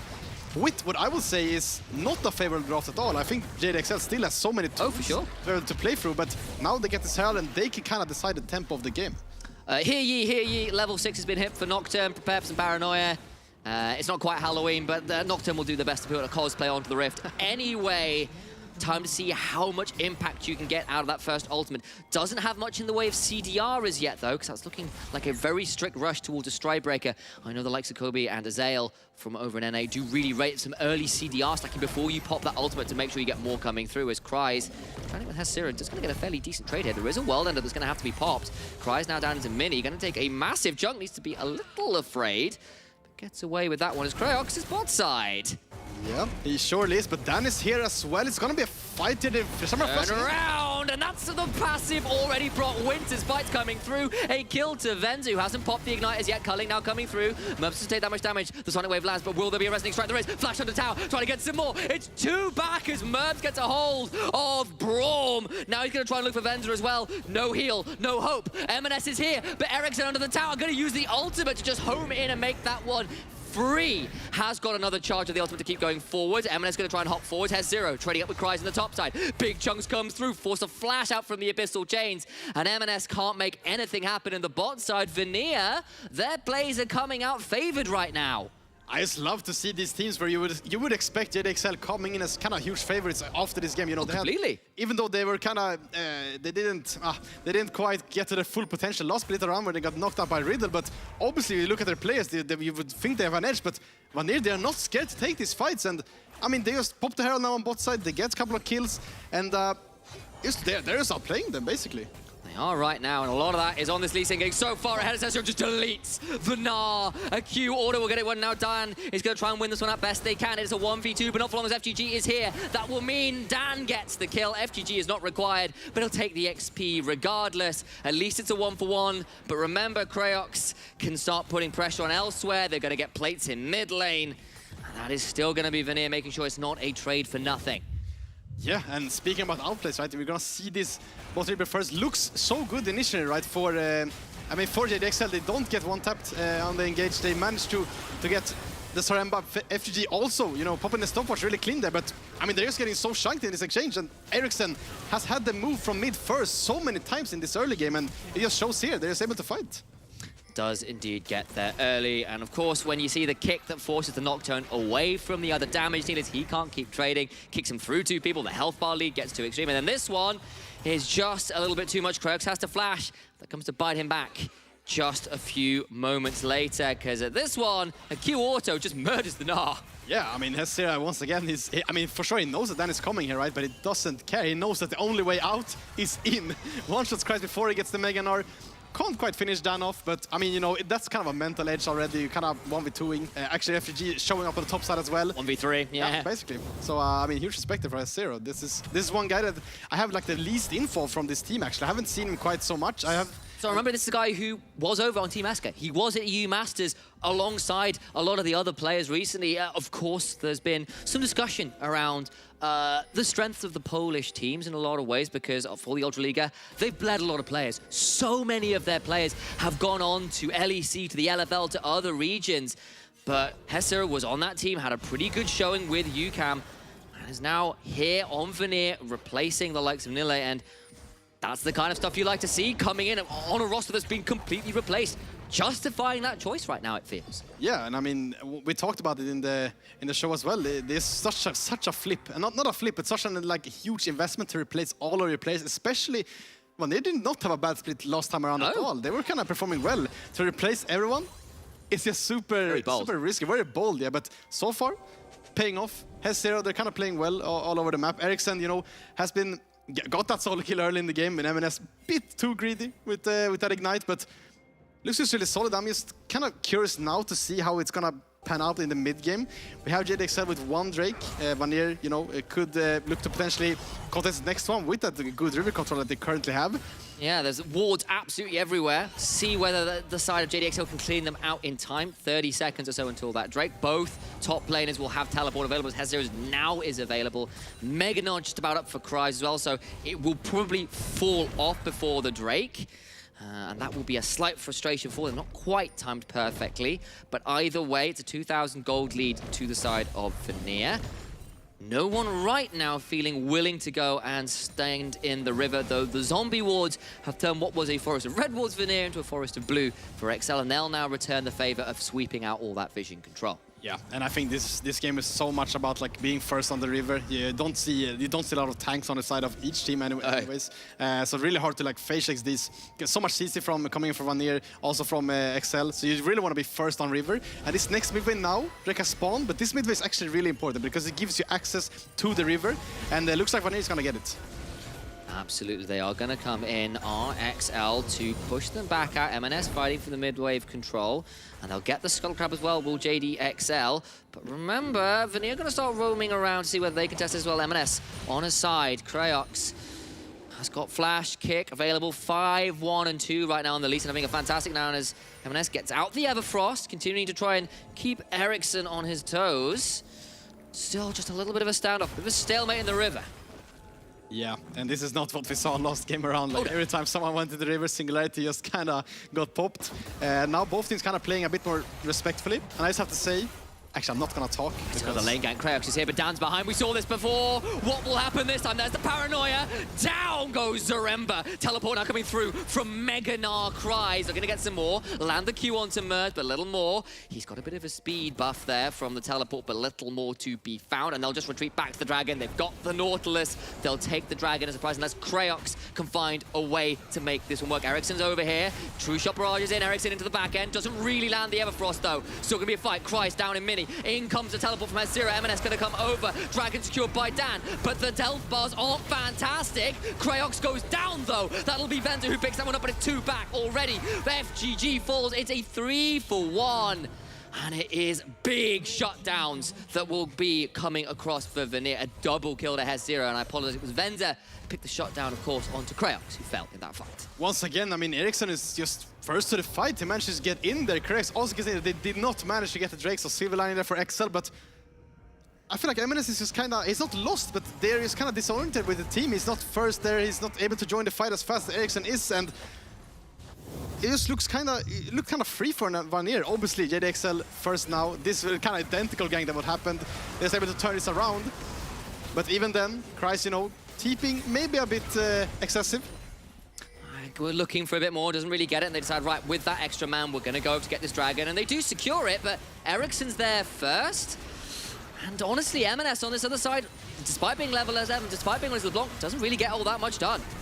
Yeah, I mean, this is kind of what you can kind of expect this though, right? I mean, Vanir playing for the bot side, yeah, XL also choosing to go for the bot side there. And I mean, I guess Ericsson just has the item completed. He has the Everfrost already, so of course he's gonna get prio in that lane, and then he just kind of straight sailing from there. He's first on the objective, and once again, XL gets the Drake, which I think it would have been quite a disaster if they didn't, because now they can still be able to stack it. It's gonna be an Infernal Soul. So I mean, not a bad Drake at all. Oh, big chunk though, and Eminem might be looking to get the solo kill anyway. It'll be a flash from Ericsson plus the ultimate to try and escape from dodge. In comes Dan, gets the kill. It's a shutdown, and the Ari goes down. Now look at the other side. That's a very dead Zaremba flashing away, and he's actually not quite as dead as I supposed. Just out of range of the culling. I thought he was dead. 2 rights. Over the wall goes MNS with the blast cone, and they're going to get a hold of this blue buff as well. Vanir get away with only losing the 1, but it does cost them a little bit more than they were hoping for. And this is why you have to love a player like MNS, right? He's got solo kill there when he tried to dive Ericsson really early, but even now when he's behind, it doesn't matter. He's not scared to go for this plate, go for the solo kills, and there you get the shutdown onto Ericsson. Now MNS is gonna be able to stabilize this lane a bit. It's slight leads for Ericsson and Mervs. Bit more of one for Cries as Kraox trading out with MNS will not hit the Sonic Wave and gets rooted in place by the Ethereal Chains, and MNS holds his nerve. Yeah, I mean, he just looks super solid right now. We see also Dan, who actually feel like he's been kind of, not silent, but he's just been kind of counter-ganking. He's got 100% KP, like he's been involved everywhere. Yes, and he's also for his, like almost 40 CS up on this knockdown. He's huge, man. And remember, on the Monday, it was the Wukong that absolutely demolished X7 in the early game. Made MC's Nidalee very difficult to pilot, and then it was MNS later on in the game when the Akali really started picking up those solo kills. And Dan right now, kind of in that similar vein, the Nocturne that has been said to be pretty strong. A little bit less counted this time because, of course, Vanir played against Singularity's Nocturne on Monday and had a full draft to make it difficult. This time around, not really able to shut that pick out. Was doing very well 5, 2, and 3, up in farm, up in kills, 100% kill participation as already stated. Down in a very strong position here to potentially continue holding control for XL in this game. So M&S over the wall will get a big chunk, but it's now going to be traded back out. M&S gets that one, a solo kill for the solo bolo kick. And there we have him. I was just waiting, man. Like, when are we gonna get this? And 18 minutes into the game, he finally gets his first one. Might not be the last one, but this is actually so huge for XL. I was just looking at the Vanir's comp, and it felt like they're kind of having pressure everywhere right now, with the Aatrox on the side also being so super strong. They might fight this though, as mentioned. Nocturne is down the ultimate, and they might feel this is okay. Here comes a teleport behind though, and now it's a 3v4. Ericsson, no teleport, still dev 10 seconds in goes good Kraox, but he has been exhausted. Now they're trying to run away. The culling comes through, gets a big chunk. Has Zero in a difficult position, down on a rampage. Will secure the side of Zaremba, who is crushed down in that river. Venzer, now having to dash away, takes a bit of a chunk, and the range from Merms proving a little bit obnoxious as XL, backing away from the Herald, continuing to try and look for pressure instead in this mid lane. Of course, with Infernal Drake spawning in 40 seconds, maybe they decide, look, the Herald less valuable than that right now. Yeah, and I mean, obviously, right, if JDX can get his hands on this Drake as well, it's gonna put a lot of mental pressure onto Vanir. And they are gonna use this time to get the mid tower now. M&S basing, right? But this could mean that Hesir also needs to base maybe for the Drake, and he does have the teleport, but I mean, this Drake is just gonna be super important to get for both teams. Of course, Vanir, despite losing the man, used the opportunity on resets, secure a mid lane tower, secure control of this river, because the fight they really want to go for is this Infernal Drake. Paranoia, though, is back up. Down will have that available for this fight. Yeah, I mean, just look at the XL. They're gonna have almost every single flash coming up just in a few seconds, while Ericsson's flash is down. Hesir's flash is gonna come back up, and Nova's flash also down. And now it's just about kind of the poke. I think Vanir is kind of in a comfortable state here. They still have first access to the river. Hesir's gonna TPing in. They're gonna start off with Drake. M&S on a flank here. FGG down to half, and Zaremba and the rest of Vanir all very happy at that full HP. Dan goes in, but he's too little, too late. He's likely to go down, charmed up by Ericsson and secured by Merbs. Hesiro tanks the culling. M&S gonna get a decent root. Not quite enough damage to turn it back around. Goes back in with a double distort. Trying to get some more damage, but he's been charred up and knocked down. But what can the rest of the team do? Kryze has been knocked over the wall by the kick, and as a result can't do anything with the Mega Gnar. And Vanir secure a triple kill for the rookie, the Div 2 player. Merbs on the Ezreal, looking to secure a fourth here. And it is there, a quadra kill, if slightly unofficial. Wow. For the Ezreal. The Swedish AD carries today, man. They're just completely cracked. Michigan, the Samira completely 1v9, and now Merbs playing super solid in this fight. This looked so good initially, right? I mean, obviously Dan kind of forced to go for this play if he wants to get to the soul point, but after that, I just feel like XL, they're just in shambles. They go for try to one-shot. M&S does so much damage, but it's not enough. Yeah, and he can't get out to safety, and then Kryze is over the wall, the rest of the team is not, and suddenly you just don't get much else to do, and now this Ezreal, very, very dangerous at this point. We said, look, Aatrox not going to have the easiest time at this game. It's felt okay when people are diving into you at this point. And on the other side, Merbs increasingly difficult to deal with. 7, 1, and 6, 3 items complete. M&S, though, always a danger, continuing to try and threaten the likes of Kraox. Yeah, and I guess Attila, has the 26-minute rule, but here in Sweden, we have the 20-minute rule where you just completely go... I think you'll find this is Germany, though I appreciate the fact. It's super impressive for Merbs. He goes for the Eclipse as well, which is something that I really like when you're playing against these champs as LeBlanc, the Nocturne, also Lucian has a lot of burst. Don't know how much this Aatrox wants to be there. Enough of your analysis. We've got fights to talk about. Hesiro is fleeing. Hesiro is dead. Yeah, that's just... He was just feeling himself, really. He's just completely alone on the bot side, trying to pressure as much as he can, but not really enough. Gets caught. It's not gonna do a lot for the game state, but it's still really nice to get some gold there. Over the wall. It's edge of your seat action. I'm hoping those seats are actually very comfortable, and that's one we've seen already, so I'll change that one around. There you go. Tatooi is looking very lovely with a projector on the wall, no less. Yeah, and the only thing I can say is actually his bed seems kind of made, so I'm not gonna flame him. Okay, you were literally setting up to flame him. That's very rude. Hashtag NLC at home. I'll try not to replay tweets next time, eh? And what a beautiful projector setup you've got there. Kind of leveling up. Yeah, indeed. We've had some seriously good battle stations today. I am well impressed. Oh, NLC fans, you've done us proud. Yeah, no, for sure. It's just kind of keep leveling up. We saw the touch the grass battle station at first, and then we're kind of leveling up with the insane looking setup on the third one, and now with a projector. What are we gonna see next? Someone watching in a cinema? Clearly, I like that battle station so much, I subconsciously decided to bring it up twice. Though I appreciate that they've got the books to raise the monitor a little higher on that one, which was quite entertaining. Bringing it back to the game, though, as it stands. Only 1,000 gold apart. 1 dragon difference right now. Difference big time, though, is the map state, really. Only 1 turret for JDXL versus a couple for Vanir, including a critical one in the mid lane. MNS and Dan, though, going to continue trying to be as proactive in finding those picks as they can. On the side, we've called it already. Merbs on this Ezreal, Kraox on this Lee Sin.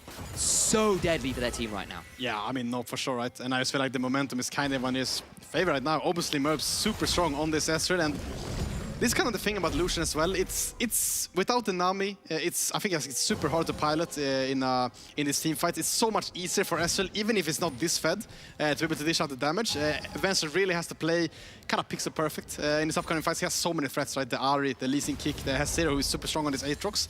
And let's see if Hezero is going to get caught here. No, he's more safe this time around. Honestly, for JDXL, they're looking for picks, for 3v2s, 3v3s even, rather than those big team fights where you can bring the LeBlanc and the Lucian and the Nocturne all together to blow up one person and then use that man advantage. It's not been as easy to find those as they would like. Some of those bot side 3v3s went, unfortunately, even for XL, where Vanir very happily picked up a number of those kills around there earlier. And now, in some of these bigger team fights, we're seeing how powerful Vanir's comp can be. 30 seconds until another Infernal Drake is spawned. All the while, though, XL are deciding maybe not really in the position to fight it, going to use this time to split push a little instead. Yeah, and I think it's a really good point that you bring up, right? I think XL for sure doesn't want to 5v5 right now into the likes of Vanir. That means that you're kind of gonna have to be forced to give up this Drake, which they can. I mean, Vanir still has so much long time when they get to the Soul, but now when I say that, MNS based, it's still gonna be 10 seconds to Drake, but it looks like they're gonna contest it anyways. Baron's up, so maybe they decide that if they can control the mid wave, they could threaten that, and they've got some damage on it, in fairness, just always a risky call. Dragon will now spawn in just here as MNS has arrived in time, looking to get over the wall, has thrown out a distortion, will have the Mimic available. Now that's down, and honestly, this Dragon is secured just like that. No real contest available for XL. Yeah, and this makes me kind of confused, right? Obviously, I think we could both tell, obviously we have a map pack here, right? We can see everything that's going on the map. We kind of knew that XL was not going to be able to contest that. But I'm just kind of surprised to see MNS base in there. I think they could have gotten so much more, maybe even the tier 2 top. So this is what we kind of have to do. So MNS went over the wall and he was on a ward. They know he's there. They don't go quite well, though! Oh my god! Another solo kill, another can keep hunting Dan and MNS. The superstars, the carries, the playmakers. It's a double for MNS. They knew he was in the bush. They didn't read quite where he was. They couldn't guess it. MNS punishes them for playing the guessing game. Sometimes you lose. The luck of the draw was not with them. Yeah, Mervs, you know, having the exhaust back up, but I'm not going to talk too much about that because Kraox is going to go for the steal here. That is your 7-kill Ezreal, who is off the rip for another 10 seconds, down to 5,000 HP. Kraox is here, is going to get chained, takes a lot of damage, has to hop over the wall, but he gets out of the culling. The continues to try and hunt him. He now flashes away. Dan and FGG are still on the Baron, and Kraox has been forced away. He cannot get in. Baron secure. JDXL, off a little bit of magic and a little bit of luck, find themselves the big purple worm.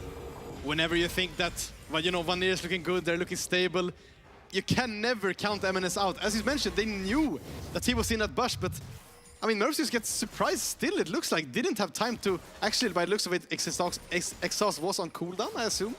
But the flash, nonetheless, could have been used, but MNS, you know, too fast on his combo. W-E. And you got.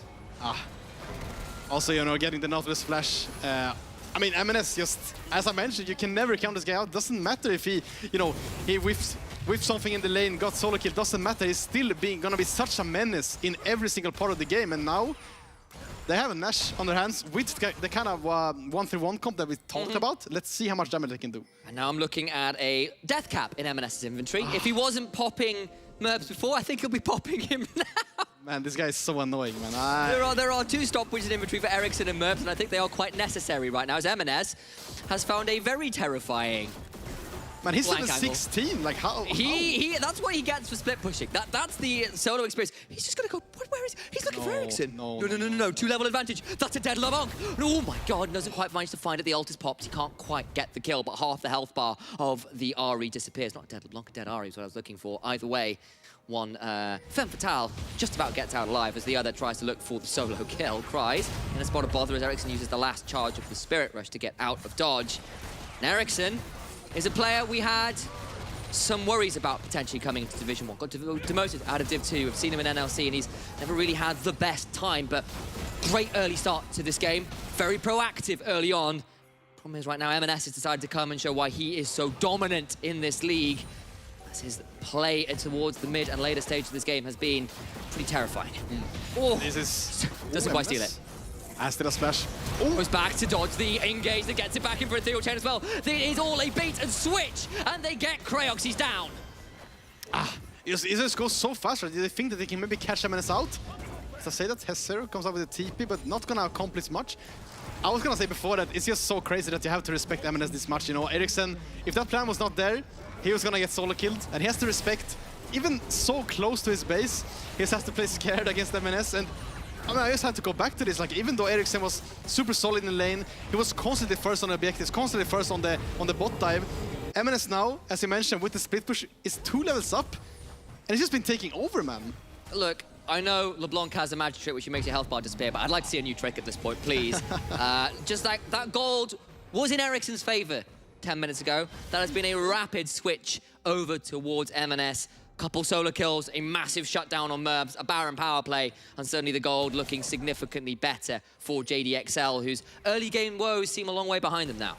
And this is just what you cannot afford to happen, right? You know, Vanir put so many eggs into the Merbs basket, which is, I mean, rightfully so, right? He played super well in Monday's game. He was super clean on the Saya. But when stuff like this happens, you are so fed. You have basically all your team's gold. Then you get one shot. You're just completely out of it. So much gold being lost there. As I say that though, Ericsson with the TP coming in, 25 seconds to the third Drake. M&S was looking for a little bit of poke there, but Merbs now with a stopwatch and a Hex Drinker, trying their absolute best to not have that happen again. There is no real full penetration for the likes of M&S right now. He's got a Shadow Flame and the Zork Boot, so some decent flat pen, but no Void Staff yet. So the Hex Drinker definitely going to be providing some decent utility right now. All the same though, Cries get through one tower and will get through the inhibitor tower in trade. Yes, the Drake is up, but Cries must be answered in the side lane as the World Ender pop from Hezero. I don't know how well he's going to trade out. Forces a flash from Cries. He's a long way off Mega.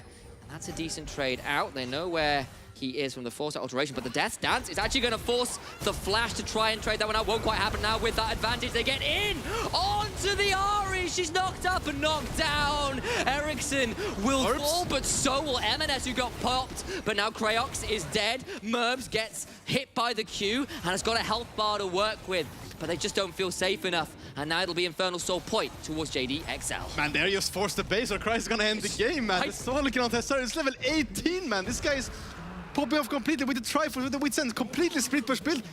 He's going for more, man. He knows what he needs to do in this game. The Aatrox couldn't make it work. Yes, he got the flash, but the Death Dance burn and walking into a bush blind costs him his life. It costs them an inhibitor and a Nexus tower, and Zaremba and Merbs are forced to leave the contest around the Infernal Drake. You might get M&S, but look at what you lost. They're losing everything, man.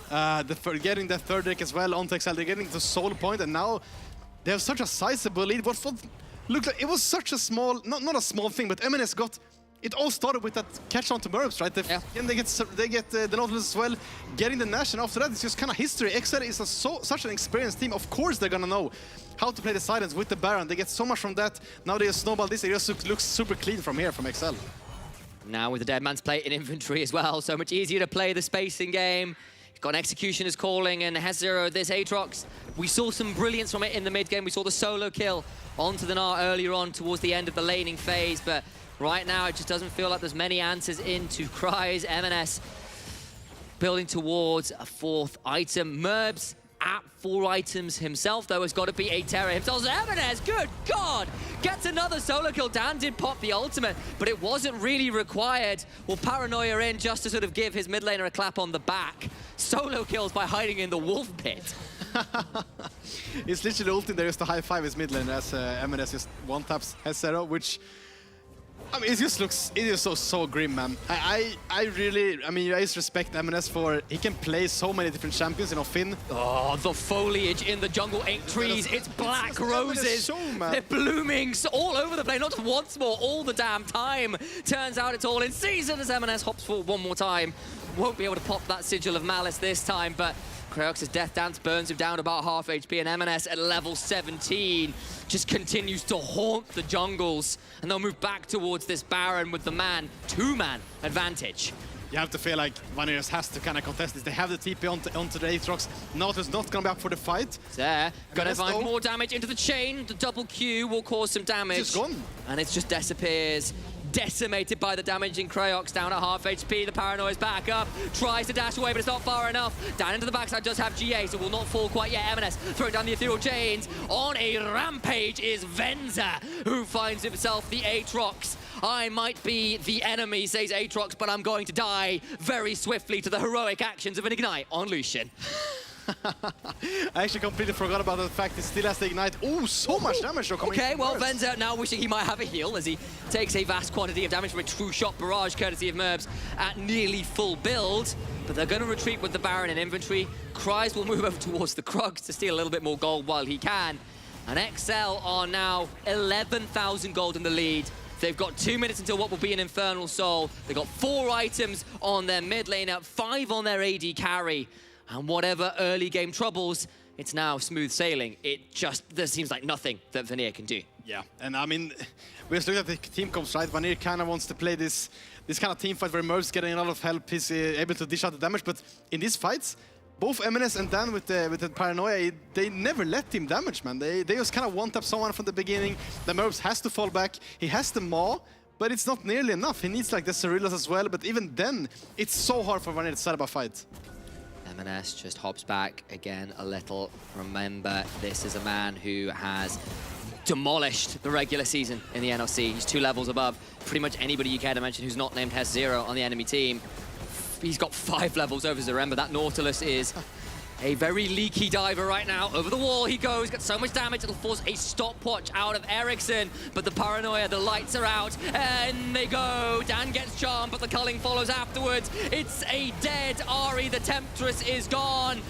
There is just nothing left to do. Playtime is over, and it's JDXL who've decided to get serious at the end of this one. A double for Dan. Down 1, Flare comes out, and they're gonna 3 if they can get a little bit more to end it all. Merbs and Cryox, the 2 new superstars who did so well in the early game, cannot get it over the finish line. And JDXL, they struggled a little in the early game, but it'll be a 2-0 week for them. Man, it looked grim in the beginning. Vanir had such control, but XL, they remained poised. And I mean, it's just, I understand it can get a little bit tiresome when we're just talking about the M&S show constantly, game after game. But what can you do when this man is playing like this?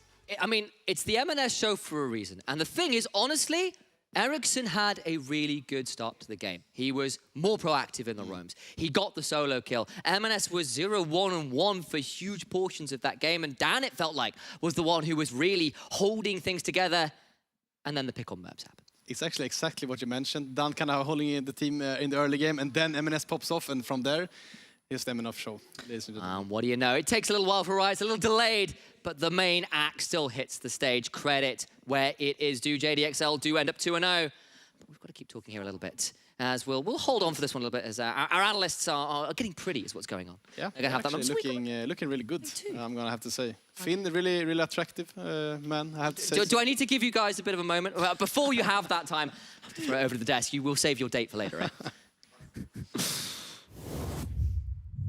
Thank you so much. I mean, we were in the room watching this game. We cannot move from that game. We would miss anything. We don't want to miss anything. So, Finn, you kept saying something. It's a free game. This is so easy. Champions selected. Wait, he said that, and then it started going so bad for Excel. Like, can you still say the same thing at the end of this game? Was it easy? Yeah, I mean, I have a fear that it's impossible to not int against Nocturne. So I just knew eventually, like, they would just have to int, and Nocturne would just power them and get back into the game. And it actually happened multiple times. This Nocturne pick was so useful to like, catch these people off guard. When they were pushing a wave, they shouldn't. They were like... M&S hit 1 chain, instant Nocturne ult. This guy pushes away, he shouldn't instant Nocturne ult. This guy's in the river when it shouldn't be instant Nocturne ult. It's just so easy to punish people that make one little tiny mistake, and it just shows that this actually Nocturne pick, to me, was the MVP of this game. He was the MVP, and if I may, they were saying, okay, this is the Eminem show. Today, it was not the case. Eminem got solo bowled in the mid lane, but then came in with the cape, flying in the air, Superman style, and he was the one saving this game. If I may, I felt like at some point Excel were playing with the keyboards and mice disconnected. Like, bot lane was pushing waves when they shouldn't be, knowing Listen is bot lane. Cry's taking completely uncharacteristic trades and, like, wasting his flash and then going in and dying 1 versus 2 when he knows his jungler is there ready to gank, right? So, Eminem is diving in for the solo kill, sure, but very uncharacteristic for him to not calculate these very small details, get charm and get solo killed himself. So, I felt like in the early game, Dan had way too many fires to put out on the map.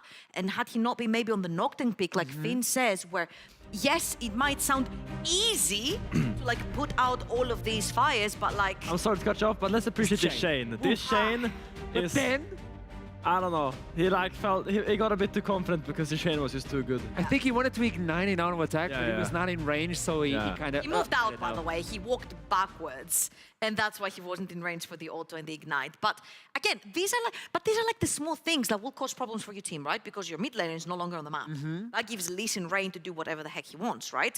Your mid laner died using ignite, and dying was the other mid laner has teleport, can push in the wave, TP back, he's first on the map. So these even small things can create so many problems for your team. Bot lane dying to a very predictable gank when you know your Lee Sin is there.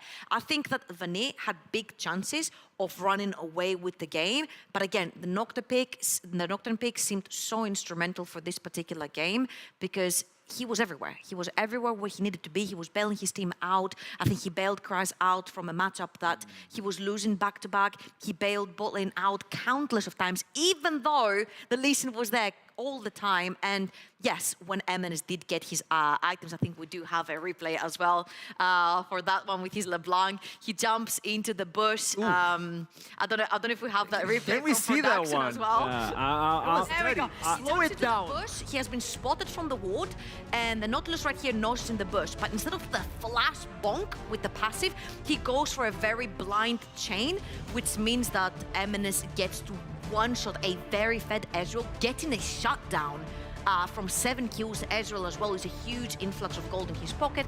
And of course, Dan is right there to also solidify the kill onto the Nautilus as well, together with Eminem. So yes, Eminem did pop off once he did have his items, but I feel like mid-jungle though for Excel have been doing really freaking well these 2 games. But we need to also look into Vanir and the way they played in the beginning of the game. Nobody was expecting Vanir to come so strong as they did. They were dominating. Finn, where do you think when things went south? So I think there was one dragon fight. I mean, firstly, I think Excel did a good job of stacking the early dragons. It does put them in a position where they have the option to choose. Come the 3rd dragon fight, they actually had a very deep top push. So they could have kept using that instead of being forced into these team fights. Because I think with the Excel's comp, if you can get early Drakes, it allows you to play for side lanes way more consistently because it gives you this freedom that you are not now drawn to the Drakes as the other team is. So if you're playing a 1-for-1 comp, you get early Drakes, it just makes the game way more easy for you to play. And I think that's a huge part why they could actually, even though Vanir was winning early game, they did lose the 2 first Drakes, and it did make it harder for them to actually snowball. This is why GDXL got this W, the 2nd W, making them undefeated. And we'll take this opportunity to talk with Venzer that is waiting for us, the bot lane. And there you go. Hello, Venzer. Welcome back. Okay, the early game was not going as you expected, was it? Yeah, I mean, wasn't going exactly as expected. Did a bit of a limit test, too much in bot lane. Tried to 2v3, did not work out. Enemy jungle was a bit too good. Yeah. Yeah, he's showing up like that. Yeah, I blame Dan for that, Dev. Tell me, Trevor. All right, Venzer, of course, you have joined JDXL together with FGG, your support from Dusty. How have you found yourself integrated in the team so far? I mean, so far it's been pretty good. A bit different than what we're used to, at least what we were used to on Dusty. It's a different style of play, but I mean, we're still getting used to it, but I think we're getting there. Okay, can you tell me, because everybody want to know, can you tell me how is it to work with Tatooi as a coach? Because nobody shuts up about Tatooi. I mean, it's very good until he tells you to be one Ash, then it stops being that good. Then. That But, sounds a bit unpleasant, yeah. yeah, it's pretty fun. So you have like 911 on speed dial when you're on Champions Select with Torok. Torok is a good coach. Sometimes he just has interesting ideas. I like the word interesting ideas. Well, wait. Was the in interesting capitalized or? Sometimes not. Okay. All right. Perfect. Okay. Perfect. Okay, to wrap it up, Venzer, tell me, what are you expecting from the rest of the split? Because JDXL are coming in and telling everybody, okay, what happened at playoffs was something that happened. We're going to forget about that. Summer split is a different split. Yeah, I mean, that's not going to happen again. Like, I can promise you that. We're here to win and we're here to go far in New Masters. There is no other option here. Confidence. This is what I like, Venzer. Thank you so much for the interview. Lovely. Good luck on the rest of the split. I'll talk to you soon. Thank you for having me. Bye-bye. Bye-bye, mate. We're going to EU Masters. We're going to go far. He's not even looking at the first place of the league. He's like, okay, we're going above and beyond. Well, he didn't say he's going to take first place because our second seed so far also gets EU Masters. Actually, that's something to rely upon. But also, okay, working with a new coach, things are kind of hot. But this is a team that made some changes, but they're still undefeated, maybe the only team undefeated so far, and they're comfortable. What do you think about this? Like a team that is still adapting, but it's also undefeated and looking good. Yeah, no, I mean, they changed only the bot lane, right? So they have the same top side, and they changed a bot lane to a bot lane that has previous synergy. So I don't think there's going to be the same kind of integration problems as maybe X7 would have, changing so many players in different roles. They still have those two cores intact, so I think it's going to be a smoother transition, which gives them an edge, especially in the beginning of the season. So I would like to see XL win most of the games this split and try to control this pace so they can get a really high seeding for playoffs and try to... Non-biased. No, I'm not biased at all. Not biased. It's just I would like XL to win European Masters. If they could do that would be great. We would too, because we would get more seats for the NLC. Yeah. So can you do that, please? Yeah.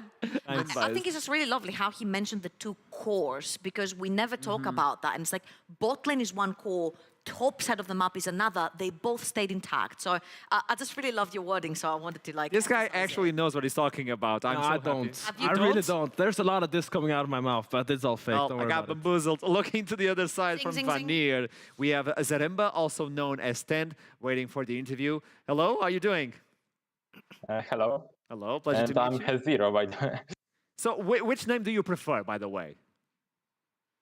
What do you mean? I'm Hezero. Oh, okay, so I got a different information, by the way. Yeah, they changed. Okay, there you go. So welcome to the interview. I'm looking into the camera. I'm not looking at you right now. But so this game was heavily in favor of Vanir at the beginning of the game. Everything was going smoothly for you. What happened? I think there was a situation where our AD carry Mirps and Nautilus, Zaremba died, and LeBlanc got the shutdown, and I think she really snowballed from it, and then it was very hard to play on size and on every other side of the map. But even though the game ran away from your hands, it also seemed like you guys were dealing with JDXL, which is one of the most feared teams at NLC, and you guys were looking head-to-head, taking advantage. So this is also a good sign for Vanir, no? I think we are very good, and we can pretty sure make to the top of the NLC in the split, and we can fight for the best places, and I'm pretty sure we can do better. You guys are one of the very few teams that changed every single player in the roster as well, and then you joining in, coming into the NLC. I feel like you have had a very strong showing in the first day. Like Asher mentioned as well, I think this showing looked pretty strong, at least in the early game as well. Tell us a little bit about the integration in the team for yourself, but like how you all work as a whole as well. I think we are pretty well... how to say this?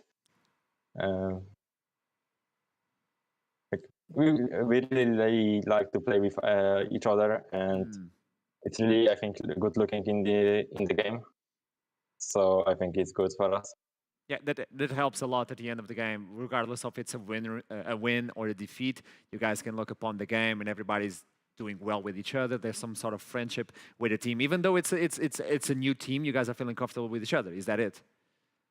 Yeah, I think, yeah.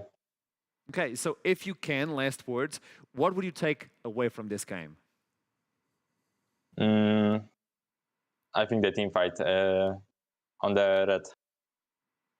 Okay. That is one to go back into watching to understand. That's actually what it slipped away a little bit. But thank you so much for the interview. It's a pleasure to meet you. And best of luck. The team is looking spicy. And best of luck throughout the rest of the split. Yeah, thanks. See ya. Thank you. See ya. And there you go. They're looking good. They're feeling comfortable. Again, that spirit of friendship in the team, it's going to help a lot throughout the process. Friendship beats all. That's just how it is. There we go. It's the anime. It's the anime. We're going back to the anime, the Nakama power. And there you go. Looking into the next game. Before that, we go into the standings that were correct a few minutes ago. We lost our minds. Yep. JDXL undefeated so far. The only team so far. Riddle and Vanir are at the middle of the standings. And again, Riddle are first place on the second side of the standings. They secured it once again. They said, we're going to do it. And there we go. They did it Group again. B, they said, we're going to be first again. Well, there you go, Riddle. Ask and you shall receive. Riddle is amazing. But so far, any surprises for you? Surprises? No, I'm still looking towards that last game of the day with Astralis against Bifrost. I think that's going to be a complete banger, by the way. And I think that's going to really set the tone for the later half of the season as well. Just So you really want the last one. The last game is the one you're looking into the most. It's like the dessert, you know. It's just Okay, take that plane and land it right now because we're going to our fourth game. Exactly. We have a fourth game. That's also a banger, of course. It is. It's Dusty versus Nuriki, and both teams are ready. But before that, we heard in Monday what the players want to be buffed and nerfed. But now I want to know, which champions do you want it to be removed away from the game? Katarina. Me?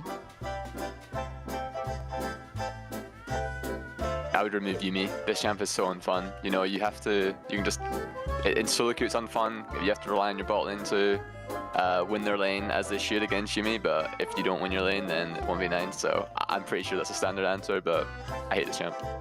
I have to say Zac, man. I freaking hate this champion. It's not played in competitive, but it's terrorizing my solo queue games. Like, there's no counterplay to this champion. Like, he can gank from everywhere. He has so much CC. Like, as an AD carry main, it's just so frustrating. So remove the Zac champion from the game, please. Remove, it's definitely Akali. I've thought about that one before. Yumi. I never want to see Yumi again. I think she's so much, skill-less. I would actually probably completely remove Yumi. I think the game design is not very good or very healthy. If you have someone that's not very good on your team, you just pick Yumi, and then it's very annoying to play. Like, I play off-roll as AD, and sometimes I get a Yumi that just sits on me, and it's not very fun just sitting there. Maybe like Rel? I feel like Rel just isn't really a character that's super interesting. Yeah, I guess Rel. That's an easy one, Zoe. I always ban that champ in solo queue. It's really obnoxious to play in early game, where she can steal like all your spells. Yeah, I would remove Zoe. I mean, if I nerf Yumi to the ground, then I would probably remove Yasuo. Because he gets a shield from walking, and he has a wind wall that removes all of my damage as AD carry. I would like to remove Tryndamere from the game. I find it quite annoying how it's basically his champion that decided a lot by luck and not by skill, getting free crit chance. And it feels quite unfair to play against most of the time. And then remove Yumi because it's just, disgusting champ. No, I mean, you can basically sit and watch Netflix and play this champ. That's why it needs to get removed. I just want to say that after this one, MC became my even more favorite jungler because I feel the same thing about Zoe. I had one team fight 2 days ago and she picked up 3 Zonias from the floor. Well, a boohoo. Like, wow. Like, honestly, you're playing Katarina, you can legit not lane, walk bot lane and get a double kill and then win the game. Not anymore. Like, honestly. It's Carlsen telling us to remove Tryndamere. Very good opinion. Yes. Completely unskilled champion. Dash forward, double crit into one shot. How was your time in NA? Yeah, it was good. Thank you. Doesn't make any sort of sense, that champion. I refuse to die because. No, I don't like that.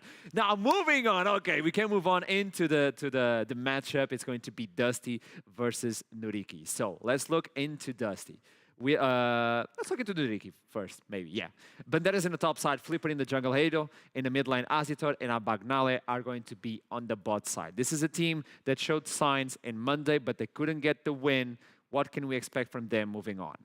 Right, so I felt like the fact that Nuriki have kept their core in the bot side of the map, which was Azitor and Abagnale, we kept talking about them over and over again last split. We had Azitor on things like the Aphelios and the Jinx, and he was absolutely fantastic. Our only problem was them getting out of laning phase. Sometimes they have some stumbles down there, but once they were out, I think Azitor completely skyrocketed in like my top ADC list for the NLC. So this is a team that previous players were confused. Okay, they're sitting on the bottom. They're not going to get out of there. And then at the end of the split, they start getting victories and victories and victories. Maybe in the summer split, this could be the window for them. Yeah, I mean, they just have to look forward, right? As I tell to most teams, you just got to focus on one comp. I think in regular season, if you do that, you usually can pick up a lot of victories. It's a strategy I used in Rogue when I was in 2020. We would practice simply like 3 champions in every role and just play those champions on stage, and we would always like win every official game because of it. And it's a recommendation I give to all of these teams. If you want to win regular season, that's what you do. Okay, and now so you don't one trick, you 3 trick. Yeah, I mean you can't one trick. Then it's gonna get banned. Yeah, true. Why play?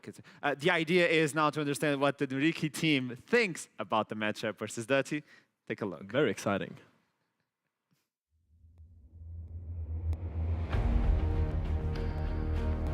That team actually looked pretty solid. I think they're going to be a playoffs contender as well. It's definitely an upgrade from what they had last split, for sure. I think Dusty should be a good challenger because they have Stent, one of my old teammates, and I think he's really good. I think they have some huge potential, they have really good players, but I'm not sure how they will match together. But if they do match, I think they will be top 4 minimum. I believe in them, especially instead, my ball. And everybody agrees, Dusty are looking top 4. The team with Kerberos on the top side, Linkas in the jungle, Backlands remaining in the mid lane, alongside with the Voxne and Stan on the bot side. This is a team that can go into top 4. What can we expect from them with Kerberos on the top? Can we say Return of the King? I mean, Kerberos, this guy is... I played against this guy for many years now. Solo queue. When I was in ERLs, I played against him a lot of times. You never know what this guy's going to bring out.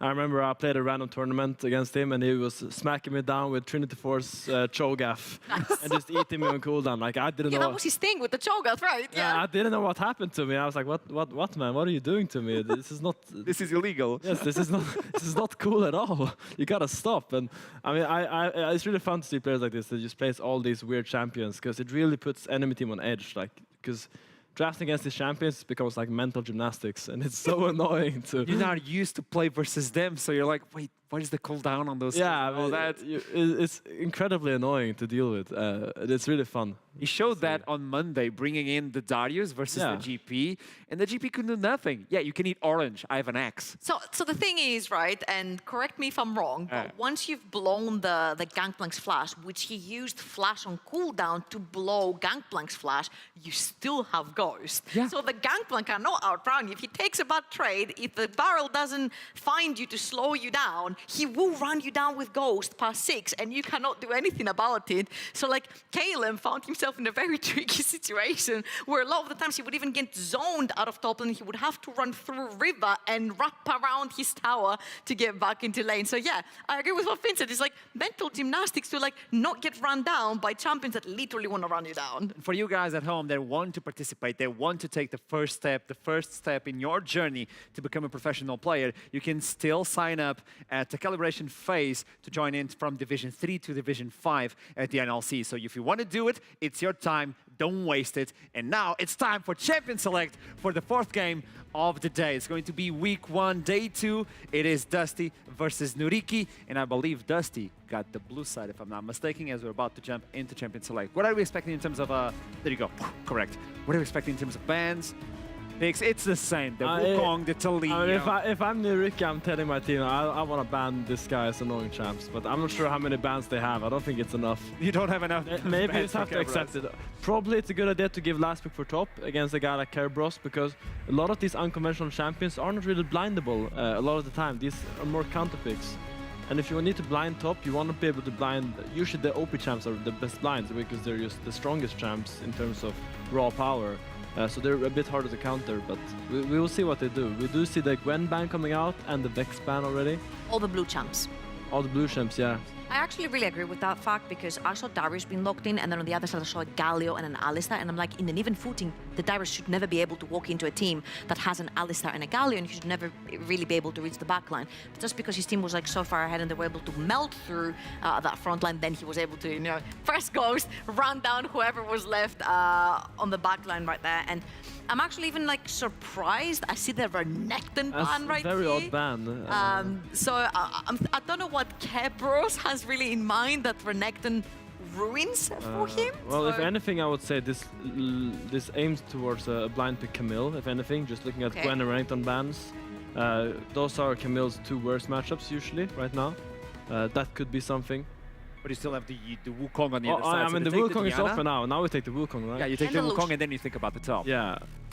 But there's Lucian as well, so you can like opt into either one, whichever you think is stronger. So here's the thing. Then Voxney is one of the best Lucian/Ezreals that we have in the NLC. Oh, now, of course, with the addition of Attila in, it's a little bit of a debate, but this is the first time in this patch, in 12.9, that I've seen a blind B1 Viego, and I don't mind Viego in general because he doesn't necessarily lose or win versus matchups. He's a very neutral kind of jungler that will scale later on in the game.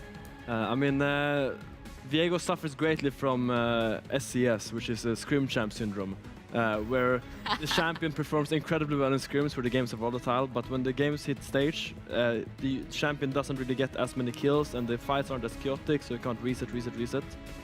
So sometimes it's easier to get baited to think the champ is stronger than it actually is. They do not pick the Lucian now, which is interesting to me, because I mean Ahri is also really strong, so there's so many OP champs up already because of these unconventional bans. They will actually get the Lucian bounce back on B2 if they want to. So if they want to, they have the Lissandra as well to get additional walk-in in lane. I think what Dusty's trying to do here is force Nuriki on a heavy engaged composition, and Dusty's going to play defense like they did on Monday as well, which they were really good at. A Viego first pick to me shows that you want to peel backwards as well. They could lock in something like the Xayah right here for the Voxne if they don't want to go towards something like the Lucian. But then the problem is you allow the Lucian to go over, and Lucian is really strong into Xayah. They're really thinking deeply about this as well. You can tell that some part of them wants to pick a top laner here, I think, because picking your full top side 1-3 is quite comfortable. But they do opt in for the Rakan, which is quite odd. I would be very surprised if we don't see the Lucian now for Nuriki on free here. There will be three amazing picks to start off for Nuriki. Yeah, Ahri and Lucian. Yeah, it's a very strong draft already for them, and it's a bit surprising. It seems like Dusty has some kind of plan coming into this. This allows them to also remove the Lissandra from the second ban phase, which protects the Ahri a little bit, protects the Wukong. There we go. No, I mean, they don't need to ban mids anymore, but I would say they would choose target top now, because if you hit Kerbros's blind pick pool, eventually you have such a strong bot, mid, and top, bot, mid, and jungle pick already. If you can target his blind pick tops and get a good top matchup for yourself, you're gonna have so much control on the map, and probably have a really strong draft. So I'm not really sure what Dust is trying to do with this draft, but they might have some trump card. Okay, what I really enjoy here is the fact that Nuriki have also kept their R5 for top lane. So no matter if Kerberos was with whatever niche champion or not niche champion he wants to, the R5 is always the counter pick that you want to have to even neutralize. You don't even have to counter pick, right? It could be an on. We've seen on many times to neutralize a pick and just not allow it to snowball, right? But I would expect to see a Nami and a Nautilus ban from the side of Dusty, and I'm not saying Braum, because Nautilus can very easily lock down the LeBlanc the second she jumps in, and then the follow-up from Ahri and Wukong can be very easy even when LeBlanc distorts back to her image. I find Nautilus to be one of the strongest champions, counters Rakan in lane as well, makes it really hard for him to play. But as you mentioned, they really think what you said. They banned the Renekton, they banned the Gwen. They might have thought that Kerberos wants to go for the Camille. But the Camille, they banned the Camille. Themselves. They were the ones banning the Camille as oh, right. This is very odd. This is I would really like a Yuumi here for Nuriki. Maybe I'm a bit biased because I think the champion is so strong, but into the Rakan, it's a pretty free lane. You can put the Yuumi on the Wukong and they can use wreak havoc in the team fights. But we'll see. They do opt for the Nautilus, which you said should be banned, which is a fair point. It's a very strong champion. And it's always completely solid. Like, I think when I look at Nuriki's comp, there's 4 super solid champions. Very versatile, can do so much, have a lot of options. And team fight potential as well. This is exactly, yeah, sure.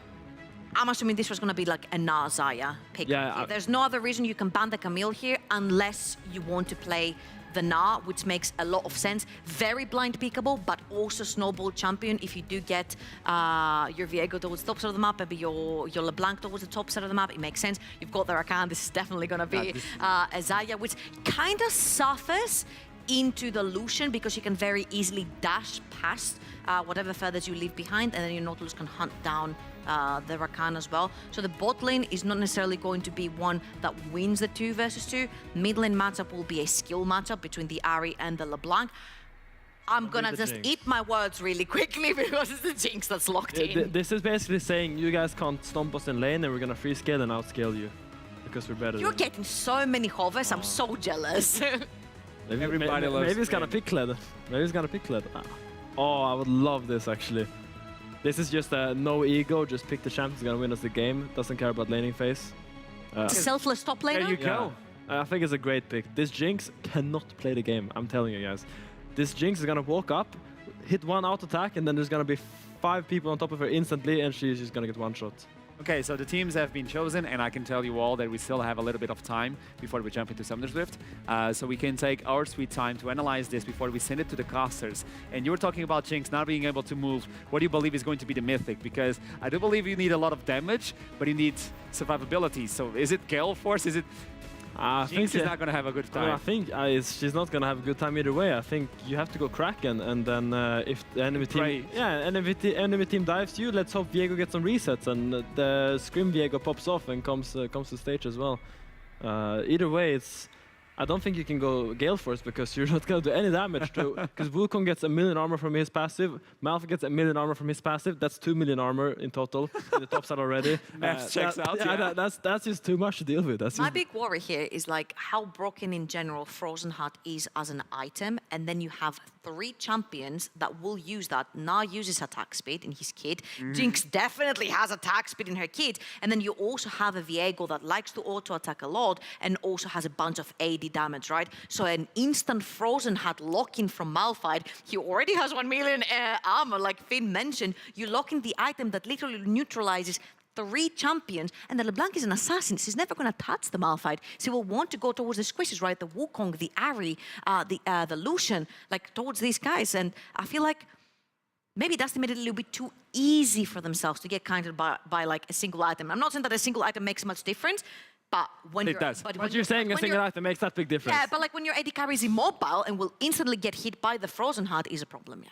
And if you're looking into Noriki, a team that showed promise in Monday, they were kind of deleted at the center part of the game, but they wanted to appear as well. This is a team composition that is really easy to execute now. I think it's important when you're Noriki and you play this comp, don't overcomplicate things. Play your laning phase normally. Don't disrespect the opponent just because you have such a big draft gap. I know it's easy, guys, but don't do it. Just play your lanes, play for dragons, and you're going to win the game. It's really that simple. And I really hope they don't just like randomly go for silly plays. That's not going to work out. What do you believe Dusty have to do to navigate this? I think they have to mind control Nuriki to int a little bit. I think remove the cables. I think the mind control win condition is a real one, and I would love to see it in action. What about vision? What if Dusty are the ones securing the vision, allowing them not to team? That's what I wanted to hit on. I feel like Viego is a champion that's like very sneaky, very slippery, and you never expect the damage that's gonna come out of it. So even if he's a scrim champ, like Finn says right here, but he never actually like gets the kills in officials, which I understand, right? Because a lot of the times in scrims, you also test your limits. You go above and beyond, and people will die because you're trying to overreach. I feel like we saw it on Stefan as well, even though his team was not doing great. He was getting a lot of kills with Viego, and he was very relevant. And you're playing, again, Wukong, Ahri, Lucian. These 3 champions overstep. If these 3 champions overreach, you get one of these 3 on a reset, and it's just so easy to turn the fight back. Yeah. You ready? Okay. I just wanted to give some sort of information. One of the players is having a difficulty joining the game, so we're taking our sweet time. So take a break, take a Kit Kat before we jump into this game. That's lovely. Yes. Yeah, because I need this out. I have something I want to talk about. And that's exactly what I'm going to throw it to you. Tell me, Finn. Yes, because I think Dusty has a real win condition. They have a really strong mid-jungle 2v2. And if these guys do pop off and control the map, it becomes really hard because imagine you have a strong mid-jungle 2v2 and you have a Nard that constantly stacks wave on this Malphite. this Malphite has Malphite into Gnar can basically not contest the wave, because if he walks up to the wave and tries to fight with the Gnar can just run him down in this long top lane wave. So what he does, he's gonna catch every wave on the turret. If they can somehow bring the LB and Viego up and dive him and put him really behind, this Gnar is gonna become a huge silent threat, which actually gives Dusty a way to play mid game by not 5v5ing and playing for the Gnar LB side lanes to actually gain advantages that way.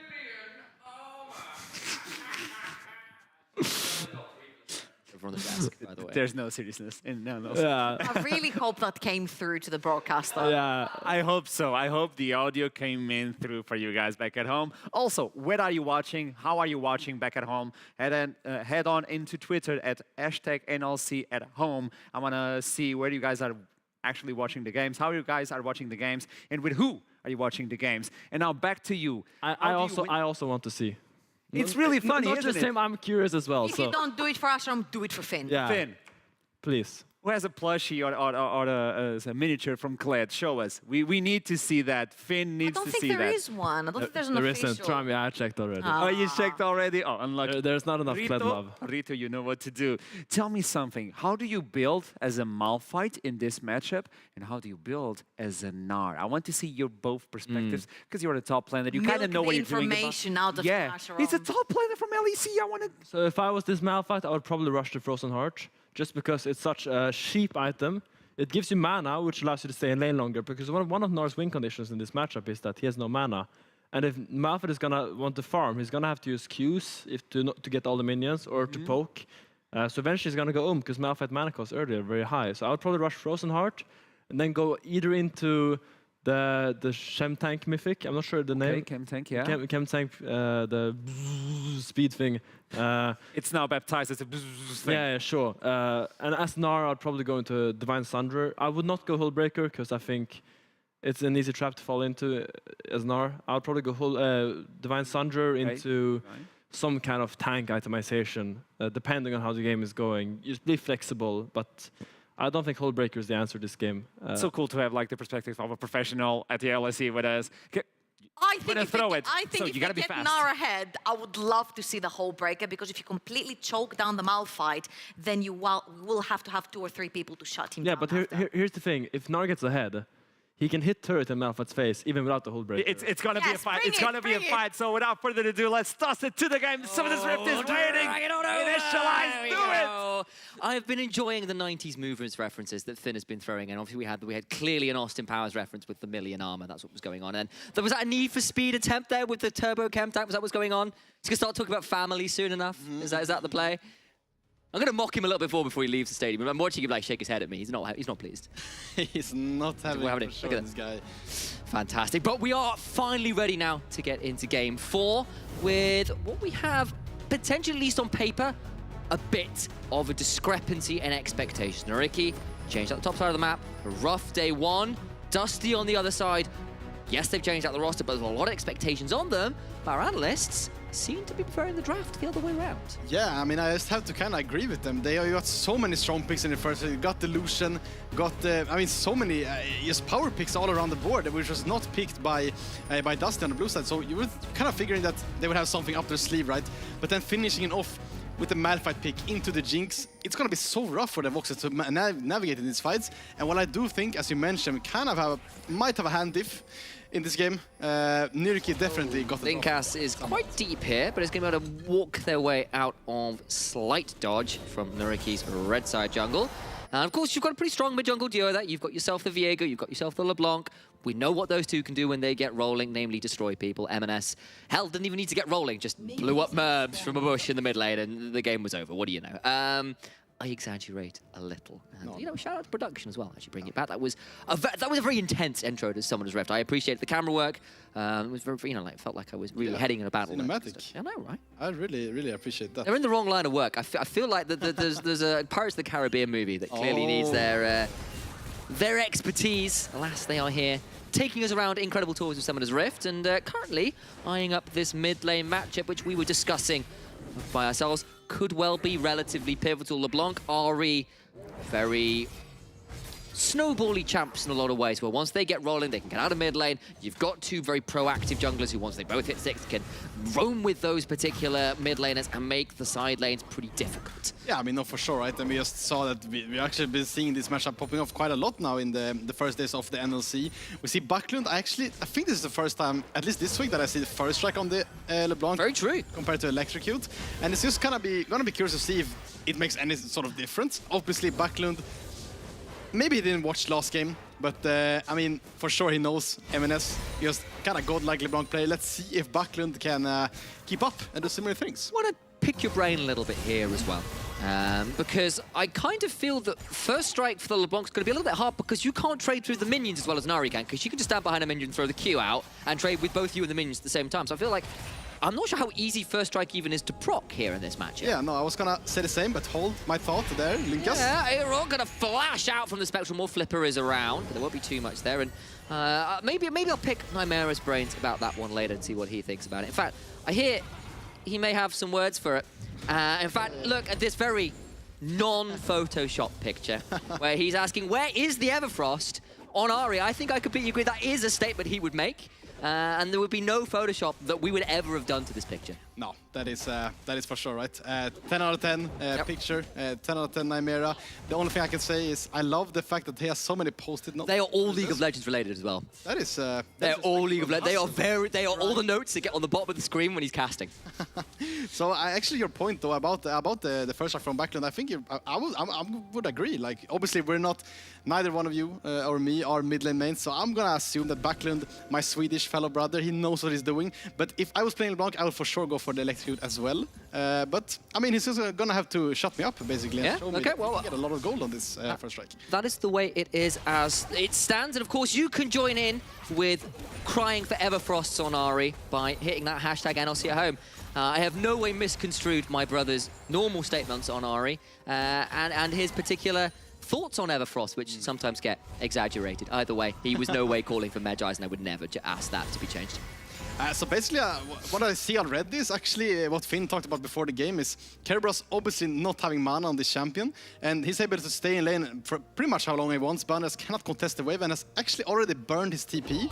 Oh yeah. Still 10 seconds down. Kerberos gonna still have pressure in this lane, and if that's also what Finn said, right? If they can snowball this Gnar and make sure that he's constantly like a sideline threat, it's gonna be hard for Nirki to just force 5-5 team fights whenever they want. Does at least get Banderas that initial cloth arm, which does actually make a significant amount of difference. Your effective HP goes up so much higher the moment you get even just the one cloth armor. Yes, it costs you an unpreferable back, but it will hopefully allow you to stick in lane a little bit longer this time. But 2 of those corrupting potion charges already down again, and Flipper can be back towards the Krugs, but will be spotted out on a ward. And Kerberos absolutely curb stomped, all puns intended, on the Darius in game 1. We're back on Monday. Yes, he was set up for success with Nautilus and Darius Cage and all the rest of it, where you were brought into the zone where the site Darius can really put some hurt in, and that of course was what the delay was before, where Linkas disconnected. Fortunately, he has now reconnected, and we're able to continue with the game as stands. Yeah, and by the looks of it, we're kind of having a chill one, this first 5 minutes at least. Not looking to do too much, I think, on the side of Nirki. You know, they want to get level 6 onto Flipper, Aero as well, Banderas, you know, get that ulti off. But looks like Linkas gonna go towards the top side, which is, of course, understandable. Now he's full cleared once again, so gonna go up here. Maybe the Crocs obviously not gonna be up because Flipper just cleared that, so not a mirroring from the side of the junglers, but yeah, looks like Kerberos wants to push this wave in. Not sure they can go for a dive, but Kerberos is level 6.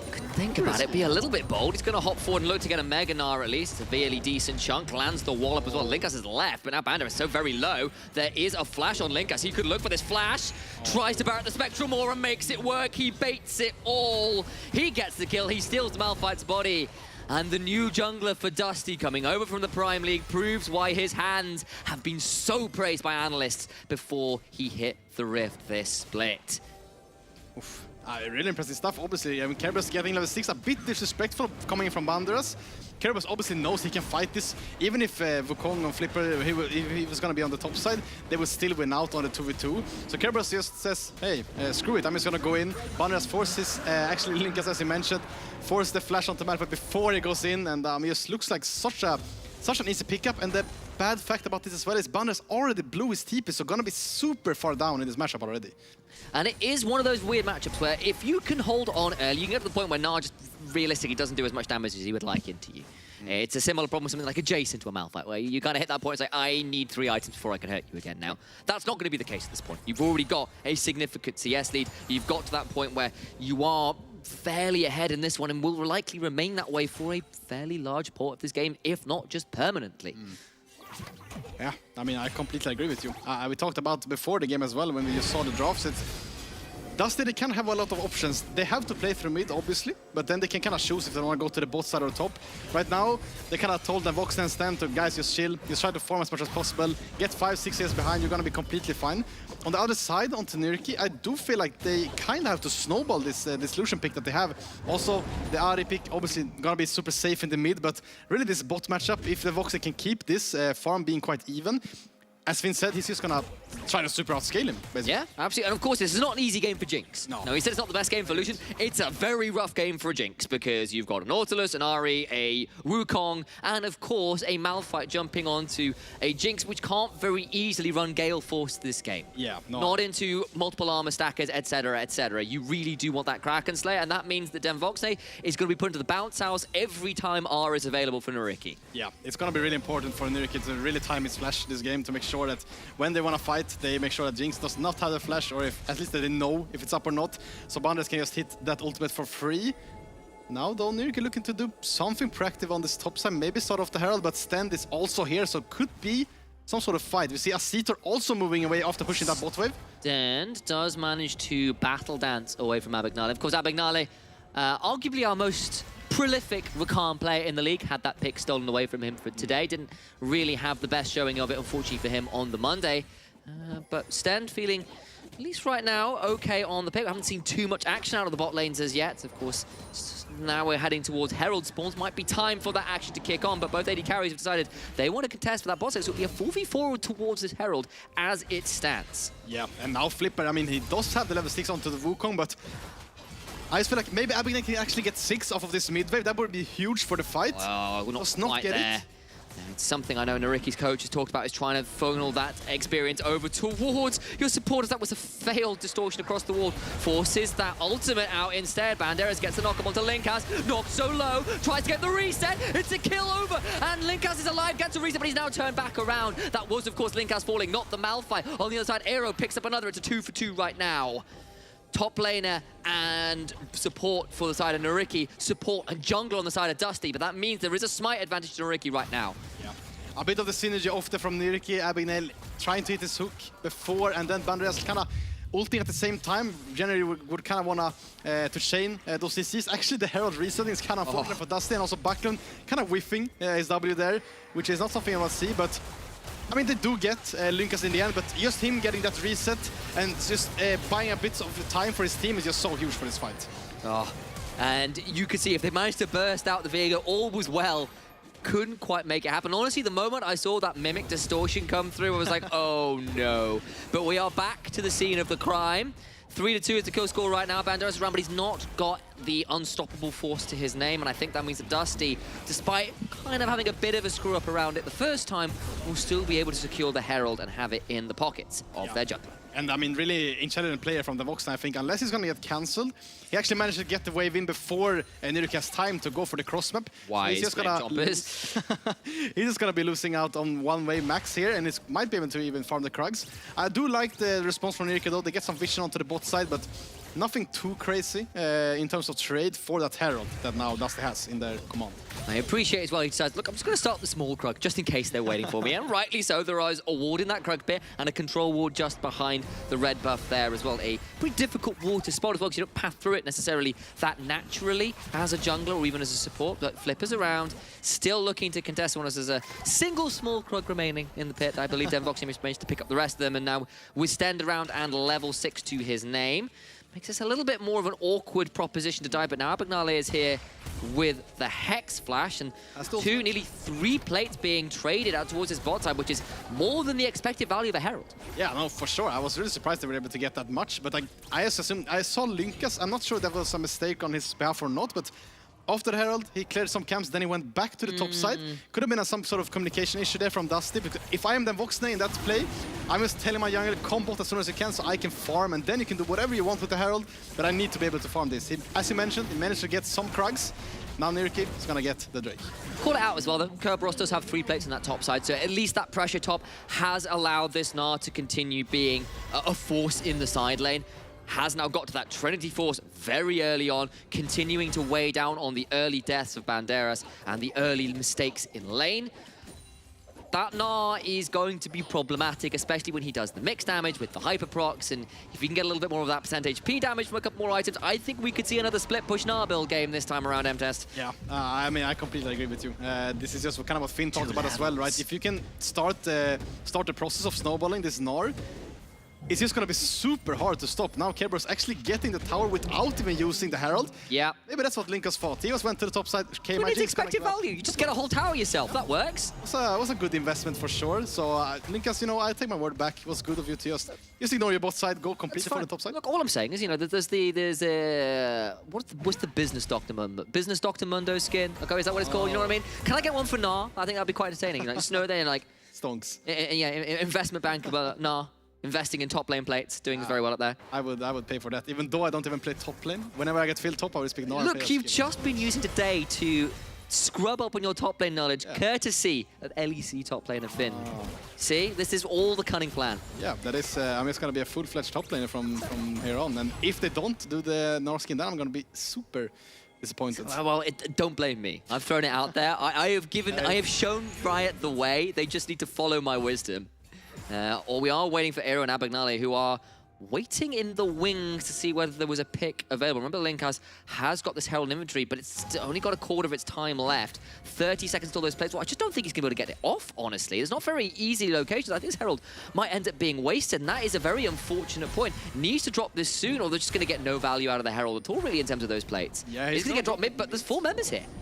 It's going to be 5 as well, and Aster moves from the top side. I guess this Herald could be some sort of decoy, but if I care was still just being an absolute menace. He's going to get a top lane tower, in fairness, potentially. Okay, well, he's going to get a chunk. I don't know whether he'll get the whole thing, especially with Mega coming up. Not the same attack speed to his name with that one, so I feel that is a bit of a wasted objective there. And Azator will take a chunk, but has got a relentless pursuit to dash away before any more damage comes their way. And Linkas not really finding a very good opportunity there at all. Yeah, no, I mean, I agree completely, right? I mean, Kerberos getting the top tower without even using the Herald means that Linkas has so much time to make sure that another play, but Aster, good flash. Oh, look for that. That was a nice little attempt, but Azator quick on the flash trigger finger. There we go, got that the right way around.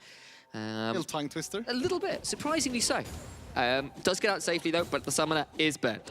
Yeah, that is fine, right? Stan still having his flash up, so once his ultimate comes back up, it's gonna be a lot easier for him to catch up Azator, but I mean, you already see Kerberos already 2 levels up, even though without even the Herald being used. I'm pretty sure what Kerberos said is, I could see a scenario where Linkas wanted to put the Herald instantly on the top side, but Kerberos just wants to keep denying Banderas as much as possible. That's why you don't want to put Herald too early, and you see now, 50 CS up, 50 minutes into the game, it's huge. And we saw what Kerberos could do with an advantage the other day. This is the guy who's come back into the league, who before M&S was the solo kill leader in the NLC, was the guy who got the initial pentakill in the NLC, who is now up an unfeasible 2,500 gold individually here at the 15-minute mark. It's very rare you see that kind of individual discrepancy between laners.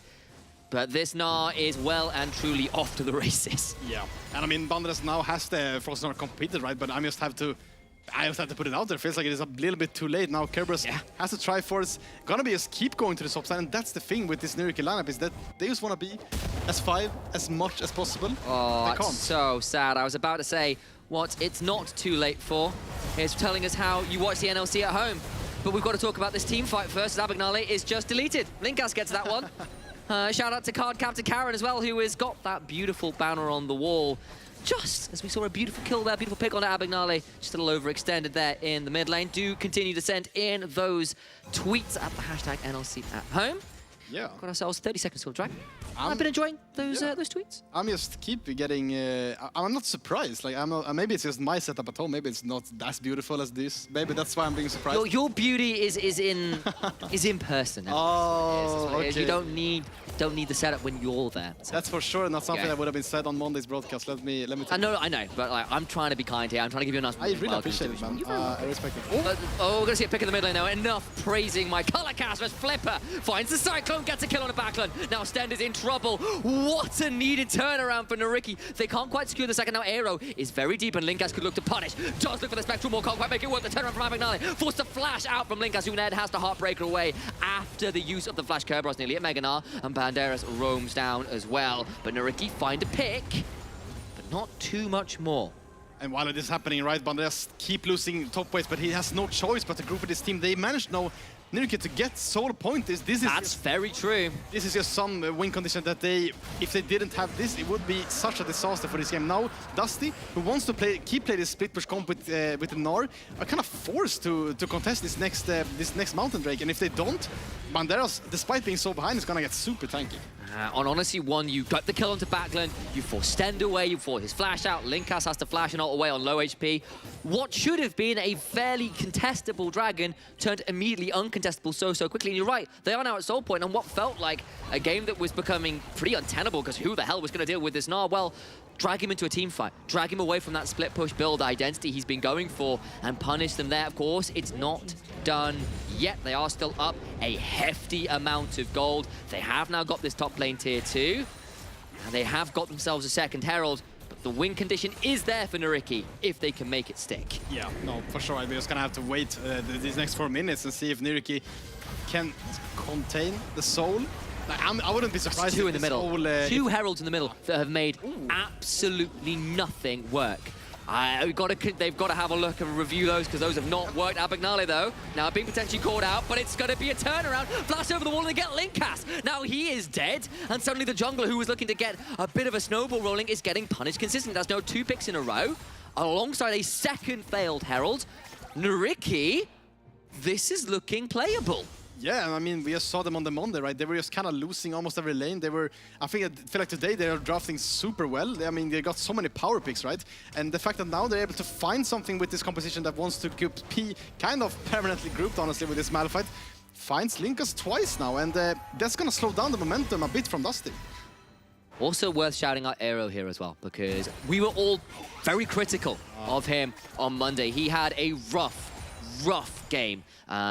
Died a lot of times in lane, solo killed, trying to stop a back from Senkux, and then from there ends up something like 0 and 5. It was not a very pleasant Veigar game. He called him a Viego, like similar initial syllables there. Anyway, the point still stands that today we are seeing a much improved performance. As Ari has been proactive, it helped find that pick in the mid lane that really kind of stalled the snowball that was coming out of Dusty, and it's made this mid game increasingly playable. We've got 2.5 minutes until this dragon. If they can continue to make sure that Kerberos isn't getting even further ahead, they could look to make this dragon a real nightmare for Dusty. That's a fact. That is a complete fact. Also, one other fact. I'm glad I wasn't just lying to you all. Does happen occasionally, I suppose.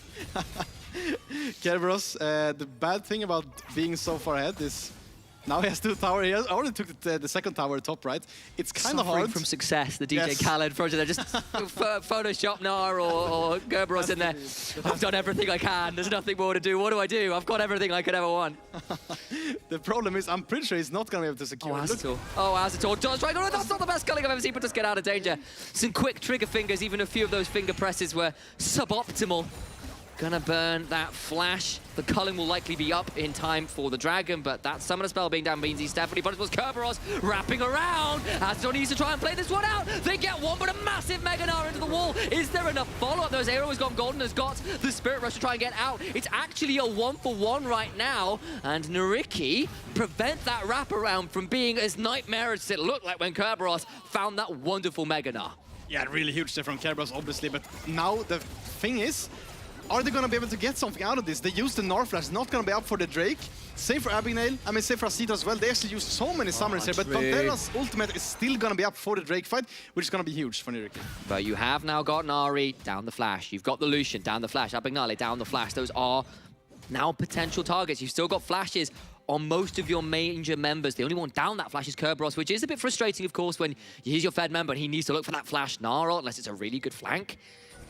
Need to see how they can make it work. Nariki down a few key summoners, as we have now highlighted, especially as this dragon 45 seconds away from spawning. M-Test, who am I looking at? What items should I be aware of? As maybe we don't even have time for that. They're looking to fight well before that dragon comes through. Abagnale taken very, very low. Aero gonna try and get something out, and Linkas is gone. He goes too deep. Sted's gonna try to turn around his curve. Somehow, even without the flash, finds the Meganar that might still win them the fight anyway. And then Voxday, who the damn well cares whether you could be dived on when you can get a triple kill like that? It's MSI all over again. It's Danny all over again. You do nothing early on, and then suddenly, bam, team fights occur. I'm convinced from now on that Linkas is just a decoy from Dusty. There's so much on Timmy. Sure, he still has his flash. Who comes on the other side? That's where the decoy is. But Kerberos once again, even without the flash, getting so many targets hit by his ultimate, and then it's just kind of clean up from their stand, having his flash up. Then Voxen still having his flash up as well. He's managing to clean house after that, and they managing to secure that Drake, which is super crucial. Let's have a look at this replay. I tried to do my best to set you up to tell me what's going to happen in the dragon fight, and we were rudely interrupted as Backlund found a big chunk, and then the fight commenced. And honestly, once Linkas went down, I thought it was going to be wonderful until that Meganar comes through. And I mean, I just have to ask both Nurki and myself, is ulting Linkas solo as Malphite gonna be worth it? Because once the Malphite ulti is down, it gives the Voxen so much more space to work around. And I mean, he doesn't have to be scared at all of that fact. And he is able to clean up. I have to shout it as well. Whenever you're able to build Runans onto Jinx, when you're playing against so many melee champions, you just get so much dopamine, honestly. When you ever hit I can see that a little bit there. There's a very happy smile on your face. A little alarming, actually, but there you go. AD carry mains are a rare and unusual breed. Still, that is a soul now delayed. It is a big fight there for the side of Dusty, but honestly, I see the angle for that one-man Malphite ult because you got rid of the smite, and you still had the Cypher, you still had the Spirit Rush.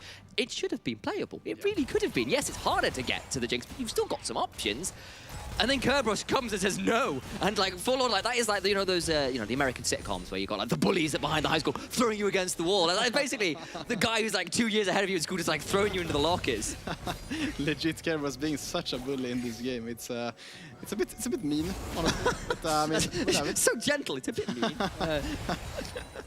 It's just. I suspect a lot of other people in solo queue would be significantly less. Eloquent, shall we say? If you were not on broadcast, it was... yes, of course. Alas, we are. I'll allow the viewers at home to fill in their own particular expletives. Move on from there. Kerberos nearly at Meganar, and Aero actually down 2 levels. Kerb continuing to be the highest level member in the game, and a right nightmare to deal with in team fights and side lanes both. Yeah, I actually want to shout out that as well. I feel like Nurki obviously being the first to pull the trigger in so many of these fights, but Kerberos has been able to get Meganar in every single fight, like just the perfect timing, pretty much. And I'm not sure if that's a mistake on Nurki's fault, not keeping track of the Narbar, but still, I mean, Kerberos once again kind of showing why he's so feared against in the NLC. Living up to his namesake, he's got 3 items for the 3 heads of Cerberus. Anathema's change in third. Yeah, I had that reference ready. I'm sorry about that. Still, that is a big deal. And honestly, I don't know who the Anathema's chain is locked onto, but that, considering the import of those flanks, if you are stunning up someone like Aero or Azator for even that little bit longer, huge deal for making sure these fights go Dusty's way. Yeah, I mean, no, for sure, right? I would assume that the Anathemas goes onto the likes of Ari, pretty much the only AP damage. Champion, yeah. Yeah, and that as well. And actually, every time I look on the minimap, I mean, it's kind of understandable, but every single time Dusty has the side lanes kind of pushed in, forcing Nurki to permanently go to the side and catch those waves, and that means just Dusty has obviously just full control of the map, right? It's gonna be 2 minutes to the Drake. Doesn't look like any team wants to play from to the Nash until then, so might see a banger of a fight in another 90, I would seconds. agree if it wasn't for the fact that Nariki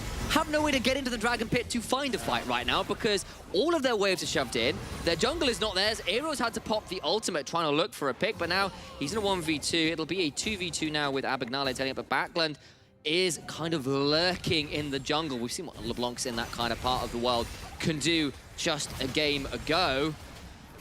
Dusty continue to just take command of the map, even if the gold's not that much of a difference, even if there is a soul available for Nariki to claim. I just don't know how easy it is to find their way through the deep and dark map that is in front of them. It is an absolute minefield to navigate. Yeah, it's basically like a basement. Look at that, it is utterly dark. Knocknern's in the game, but it sure feels like him. Yeah, it's just rough from here. It's for sure an uphill battle from Ricky. They kind of have to hope that someone, maybe Linkas, makes a mistake once again and gets caught. That's kind of what they have to hope for. Is this going to be a cancel as well? I mean, this is just kind of a good tempo play, right? I mean, now not going to be able to base, not going to be able to refill his wards. And this is just what the Vox now. I haven't been able to see any snipes with the ulti this game, but to the tier 2 bot side as well. He's just not giving in. He's still super pushing. Who needs to go for dragons when you could just be an absolute menace? I don't know what Nariki do right now. They just hope for Linkas, as you said, I suppose. Yeah, or I mean, maybe someone else, but I feel like there's just so slippery. Right? Backlund on this LeBlanc, been kind of not Eminem show, I would say, but I mean, it's kind of hard when you have Kerberos in your team, right? I'm just looking at the scoreboard now as well. Oh boy, oh boy. What? Looking for something, can't quite make it work. Gonna start running away as Kerb, nearly at the Meganar, and Nariki are really struggling here because they've yet to get a tower this game. No towers claimed. Five for Dusty right now. It's rough, right? And now, I mean, Nariki obviously wanted to contest that Drake. They want to get that soul, but in this case like this, you have bounties as well on the side of yours, and you just have to kind of not flip Nash. That's not what I was going to say, but they're going to do it. They've got their jungler's called Flipper. It seems oh so apt. Backland over the wall, and you despair might be well and truly problems. I'm acknowledging turn it though. That is dead Vox. They dead. The prophecy comes true. They get one, but can they get more? Flipper is down now. That means the smite is dead, and Linkas can maybe look to make this one more difficult. Charm lands, but a Spectral Maw away buys some space for the Viego, and yes, they get Den Voxne, but they cannot keep their jungler alive. And that means the Baron is just off the table. Yeah, just looked at the perfect fighter for Nurki. They just instantly get the Vox, not even able to use his flash. In the end, they used the flash from Flipper, from Banderas as well, from Abigail. I mean, such a good setup, right? Abigail actually dodging the vision here and able to catch out the Voxne. Super good engage. But, I mean, Kerberos still full HP, Backlund still full HP. They have so many threats on the side of Dusty, and it's not enough to take Dusty down. The Flame Chompers came down. They just didn't arm in time. And then from here, honestly, I thought it was going to be a really big win for Nariki, but they couldn't make a stick. And Abignale, oh my God, he's gone. LeBlancs today, I'm afraid, have been putting on a pretty graphic performance. Yeah. Health bars disappear in the blink of an eye. Also, Nautilus has been kind of notoriously known today for just face-shaking kind of alone and getting one-tapped by these LeBlancs. I mean, it's hard. But this is what happens when Nautilus gets behind them, because what you do is go in. Yeah. And unfortunately, once you're in, there's not a huge amount of ways out. That is true for sure. And once again, I mean, Initialize stating so many facts today on the show. Now Dusty can be able to start up this Nash. Looks like it's just going to be free. I mean, Flipper is going to his bot side to clear. Baron's gone. They've got a tower, but they just don't feel they can contest the Baron. The map being as dark as it is continues to be a thorn in the side of Nariki. Yeah. Finally, they've got a tower on the board, but it's near enough. 10,000 gold behind, 500 gold off that. I'm not sure who is in charge of the momentum meter here, but if you hear me right now, it should be completely blue on the Dusty side. Not a lot of momentum going on. Look, I don't really want to set up an argument between my analysts and my color caster, but if we can set up a steel cage match, I'm down. I'll do some WWE casting. Let's make it happen. Fighting over the momentum meter. This is how backroom feuds begin. I love it. I kid slightly. What you don't understand is M-Test off camera is a vicious man. Yes, truly a ruthless competitor and color commentator. He's got the killer instinct of a pro player, and he's ready to throw down with Finn. I'm looking forward to it. I'm looking forward to it as well, man. I just can't wait to... You're buying into this. I'm really happy you are. Thank you for that. I mean, obviously, right? I'm super surprised to see, actually... Oh, Den Vox Day is like, I do not want to be here as Aero. Yeah. I'm to see if there's anything more. Aero trying to flank. It's a good effort. Not enough, though. I was kind of sad now to see, it seems Dusty kind of group for the Nash, allowed Banderas to get some CS back, but I was actually looking forward to a Flame Horizon from Kerberos, but maybe not going to get it this time around in this game. It was close. Looked for it, couldn't quite make it. An old school Season 2 top lane gap. Flame, of course, now a streamer for T1. Actually, he's back in Korea. He's streaming for the old org that many once upon a time would have loved to see replace someone like Impact. Back in Season 4, of course, never really happened, and Huni did the same in Season 5, but he is still streaming, and the man, myth, and namesake of the old 100 CS gap in your lane. Yep. The way Azator popping the culling here. Can't quite make that much stick, and it is just 2 lanes being shoved, 2 lanes with the towers around the inhibitors falling, and 2 lanes that Nariki can do nothing to defend. Yeah, it's looking rough, honestly. Nariki has to find some sort of miracle engage there, but it's so hard onto the side of Dust. It has so much mobility. Vox has flash as well. It's doing so much damage. And will hop forward alongside Stend. And that's a big chunk onto the North, as he won't die for a 6th time this game. Not quite yet. But now as the Nexus under siege. And Nariki, what have you got? You have to try something now. It has been so little. The head's been so late. They get a knock-up, but there's a stopwatch, and they don't have the damage. The Cyclone looks more like a strong gust of breeze. They get the Mega Gnar back, courtesy of Kerberos. Banderas falls as well. Another triple kill to none other than Voxney, and Dusty, in emphatic fashion, will find themselves a 2-0 week here in the NLC. Super well played from Dusty all around the board. They just knew that they could just play for Kerberos on this top side Gnar, make sure that Banderas can never quite get into the game. Sure, he had some nice engages from Niriki's side, but in the end it was just kind of a curb show, and I mean, it was just all over the place, man. Such a menace in the top side. You get that Gnar rolling, and just paid back the dividends in those team fights. That critical Gnar ult in the mid lane in particular really did some extraordinary work to make sure that the soul point could never be converted. Man, Niriki, I mean, on the bright side, they got kind of stomped last time around on Monday, I have to admit it, guys. But today you actually had some sort of identity as well. And even though it was not quite enough, you still had such a good moments at times. It was just super hard to close out the game and make sure that, I mean, if Venzer starts snowballing, it's just so hard to stop. It was difficult to stop, and credit again to Kerberos for being a bit of a monster. Welcome back to the NLC, Kerb. We've missed you. Desk, missed you too. Your turn to take it away. I miss you too, Initialize. They're a good cast. I love these guys. I love these guys. But how good is Dusty looking, though? Jinx was not supposed to move, Finn. She moved a lot.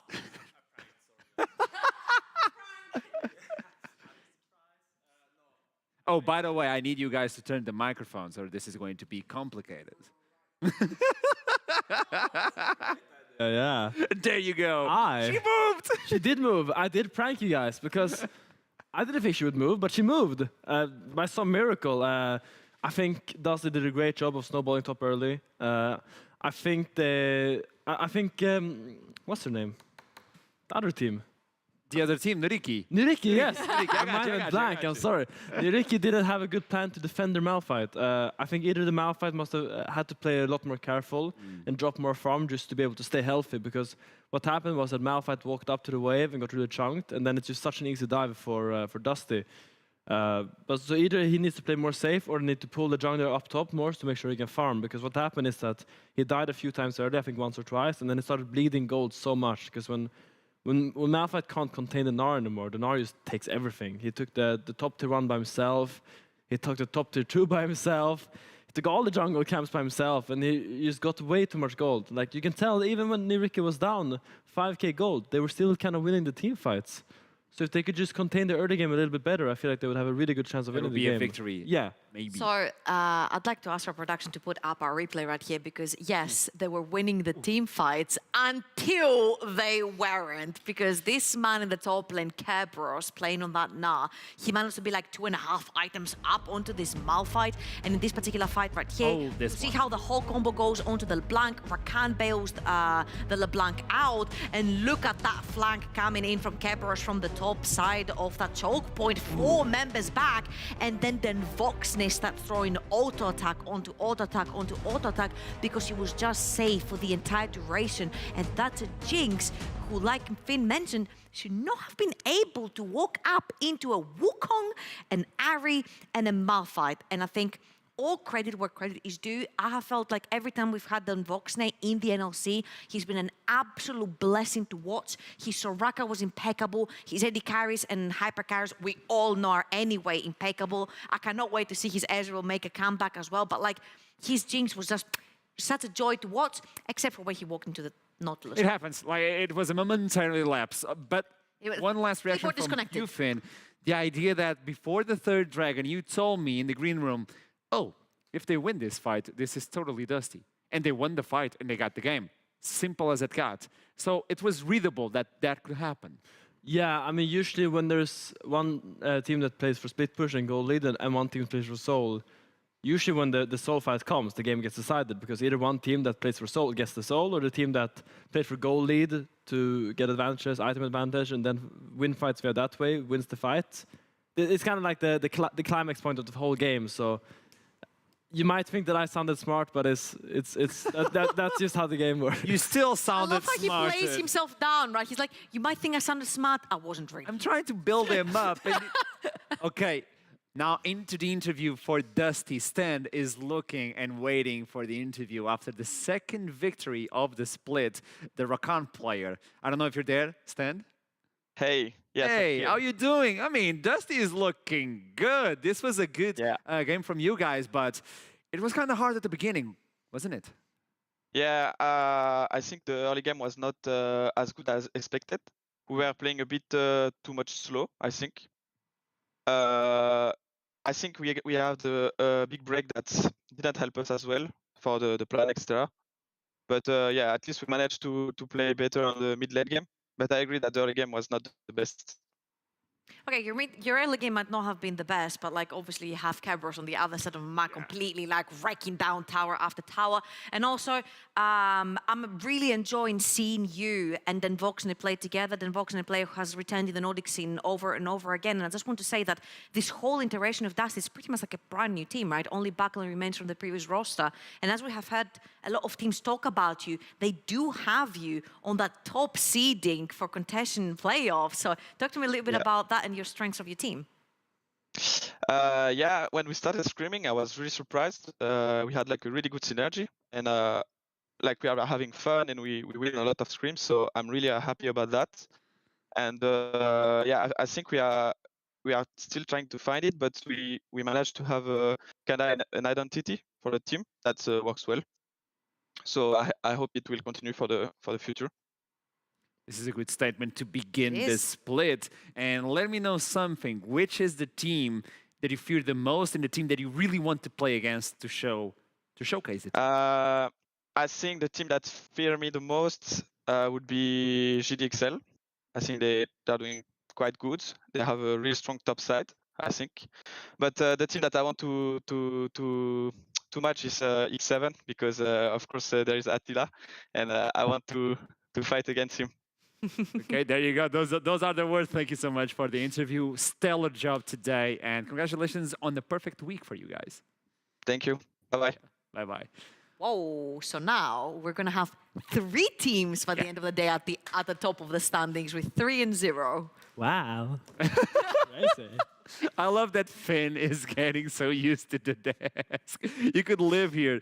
Okay, so Dusty are looking stellar, but for Nuriki, it's the second time that they show promise, and they had an easy-to-execute composition, and they fell short yet again, like really close. How can you get up from these ones, though? I think they gotta stabilize the early game a bit better. When they have a draft like this, where they will always win a team fight, assuming the games that is somewhat similar, they gotta get better at stabilizing early games, keep lanes from bleeding gold, and make sure the lanes don't become too volatile, where the enemy team will just keep ramping up and taking everything on the map. Because I think they did a better job early game, this game, making sure the Malphite could farm, making sure. Because Lucian is going to be fine by himself. Lucian, you don't need Lucian to actually win game when the draft is like this. Win the lane. Win game is nice, obviously. Kind of need it, yeah. Usually when you draft Lucian, you want to make sure he wins lane. But let's be real. If Lucian goes like somewhat even against Jinx, and topside is fine, I still think Dusty is heavily favored to win all the fights. So I think they got to prioritize harder when they have such strong comps, and make sure the game is more stable. So work on those prospects and look into the future. And this is why we're going to talk with Riddle that is waiting for us in the interview after this defeat versus Dusty. Hello, again, it's not the most pleasant way to welcome you back into the show, but the composition was kind of easy to execute. Where do you think you guys fell short? I think we kind of messed up on respecting the nerf. First of all, I think those Mega Nerf ultimates were kind of nasty. So I think we kind of disrespected that, and also we fall a bit too much behind in top lane in early game. I think we could have played that better. And also, we gave the good Mega Nerf ultimate and the reset of Jinx, and at that point, I think the game was kind of hard for us to play when we had good stacking Drake, and I think if we have better vision setup and we play the fight a bit more respectfully, I think we could have won that game. Also, the Herald fight was also kind of bad. I think we kind of messed up. But I think we have, if we take fights a bit cleaner, we have better vision control. I think we had a good shot and a good start of the game at one point. Yeah. Absolutely. And talking about Nuriki, like as a whole, as a team, you guys, especially like the bot side of the map, like Azitar, if he left lane scot-free, like you would literally run people down with Aphelios and Jinx. I remember you being like one of the most consistent mid laners when it came to like playing the Victors and playing the control mages and the Rise and all that stuff. And do you think like now with the meta shift, maybe this has something to do with like maybe the first week that we're seeing from Nuriki? Yeah, definitely. I think the mix between the patches is kind of hard for us to adapt. Like we had roster stages and we are still trying to get things rolling, so we kind of have struggled on that. But yeah, we have some past strengths of team fighting, and we just trying to find out exactly the good dose of the right balance of the role we give to and the responsibility we give to others, and also the peaks. Like we are still trying out many things, and we are not sure yet where. But I think we are on a good track, and we definitely have people who are really motivated, and we are doing a lot of presentation and working a lot. So I'm not really worried at all. I think we improved a lot. I think compared to our last game. I mean, especially me, I think I did a poor performance last game. So the more we focus on practicing and having a good mentality, I think we will improve for sure and make a really good run, I think.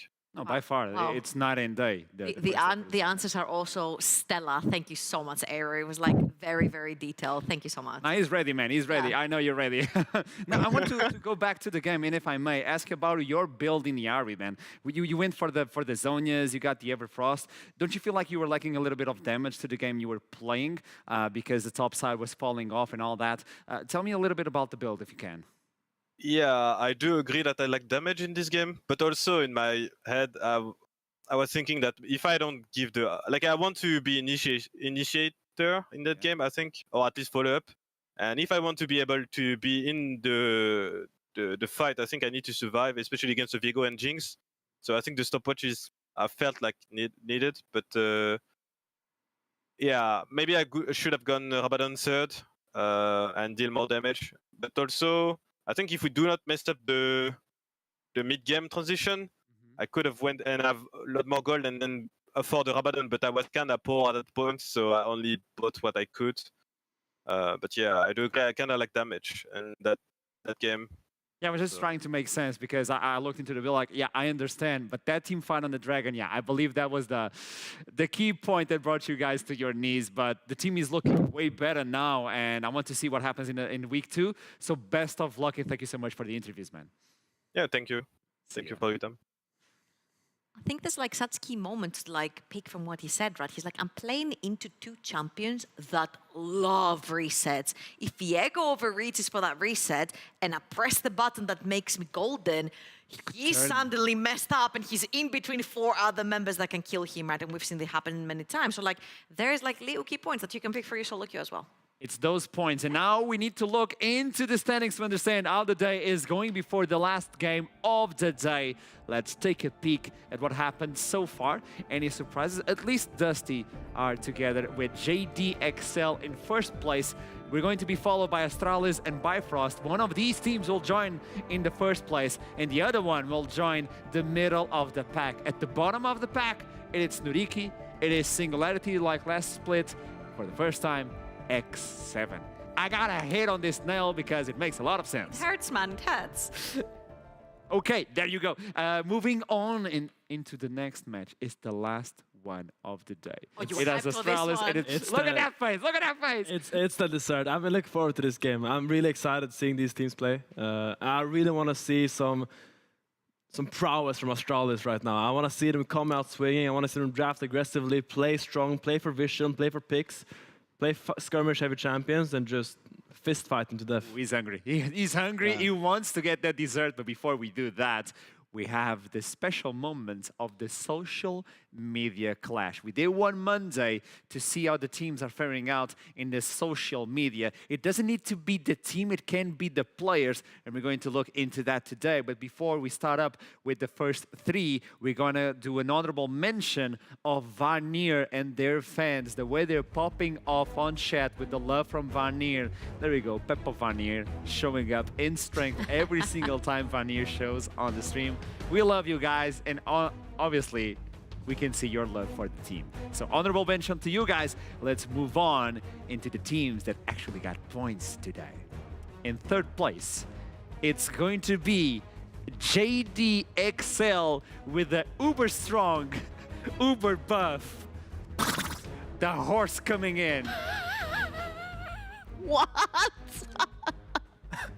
See, if that was Venzer on Rel, I would be like, fair, but what is this? But look at that horse, though. Like That's a very muscular horse. That is a very How do you know? muscular horse. Wait, but that's... But that's not even FGG. It makes no sense. No, they took down X7 and they got really happy. They finally got their victory. So this is why there's the buffest of buff horses I've ever seen in my life. Lovely, yeah. So JDXL get the third spot. In Work of second art. spot, it's going to be Singularity with the solo bolo from Yeppe. Oh, I want it on the back as well so I can read. I got a solo kill. No one cares you lost the game. Yeppe coming in strong. He got the solo bolo. That's relatable. Relatable. Yeah, respect to the man. So he gets himself the second spot. I mean, if you pick Pantheon as you should in the last split, maybe you could get more of those. Yeppe, I'm looking at you. First place, to wrap it up, it's going to be Riddle once again with the cursed champion select from now on. So they move on from the permaban in Italy to the permaban, Jax, and Gangplank. I like the tactic where they're trying to hire players. And of course, it's going to be a long split again for us in picks and bans, isn't it? But the reality of the situation, and the funny thing about this meme, is not even about the bans against them. It's about their own picks. They have like 2 subs in the top lane and in the mid lane, but they're swapping him again to top lane. So it's not even about the bans. It's not about the bans, champion selects. I want to see a quick name shit pivot by the coach into don't ban Jax like Don't ban Jax. Yeah. Jax Lank. Yeah, I want to see that pivot. I think it would really help them coming up to the split. So if he doesn't do that, we should take away points from the team. Yeah, I would say so, yeah. I agree with that. I think it's fair. Can we look into the standings now to understand how the social media clash is faring out so far? Because Riddle, I believe they took, in 2 days, they got first place in both days. So this is a lot for them. Every single time you get the first place, you get 5 points. If this is right, yeah. There you go. Riddle in first place with 10 points. Bifrost following in with 3. Team Singularity as well with 3. Vanir and JDXL out on 4th place tied up. And the other teams, they need to step up. It could be the team, it could be the players, it could be anyone on the NLC social clash. I love this part, by the way. I love me this. too. I just cannot wait for the trash talk to begin, honestly, so we can bring it up behind us. Exactly that. Now, Astralis and Bifrost, we can finally look into the game that you're looking for Unleash the him. most. Yes. I know you are as well. This is going No, I to want to be unleash bloody. Fiend because he's like Okay. so hyped about it. I'm not going to say anything. It's up to you, Astralis. Yeah. Talk to me about it. Astralis. Oh. I want to see you come in. This is the camera. Astralis. You gotta come in strong. You gotta come in confident, and you gotta fight. I know you have Cress. I know you have Chris Berger. 2 fantastic carries. They will carry if you give them the resources. So do it. Help them out. They'll help you out. Okay. Don't let Bifrost get the Bifrost o'clock. Do it fast and do it brutally. Thank you. That's all. Now let's change it, and you're talking to with Bifrost. Oh no. No, only Astralis. Yeah, that's. So you take Bifrost. The funny thing is, Yeah. I just love what Finn said right here, right? Give them strong mid-jungle duo so they can take over the game. What he has forgotten about is that they're playing against the guy who invented jungle pathing, who invented jungle invading, who invented spotting the jungler in the jungle. We're talking about Diamondprox. And I know that he didn't have the strongest of showings on that list in the first game, but I believe once this guy is properly integrated in the team, you know, understands how, you know, the EROs work, how this particular one works, the NLC, how the team wants to play, the rest of the team is almost the same. You know, your carries have remained the same. Yes. Top, mid, AD carry, the same. The two facilitators have changed, which is jungle support, and it's very important for a team. If you can't coordinate these two, then it solves a lot of your problems. But when you've taken both of these two moving gears out and you've put two new ones in, it can create a little bit of frustration until you find the way you want to play the game. Yeah. Diamondprox alongside with Highway, they're doing an amazing job. Just as you were telling us, the rest of the team remains, as you guys can see, Shikari, Fury, and Odie. Odie, one of those AD carries that everybody's looking into him. And with the facilitator of Highway, things could get messy for Astralis. I don't think he believes in me. He's allergic to what I was saying. Am I saying anything wrong? No, I think one of the shining lights for Bifrost for me is Fury. I think this guy is actually really talented. Great mid laner, and I think if Bifrost are gonna become a really big contested split, I think they have to really play for Fury and make sure he has the resources necessary to carry. Because I think this guy is actually a real talent, and I think he showed himself in European Masters, and he has a lot more to show, I think. And don't forget that you can still sign up for Division 3 to 5 of the NLC. It is your time to shine, so stop giving up. Just do it! It's your time. And now we can go into Champion Select between Astralis, between Bifrost. It's the game that is going to put another team in first place and another team in the middle of the pack. And there we go. We jump straight up into Champion Select. Where are we focusing now? Because I know it's going to be Wukong, Talia, yada, yada, bada, bada. What else are we looking into? What is the end goal? Screw the bans. It's going to be Fury Diamondprox versus Taxa and Senkax. This is going to be the big battle. When it comes to later on in the game, Odie, huge part of Bifrost's success in the previous meta. All this hyper carries on his back. Crispert, that is his meta. The Kaisers, the Zayas, the Kog'Maws that are to come with 12.10 coming through. Like, this is the meta of Crispert right now, and Odie is falling more into the Sennas and the hyperscaling AD carries, right? So for now, we're completely focusing top side of the map. Yeah, so the Renata band tells me that they want to pick Nautilus rather early, because that's a classic counter into the Nautilus. Either, probably not the first pick, but they do want to aim for that Nautilus 1-2. I mean 2-3, I would say, on the bounce back. That's the only reason they would ban Renata, I think. So, what is gonna be open is probably gonna be the Wukong is probably gonna get banned there. So, champions that still are open probably is Ari could be first picked. I could see here. Could be. Assuming Wukong gets banned, that is. Wukong is still available to wrap it up. Tell me, Treble. I'm expecting really heavy dive. Xayah, Ezreal, Renata are the most anti-dive bot lane champions you could ever have, maybe plus a Tam Kench. But these are like the most slippery anti-dive champions you can have in the bottom of the map. Also, Renata can completely change the game around. Odie could not play the game on his Tristana on Monday because he was playing against Renata and he almost killed his teammates, right? So right here, you've got the... And they just got the best diving jungler. Or the monkey. Yeah. Or Diamondprox, Wukong. This is going to be nasty. Yeah. Can you reply to this? I mean, Gwen is a fantastic champion, not only in the Wukong, but also in the top lane. It's going to be the Viego as well coming out. It's seen as an answer into Wukong. I don't think it's like winning by any chance, but you can't take the skirmishes that become really volatile, and then Viego has the chance to pop off always. It's like an X factor, I would say. I feel like it's also a takeaway from Shikari, right? Shikari's Gwen was so feared in the previous split and in EU Masters that you definitely not only just want to take it away, but also put it on one of your strongest carries in the team, which is Carlson. He showed up that this guy gets resources. He can pop off completely in the late game. And of course, Fury's Ari, it would be that one champion that he would gravitate towards if his LeBlanc was banned. And also, he's paying his This is a call out. This is a call out. I love Fury. Fury's a big fan of yours, and he shows it as well. I'm a big fan of you, Fury. I love you, man. I love you, man. He's always popping off when he gets the Ari, when he gets the Veigar as well. You got the call out as well. Everybody's getting the call out. You got enough already. I got enough, yeah. I can't get too cocky now. Ooh, it's gonna be the GP Gwen matchup, as we have seen 1 million times at MSI. Time after time. I hope this 100% gets locked in. The Void King is back at it again. Malzahar makes things so freaking complicated, especially if you fall behind even slightly. Or this one. I love either of the picks. Both can make such huge difference. You fall slightly behind, you will either need the QSS or you'll have to be very careful when you step up. And also Viego is a champion that doesn't necessarily have too much setup to gank your lane. You take the Lissandra with you, you always have setup. This is the first time we finally get to see today Lissandra versus the Yari.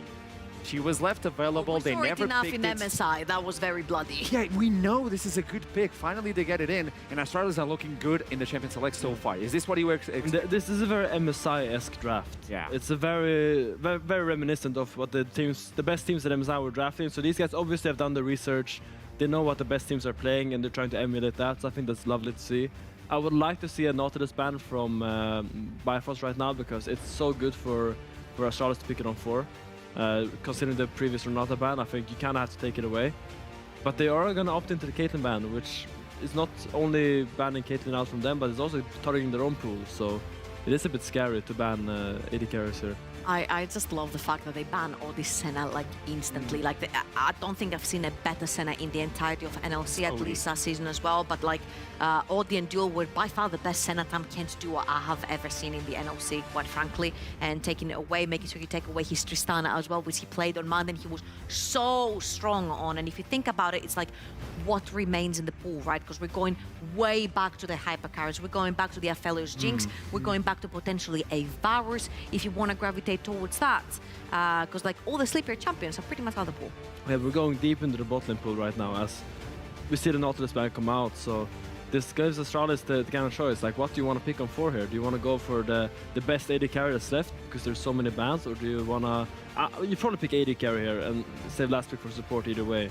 But I wonder what they want to go for, because there's so many out. Yeah, there's not a lot of AD carries remaining. They're going to pick up the Jinx. They could fall back to the Aphelios. It could be the Aphelios. Odie knows how to play the Aphelios, but do you have another champion?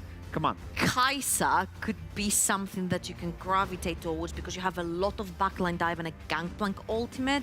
So Kai'Sa could potentially make sense. Unfortunately for you, you don't have the Nautilus to be able to follow through very quickly. But Wukong provides enough CC in the backline that he can also get you over there. Now, what do you pair this up when it comes to a support? Because I'm thinking maybe something like a Leona could be very cool for you. Yeah. Because you have both Lissandra and Jinx that are pretty mobile. I would agree on the Leona, but I also think that drafting into heavy dive against the Gwen and Lissandra can be very scary, because these champions, if left unattended, they can just take over the fight. If you dive into Gwen, your AD carry can't hit them. She's just completely shredding your whole front line with true damage. These needles just flying around, killing everything. It's super scary. I like the Rakan. You know what though? If Gwen dives in and everyone goes into her backline, then she has no one to hit. Yeah, that's somewhat true. Rakan can still provide that. Rakan is really slippery in the middle of the team fight, so they're going to wrap it up. And to follow it up, I want a petition for another blue tinted champion to be locked in as last pick right there. For Astralis. They have 4 of them. I really like the Lulu. It's a fantastic pick, and it's something that you don't see very often. You see it mostly picked when the bot lane draft gets so thinned out like this. But it's ruined. I would really like the Lulu. The Leona is very basic. It's like a safe thing to go back to. But having Leona, Gwen, and Lissandra in the same team just ups the Mercury thread's value so much. I expect we're gonna see at least 4 or 5, probably 4 Mercury threads in the Bifrost team. And my supports always complain to me when they play Leona and enemy team has all Mercury threads because they feel so useless immediately. So we're gonna see how they have to do. I would have preferred Lulu personally. With this, we can wrap it up and talk about final thoughts into this game. I'm going to let you think about it. I'm going to go to you first, Trouble. Tell me, who's going to take this one and why? I think these are very Bifrost and Astralis drafts. I think they've drafted around Crispec very well. They've got a bunch of peel, a bunch of CC around that Jinx. So if he does manage to get out of laning phase, even with Kai'Sa, I think he could very easily take over the game. On the other side, though, we know Bifrost and we know how aggressive they like to play, and they have drafted for it. So if they can manage to use their advantage through there, I think that this is a little bit Bifrost favored. A little bit. What about you? No, I'm gonna stay to what I said initially and say that Astralis got this. I really like the Gwen into GP. I think that this matchup is actually Gwen favored, and it is harder for GP to execute on this. I do like the Jinx a lot. I think that was a great pickup. When all the ADs were pinched, it was like by far the best AD. And playing Kai'Sa into Jinx is quite hard, because if you can't like dive onto her consistently, which maybe they can, but if you can't, she's just outranging you so hard, and it becomes so hard to play if she has the first setup around the Drake area, because you can never just walk in there. Just letting you know that you guys are tied up in terms of predictions, so whoever takes this one is going to win at the end of the day. Yeah. To make it more spicy, Yeah. Astralis, Bifrost, another team will step into first place. The other one will go into the middle of the pack, but to send it to the top of the pack, it's with the casters. M-Test alongside Initialize. Beautiful. We are ready to go. Dangerous as always. Pleasure to have you here for one final game. And I am glad to hear our analysts.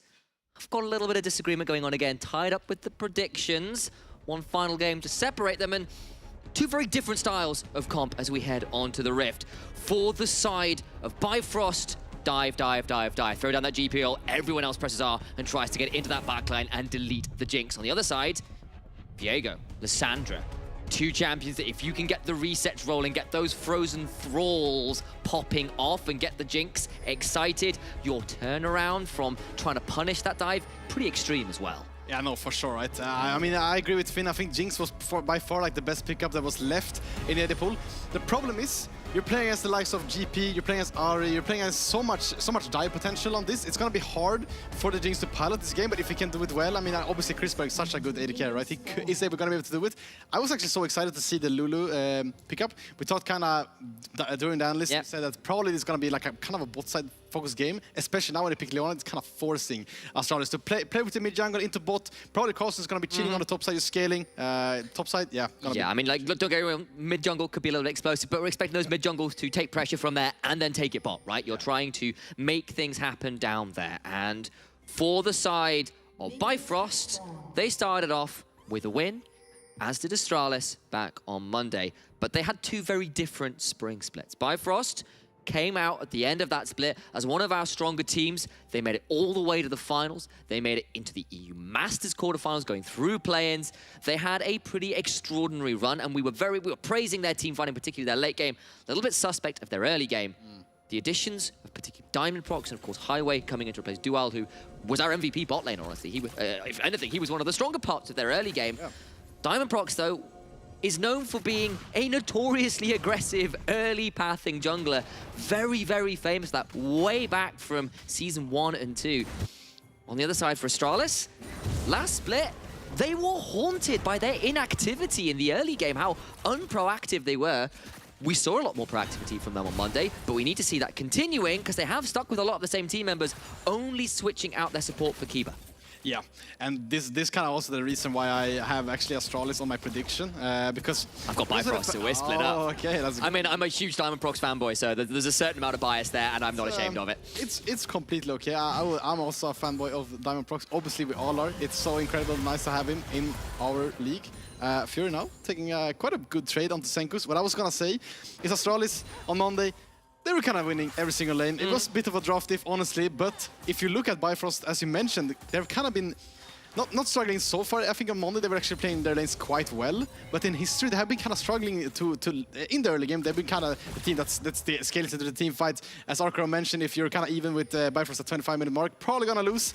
But if Astralis can snowball the lanes, I'm good for them. One of the big extraordinary turnarounds from last split was Bifrost versus Astralis, where Astralis had massive leads. Carlson on this Renekton, an incredible point, and they could not convert the Drake fights. Their Dragon setups were notoriously poor, and we need to see what happens in this one, because, again, Tax is someone who has sometimes, particularly last split, been criticized, I think it's fair to say, for being somewhat inactive in the early game, not getting enough done, despite priority in lanes and stuff. We need that not to be happening here in this split, especially considering the attempt to stick with this roster, as Highway does look for a little engage there in the bot side, but down that level, make things a bit tricky. Diamondprox was around to see whether something could be done, but spotted out by an early ward as well. So just some aggressive trading in the mid lane as Senkox takes a pretty hefty trade there in the mid lane as well. Yeah, and I mean, I'm just gonna be looking so much on this this mid matchup. Obviously, Lissandra picked so many times in MSI into the Ari and been like kind of coming out on top. Saw both Shaho and Faker doing extraordinary things on that champion in the finals, particularly.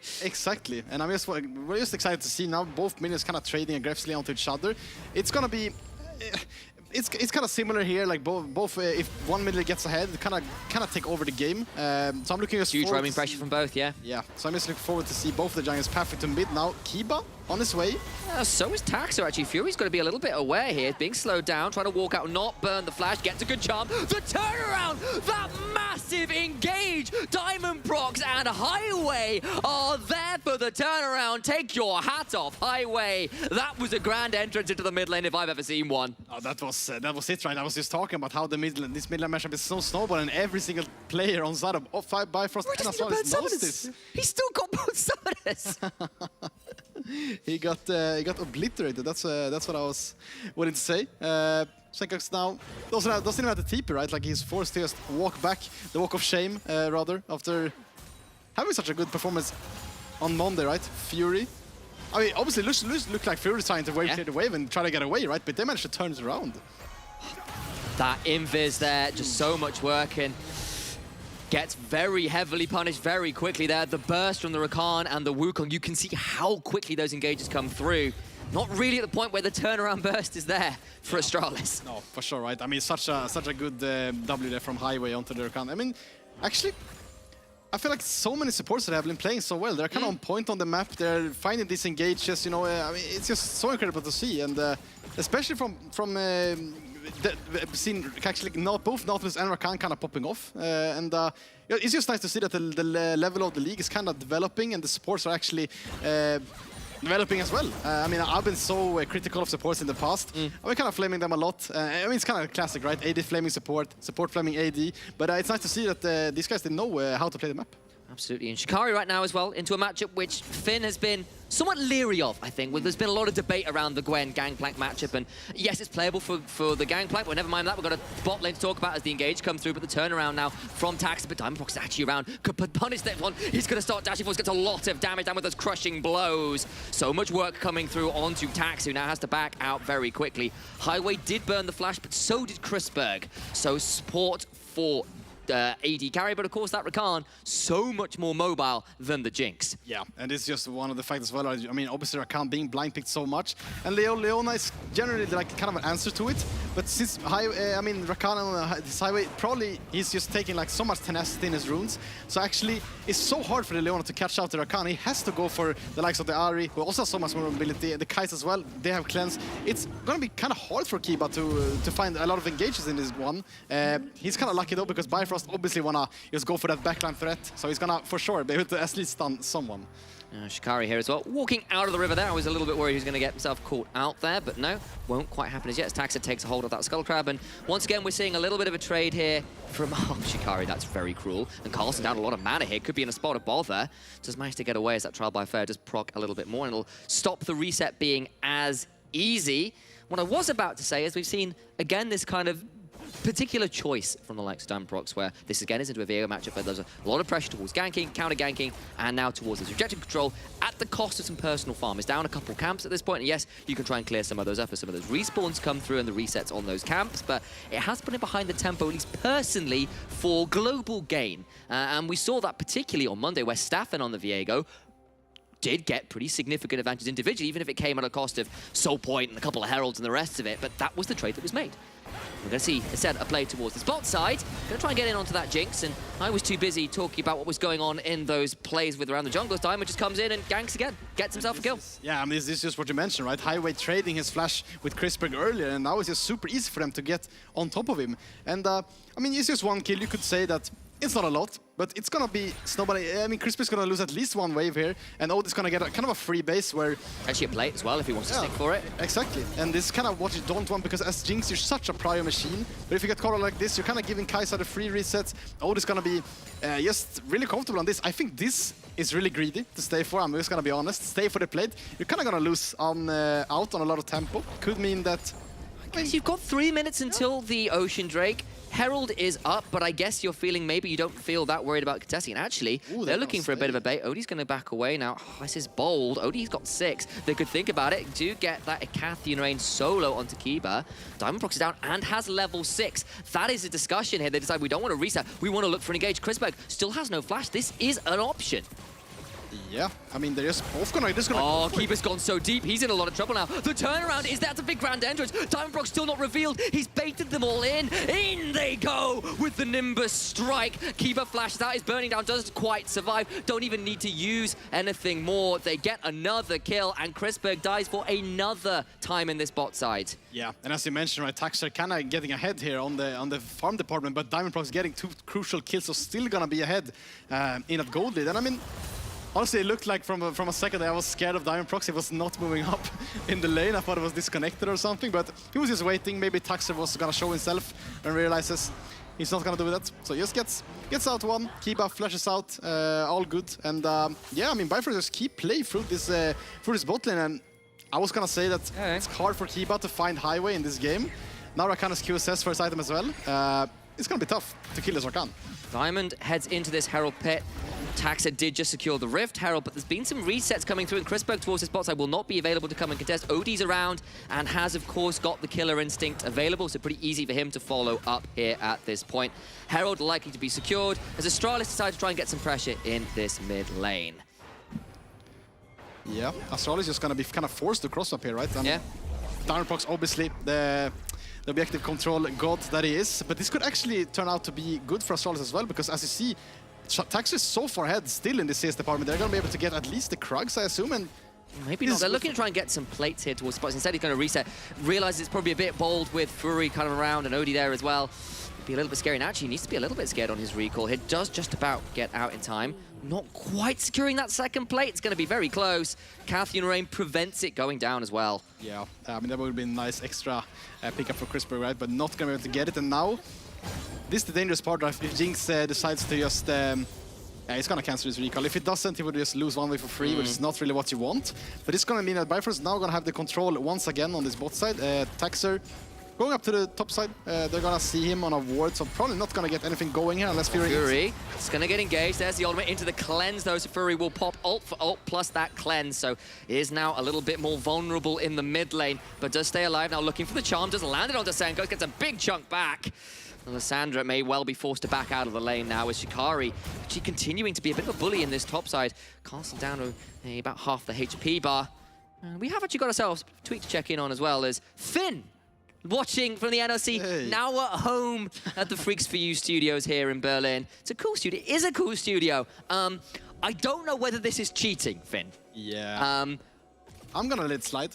You gotta listen. I mean, it's very cool. I mean, look, you could even see our producer. Look at Pascal in the background now, looking intently at all the screens. Ooh, look at that shirt. Yeah. Beautiful style of fashion. Yeah, really beautiful stuff there. And actually, never mind that. Live and engage in the jungle. We'll have to talk about Finn's choice of fashion later on as Diamond does pop the Cyclone, but gets out aside from that. So not too much more lost for it as the Dragon has spawned. They've still got Herald in inventory, plus of course a Divine Sunder in the Wukong's pocket, courtesy of all the early kills. And they're just going to turn onto this Dragon.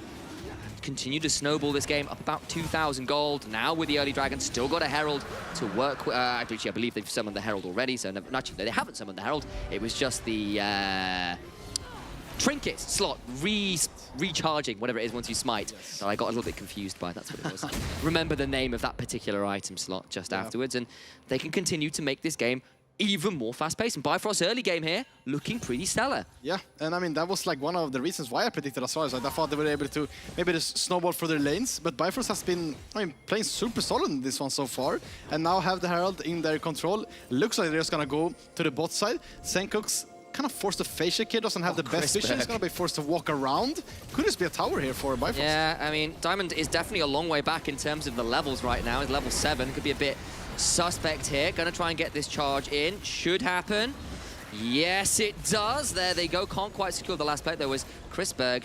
Hops forward trying to get a little bit more, but they won't be able to get too much else out of that. 4 plates and a sliver of HP remaining on that bot side tier 1. Yeah, I got bad flashbacks there from our last game when 2 Heralds got denied on the side of Dusty. And if that would have been the case here, Astralis would have been super happy, right? But they managed to get it off.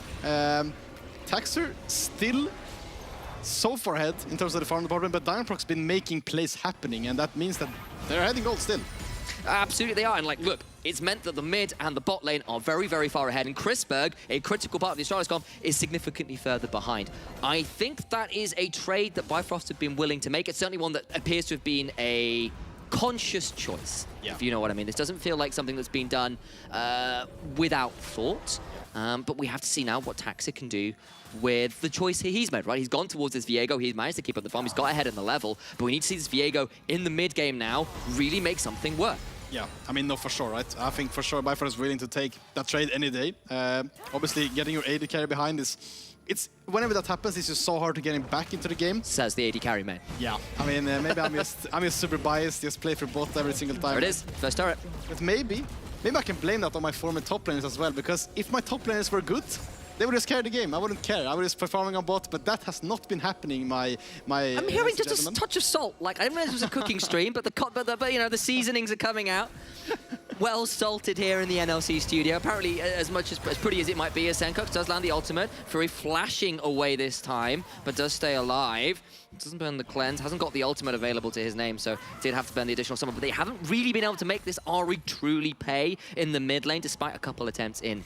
Yeah, I mean, just looks like whenever Fury has his cleanse up, it's just impossible. He's just playing super in Senkox's face, and Senkox can't really trade back without the help of Taxa, but I mean, Taxa there using his flash for Fury's flash, sure, could be okay, but I mean, Ahri is just gonna be happy with that.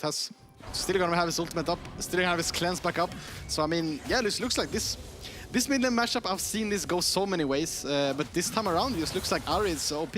So, I was talking as unsurprisingly to Nymera about this one because we were watching the MSI finals, and he was saying, look, this is actually a very swingy matchup in the early levels, because if Lissandra can force Ahri off the wave a little bit earlier on, you can prevent her from getting her passive proc on the third wave, I think it was.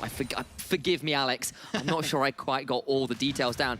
But that's the idea. If you can get the Ahri off early on, you can kind of force that pressure then and continue to snowball from there. And you also, of course, you force the cleanse. But never mind that, as Taxa gets engaged on, goes down despite going unstoppable. Odie gets that one, his first kill of the game. Diamond now in a spot of bother, but is now trying to retreat back out. Does flash, but Odie is on finding Carlson, flashes over the wall away from the Gwen. Highway have to flash out as well. That's a lot of big summoners, and Carlson can now be an absolute terror. Mega Death Rocket claims Diamond, and they get a little bit too deep, and now Carlson has burned. The ultimate can be traded back onto. There is a blast cone, doesn't really have anywhere to go, gets knocked up, and the Gwen not gonna quite fall, but Highway's Ignite gets it and makes it a trade that is still favorable for Bifrost as Fury starts heading forward.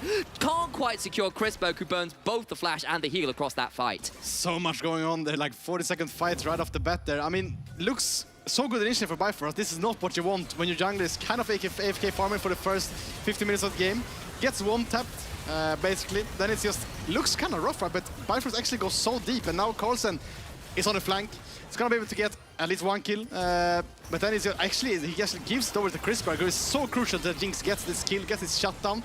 He's gonna be able to stabilize the game a bit, and yeah, but still, I mean, good proactivity there from Bifrost, just managing to, they know they have the prios, they can walk into the jungle and just look at the vision actually that they have. It's so depressing. But you see, that jungle was clearly Bifrost, and so he went the wrong way down the highway. Highway punishes. That's the way that one works out, as Diamond dodges another Spectral. We've seen that twice in a row now, as Dragon has spawned. This will be soul point for Bifrost.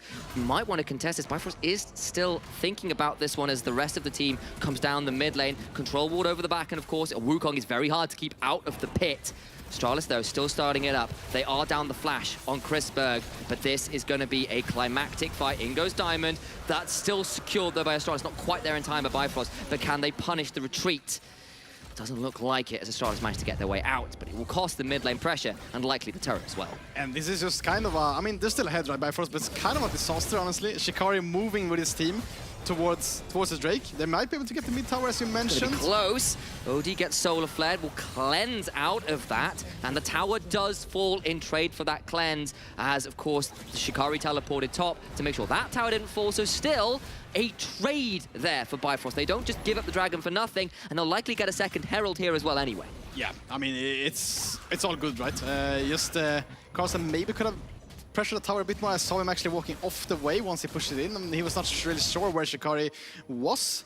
But all good. I mean, Astralis gets the tower, but gonna lose the top one as well here. Gonna lose the top and the Herald. Now actually we see all of the outer towers gone for Astralis, Actually, not yet, because Shikari is being a cheeky little guy. There's a word you were thinking Nice. of there. Yeah, well done. As Diamonds are waiting for Kiba. He's going to take so much damage, but there's no flash on this one. So there is the killer instinct, and Kiba is dead to rights. Well, Zenith Blade, but it's Diamond who picks that one up. 100% kill participation for both him and Highway in this game so far. Yeah, I mean, they just been... I mean, Trouble talked about it before the game, right? Maybe it's going to be quite rough in the early split when you get a new jungler, you get a new support as well. Maybe the synergy is not the best at times, and these roles are... That's so let's face it, jungle support, they are so broken in competitive, I have to say. I mean, every role has their... cannot walk that way. He's just going to get taken so much damage. Highway's there as well, and the ult will secure it. They're going to hop over the wall. Highway, Duke battle dances over to the Ahri, and Crispberg can't even leave his base. Herald gets a tier 2 in topside. The cannon barrage in the bot side prevents that tower from falling down, so you're going to have to see a recall coming thing, and Bifrost continue to put the foot down on the throat of Astralis, and they are choking out in this game. The 3-tap hasn't come through from the referee, but it's getting blurringly close. Yeah, I would have preferred Astralis there to just kind of force the Herald to hit the inhibitor, maybe even drop it, because they're so far behind. Yeah. They need every resource they can get. Is it gonna be able That's to unfortunate. Fury didn't quite time that right. He's got a flash, may need to burn it. Is there going to be a stop on the reset? Shikari's around, has stopped his reset, but that might now be a serious punish. Shikari gets hit by the rocket, and Bifrost, is this a mistake that will punish you even more? Fury burns both flash and cleanse and falls. Baron's on the table, and Astralis are around the pit. Do they want to go for the flip? It's going to be a 20-minute one, and I don't know how bold they're feeling. I don't think they're quite going to do it. They just can't quite make it work, not with the damage slacking they have. Yeah, I mean, they're so far behind. They don't really have the ultimates from Tax and from Carlsen as well. They need to wait their cooldowns again. But I mean, good pickup there. They're kind of slowing down the tempo a bit of the game, and it's not nearly enough. They still need to keep making this kind of cross-map plays happening. I don't think. I mean, Bifrost could look to force the Nash, right? But if Astralis can just make sure that they know the next play of Bifrost and go the other way, they can claim these bounties and can kind of stall the game for a bit. But it's looking rough for Astralis, let me tell you that. It really is right now. Still, that's nearly 9,000 gold lead, frankly. That is pretty crazy at 20 minutes into the game. And if we can have a flick over to the gold police production just to see where all of that discrepancy lies, that would be a pleasure. But of course, we've got a replay to go through first, so I'll bite my tongue on that one as we see. This was the attempt to Senkuk's self-ults. That is... Oh dear. You only watched... Oh dear. And then another oh dear as we see the gold discrepancies. Yeah. It's 1,000 in the jungle, it's 1,500 in the top side, it's 2,000 in the bot lane, it's 1,500 in the mid lane. Just everywhere for Bifrost is monumentally ahead. Yeah. That is just kind of sad to watch, honestly. I mean, Shikari as well, going kind of smart item there, going Maw second, so he can like kind of face anyone. It's can face Senkos, can face Carlsen, it's not going to be able to get touched in a side lane like this, and that just sucks for Astralis, right? Because they're kind of forced to group mid, and that Diamond's coming behind. He can make this one a really nasty moment. Does he feel like pulling the trigger? Decides against it. About a minute until that Dragon, if it had gone wrong, that would have been a pretty problematic point to go down as a jungler. Yep. Got to credit as well, right? Like, this is a game where Shikari had a rough one on Monday.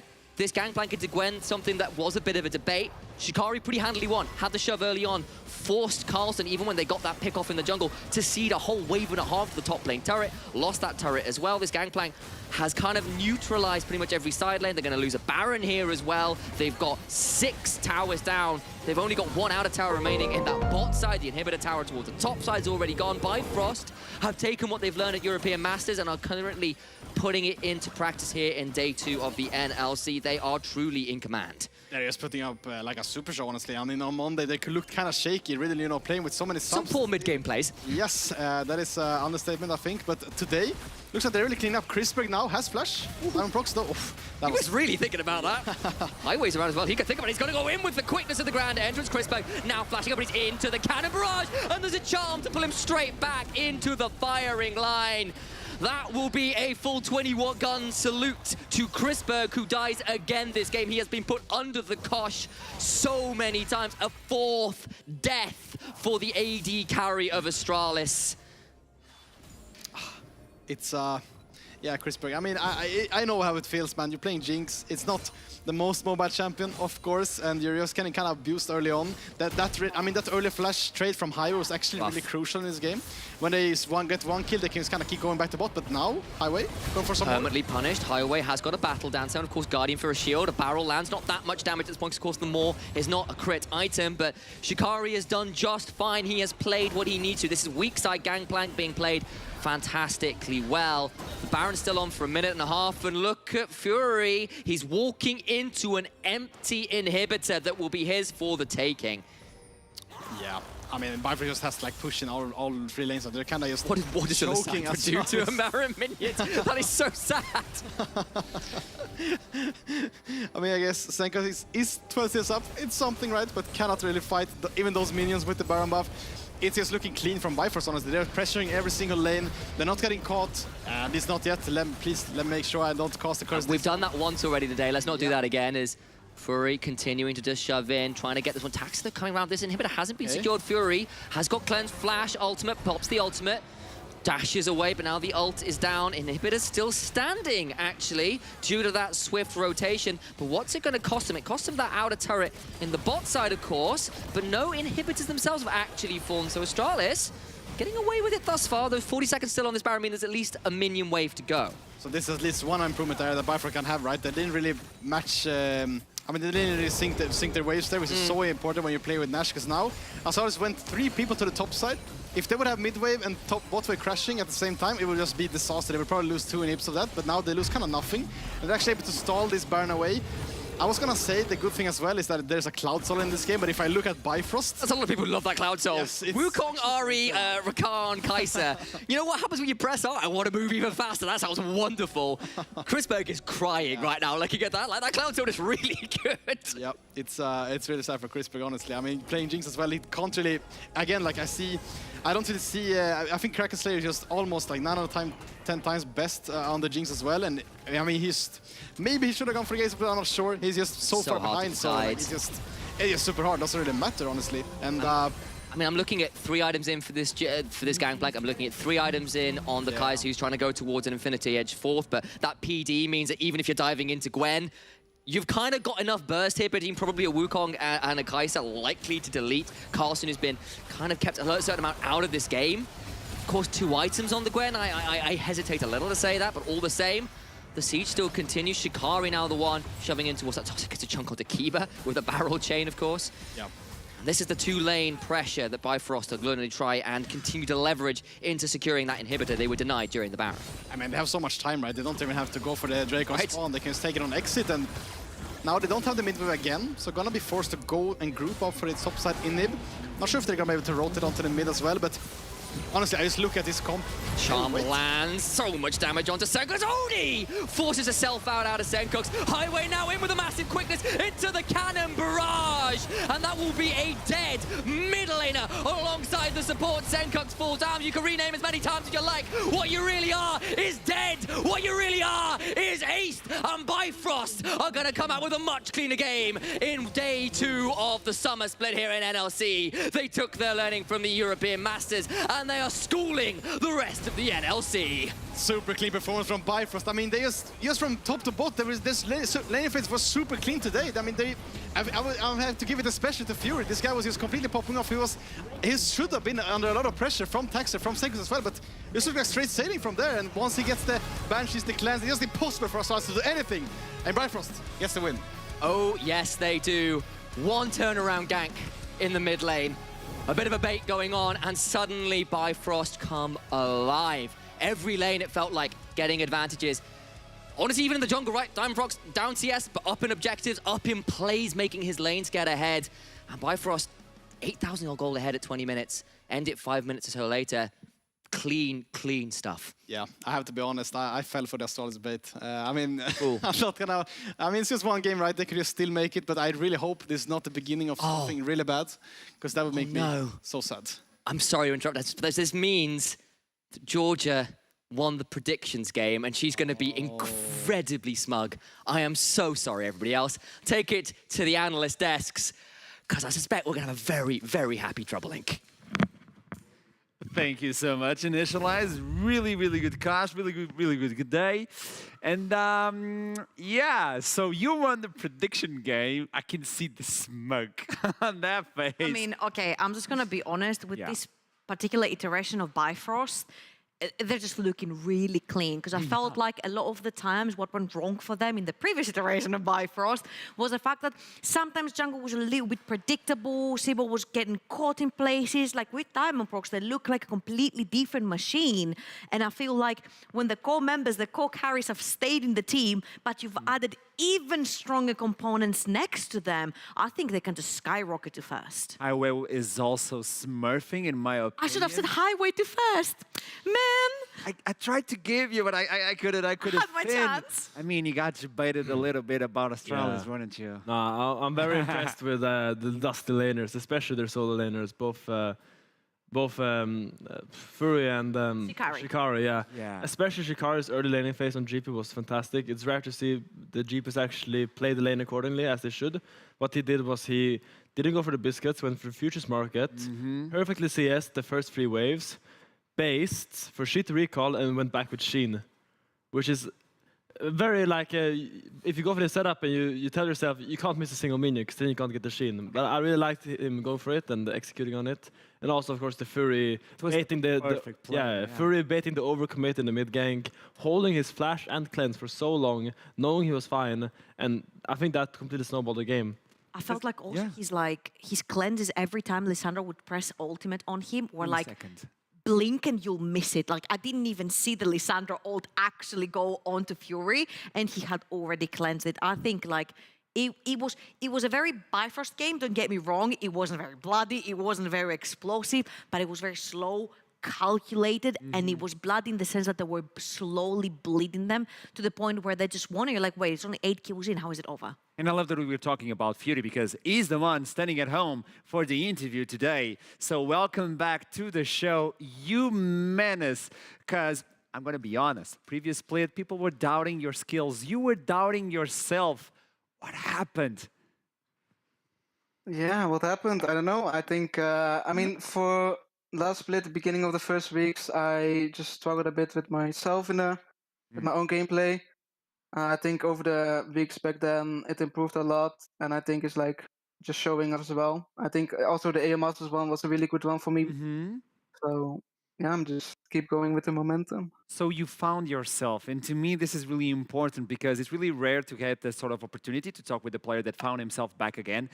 Tell me, how was the process to actually believe in yourself again and become the monster you are actually right now? Was it the Pantheon over? I don't think so, but tell me. No, the Pantheon over helps as well, so don't worry. No, I think, I mean, in the first weeks, it was like, I just needed to get used to playing competitive again. I also had some wrist injuries that cost me from not playing a long time for 3-4 months. So I just needed to get back in form. And, well, I'm just going with the momentum right now. So it's going well right now, and hopefully it's going to be better. Well, first of all, I hope you're fully recovered, and if you're not, I hope you're very soon fully recovered because we can't wait to see you at full form. And honestly, I want to ask you, Bifrost, you remain with the team. Obviously, you had a great run at the EMAS's, great run at the NLC. Bifrost kept the 3 core carries, top lane, mid lane, and ADC, and you basically pretty much changed the facilitators for all these carries and all of these 3 lanes. How do you see the team working right now? Do you see it moving any differently? I mean, it's for sure a big change, right? Changing jungle support. I think there's a lot to work on. We only started scrimming 1 week ago because we ended up AM Masters late and we need to play tryouts as well. So, but from playing already the scrims, I feel like this roster really wants to improve a lot. And I feel like we have more potential than the last roster. Okay, to wrap it up, Fury, tell me something. Are you aware and can you grasp the idea that you, Bifrost, alongside with JDXL and Dusty, are the teams to defeat in order to get the first place? And out of these 3, is there any team that you fear playing against? I don't fear anyone. So, I mean, we actually still didn't win against Excel. So I still need to beat Torque, and Torque put me lower than Suncox that I played against. So you will see me in that match. I will see you on that matchup. So, To finish it up, go celebrate, you chat of a man, and I'll see you next week. Perfect week for you to start off. Good job, Bifrost. Thank you. Have a good one. He's so chill. Always a joy. So calm. And you look into inside of the game like, oh, I'm going for the kills. I'm really hungry. How are you doing? Like, so I... That's an assassin player for you. I think I defeated them. He's really calm about it. Yeah, you can tell by the you could tell when he was getting ganked by the Viego every time. The Lissandra W try to bet at the cleanse, he holds it. The Viego stuns him, tries to bet at the cleanse, he holds it. Lissandra ults, insta cleanse. Insta. Yeah. So calm and collected, very nice to see. Just great player, I think. And also it shows that he believes in the team. The way he was holding those summoner spells in the mid lane, and all of a sudden, boom, Diamondprox appears alongside with Highway, insta That was, kill. by the way, the jungle support he was talking about, because the synergy between the two means a lot in a team. These are the two components that changed, and the synergy seems to be much better than game one that we saw them in. So this is a clean team looking into the top of the standings. I would say this is a team that are looking to compete until the end of the standings. At the top, they're the ones to defeat alongside with Dusty, alongside JDXL. The rest of the standings have to step up if they want to face off versus these guys. On the other side, though, Astralis, we need to look into them. We need to understand what happened. On your eyes, Finn, what do you believe was the problem? I think this game just came down to the mid 3v3, and I think that the Dusty is executed better on the fights. The Astralis lineup chased a bit too far in the mid fight. They kind of fell into the trap of Dusty, just waiting with Rakan in the bush, just going deep, trying to get the kill, seeing blood in the eyes. But yeah, I think they still have to work on their mid 3v3, secure these champions requested. The Lissandra, I liked seeing the Lissandra. I really liked their draft. I think their drafting was good. But I would like to see them just focus more on the synergy between the mid-jungle support. Here's what I believe. I understand that it was like a little bit of an overreach, but I love to see the proactivity in the early, because it was something that we were really missing from Astralis. We said constantly that Taxa is a little bit maybe too passive. He doesn't necessarily enable his solo laners towards the top side of the map, but this time it was like he had everything he needed for success. He tried, he overreached, it didn't work. I'm not so mad at this as I was in like the spring iteration, where it was like, oh, let's just bleed slowly and just lose the game, you know? This is a different sort of bleed coming in. So with this in mind, I know we're talking about standings and all that, and I want to give you a visual aid. I'm going to make sure that you get everything that you want. There you go. Bifrost alongside with Dusty and JDXL. I tied up in first place, followed up by Astralis, Eminem Gaming, Riddle, and Vanir in the middle of the pack. And at the bottom, it is Nuriki, Team Singularity, and X7. So the gatekeepers from the previous split are still at the top of the standings. The kings are no longer on the throne. Yeah, it kind of hurts to see X7 at the very bottom of the standings, honestly, because it's not like they played, let's say, against whatever, Bifrost that they lost to twice in the last regular split, or maybe JDXL, which they lost one of the games to, right? So yes, that one was okay, but then losing to Eminence, I think it's a huge blow for your performance as well in the entire split, because it's like, these guys are the champions, and they're coming in losing to one of the teams that end up in the bottom of the standings almost every split. Yeah, I think it's a bit too early to ring the panic bell and call the alarm. I've already like. But I mean, they can't be happy with their performance, right? And they have to take a long look at themselves. They said they didn't have many times to scrim. Tempt arrived like today or yesterday, so they have a lot of work to do. But I think by the end of the split, they're not going to be the same team as they are right now. And I think this 0-2 is not really reflective of their strength as a team. And if they do, it's going to be even more tastier to see X7 rise to the top. Hey, again. listen, you'd rather lose games early on and learn from them than lose them at the end and not know what happened. Exactly, yeah. Okay, but you want to know what happened during the day? Well, this was the play of the day by MasterCard. A magic play that we saw. You guys know what I'm talking about. You guys at home still don't know. It was a play that decided the game and changed the tides of battle. The sands of battle were changed because of this. This is the play of the day by MasterCard. All right, so it is going to be the man, the legend himself. It's going to be, obviously, the huge Kerberos play right there. And honestly, the entire team played so well to sort of create the situation where everybody is in this sort of funnel in the mid lane, and the Kerberos jumps in and shoves everyone back, allowing then Voxen to completely clean up House Scarfree right there. This is the best Chugi of the day, I would say. Kerberos is It could be a zing, zing, zing, but it wasn't really, was it? It wasn't a zing, zing, zing. It was like, smash. There you go. Yeah, Easy. and I want to appreciate, I mean, this whole game he was fantastic at it, but especially in this play, the way he manages his rage bar is always at the 70-80% range. and he makes sure not to pop it too early. So when the fight breaks out, he's ready to have the Mega Gnar. And I think that was the most important thing here, that the enemy team went a bit too deep and they went for a fight, and he was instantly ready to capitalize on it. Always ready to pull the trigger as a Gnar is not easy at all, but we're going to pull the trigger to show you the games for the next week. Week 2, day 1, it's going to be Astralis Talent versus Singularity, Dusty versus X7 Esports. This is gonna be good. Riddle Esports versus JDXL, followed by Vanir versus Eminem Gaming, the Giant Slayers, and to wrap it up, it's going to be Nuriki versus Bifrost. What is your takes on this? I'm going to start by you, Treble. Oh, I'm looking at Dusty versus X7 because I'm like, oh, X7 should definitely have this in the bag. But I'm like, right now you just lost to Eminem and Dusty are looking freaking good. What about you, Finn? Yeah, I mean, I have to say the same thing. Isn't it? Yeah, it's gonna be such a test for X7. Now they have some time to prepare for Dusty. They have some time to figure out what they want to do, and I hope next week we're gonna see a stronger X7 because it's honestly pretty disappointing what we saw today and on Monday. So You better be watching. yeah, I'll be watching. Better be watching, and I'm going to give you this time to say goodbye to everyone. Last words, Finn. I'm really happy. Thank you for having me, for being such great hosts and co-analysts. It's been great being back at NLC, and maybe I'll see you guys soon in the future as well. What about you, Treble? Thank you so much for accepting our invitation, of course. It's always a joy. It was always great to have your insights, especially in the top lane as well. And having another person to flame on the broadcast is never too bad. On my side, I have to say goodbye to everybody, especially to you, Finn. You just came back from Korea. You were blessed there, but you blessed us with your presence and your knowledge here at the NLC. It's good Good luck to in the have start you of your back. LEC as well. Also, good luck with that. I want to see XL at the top of the standings. For you guys back at home, you know we love you, and I'll see you at Monday at week 2 of the Northern League of Legends Championship. Have a great one. Keep feeding.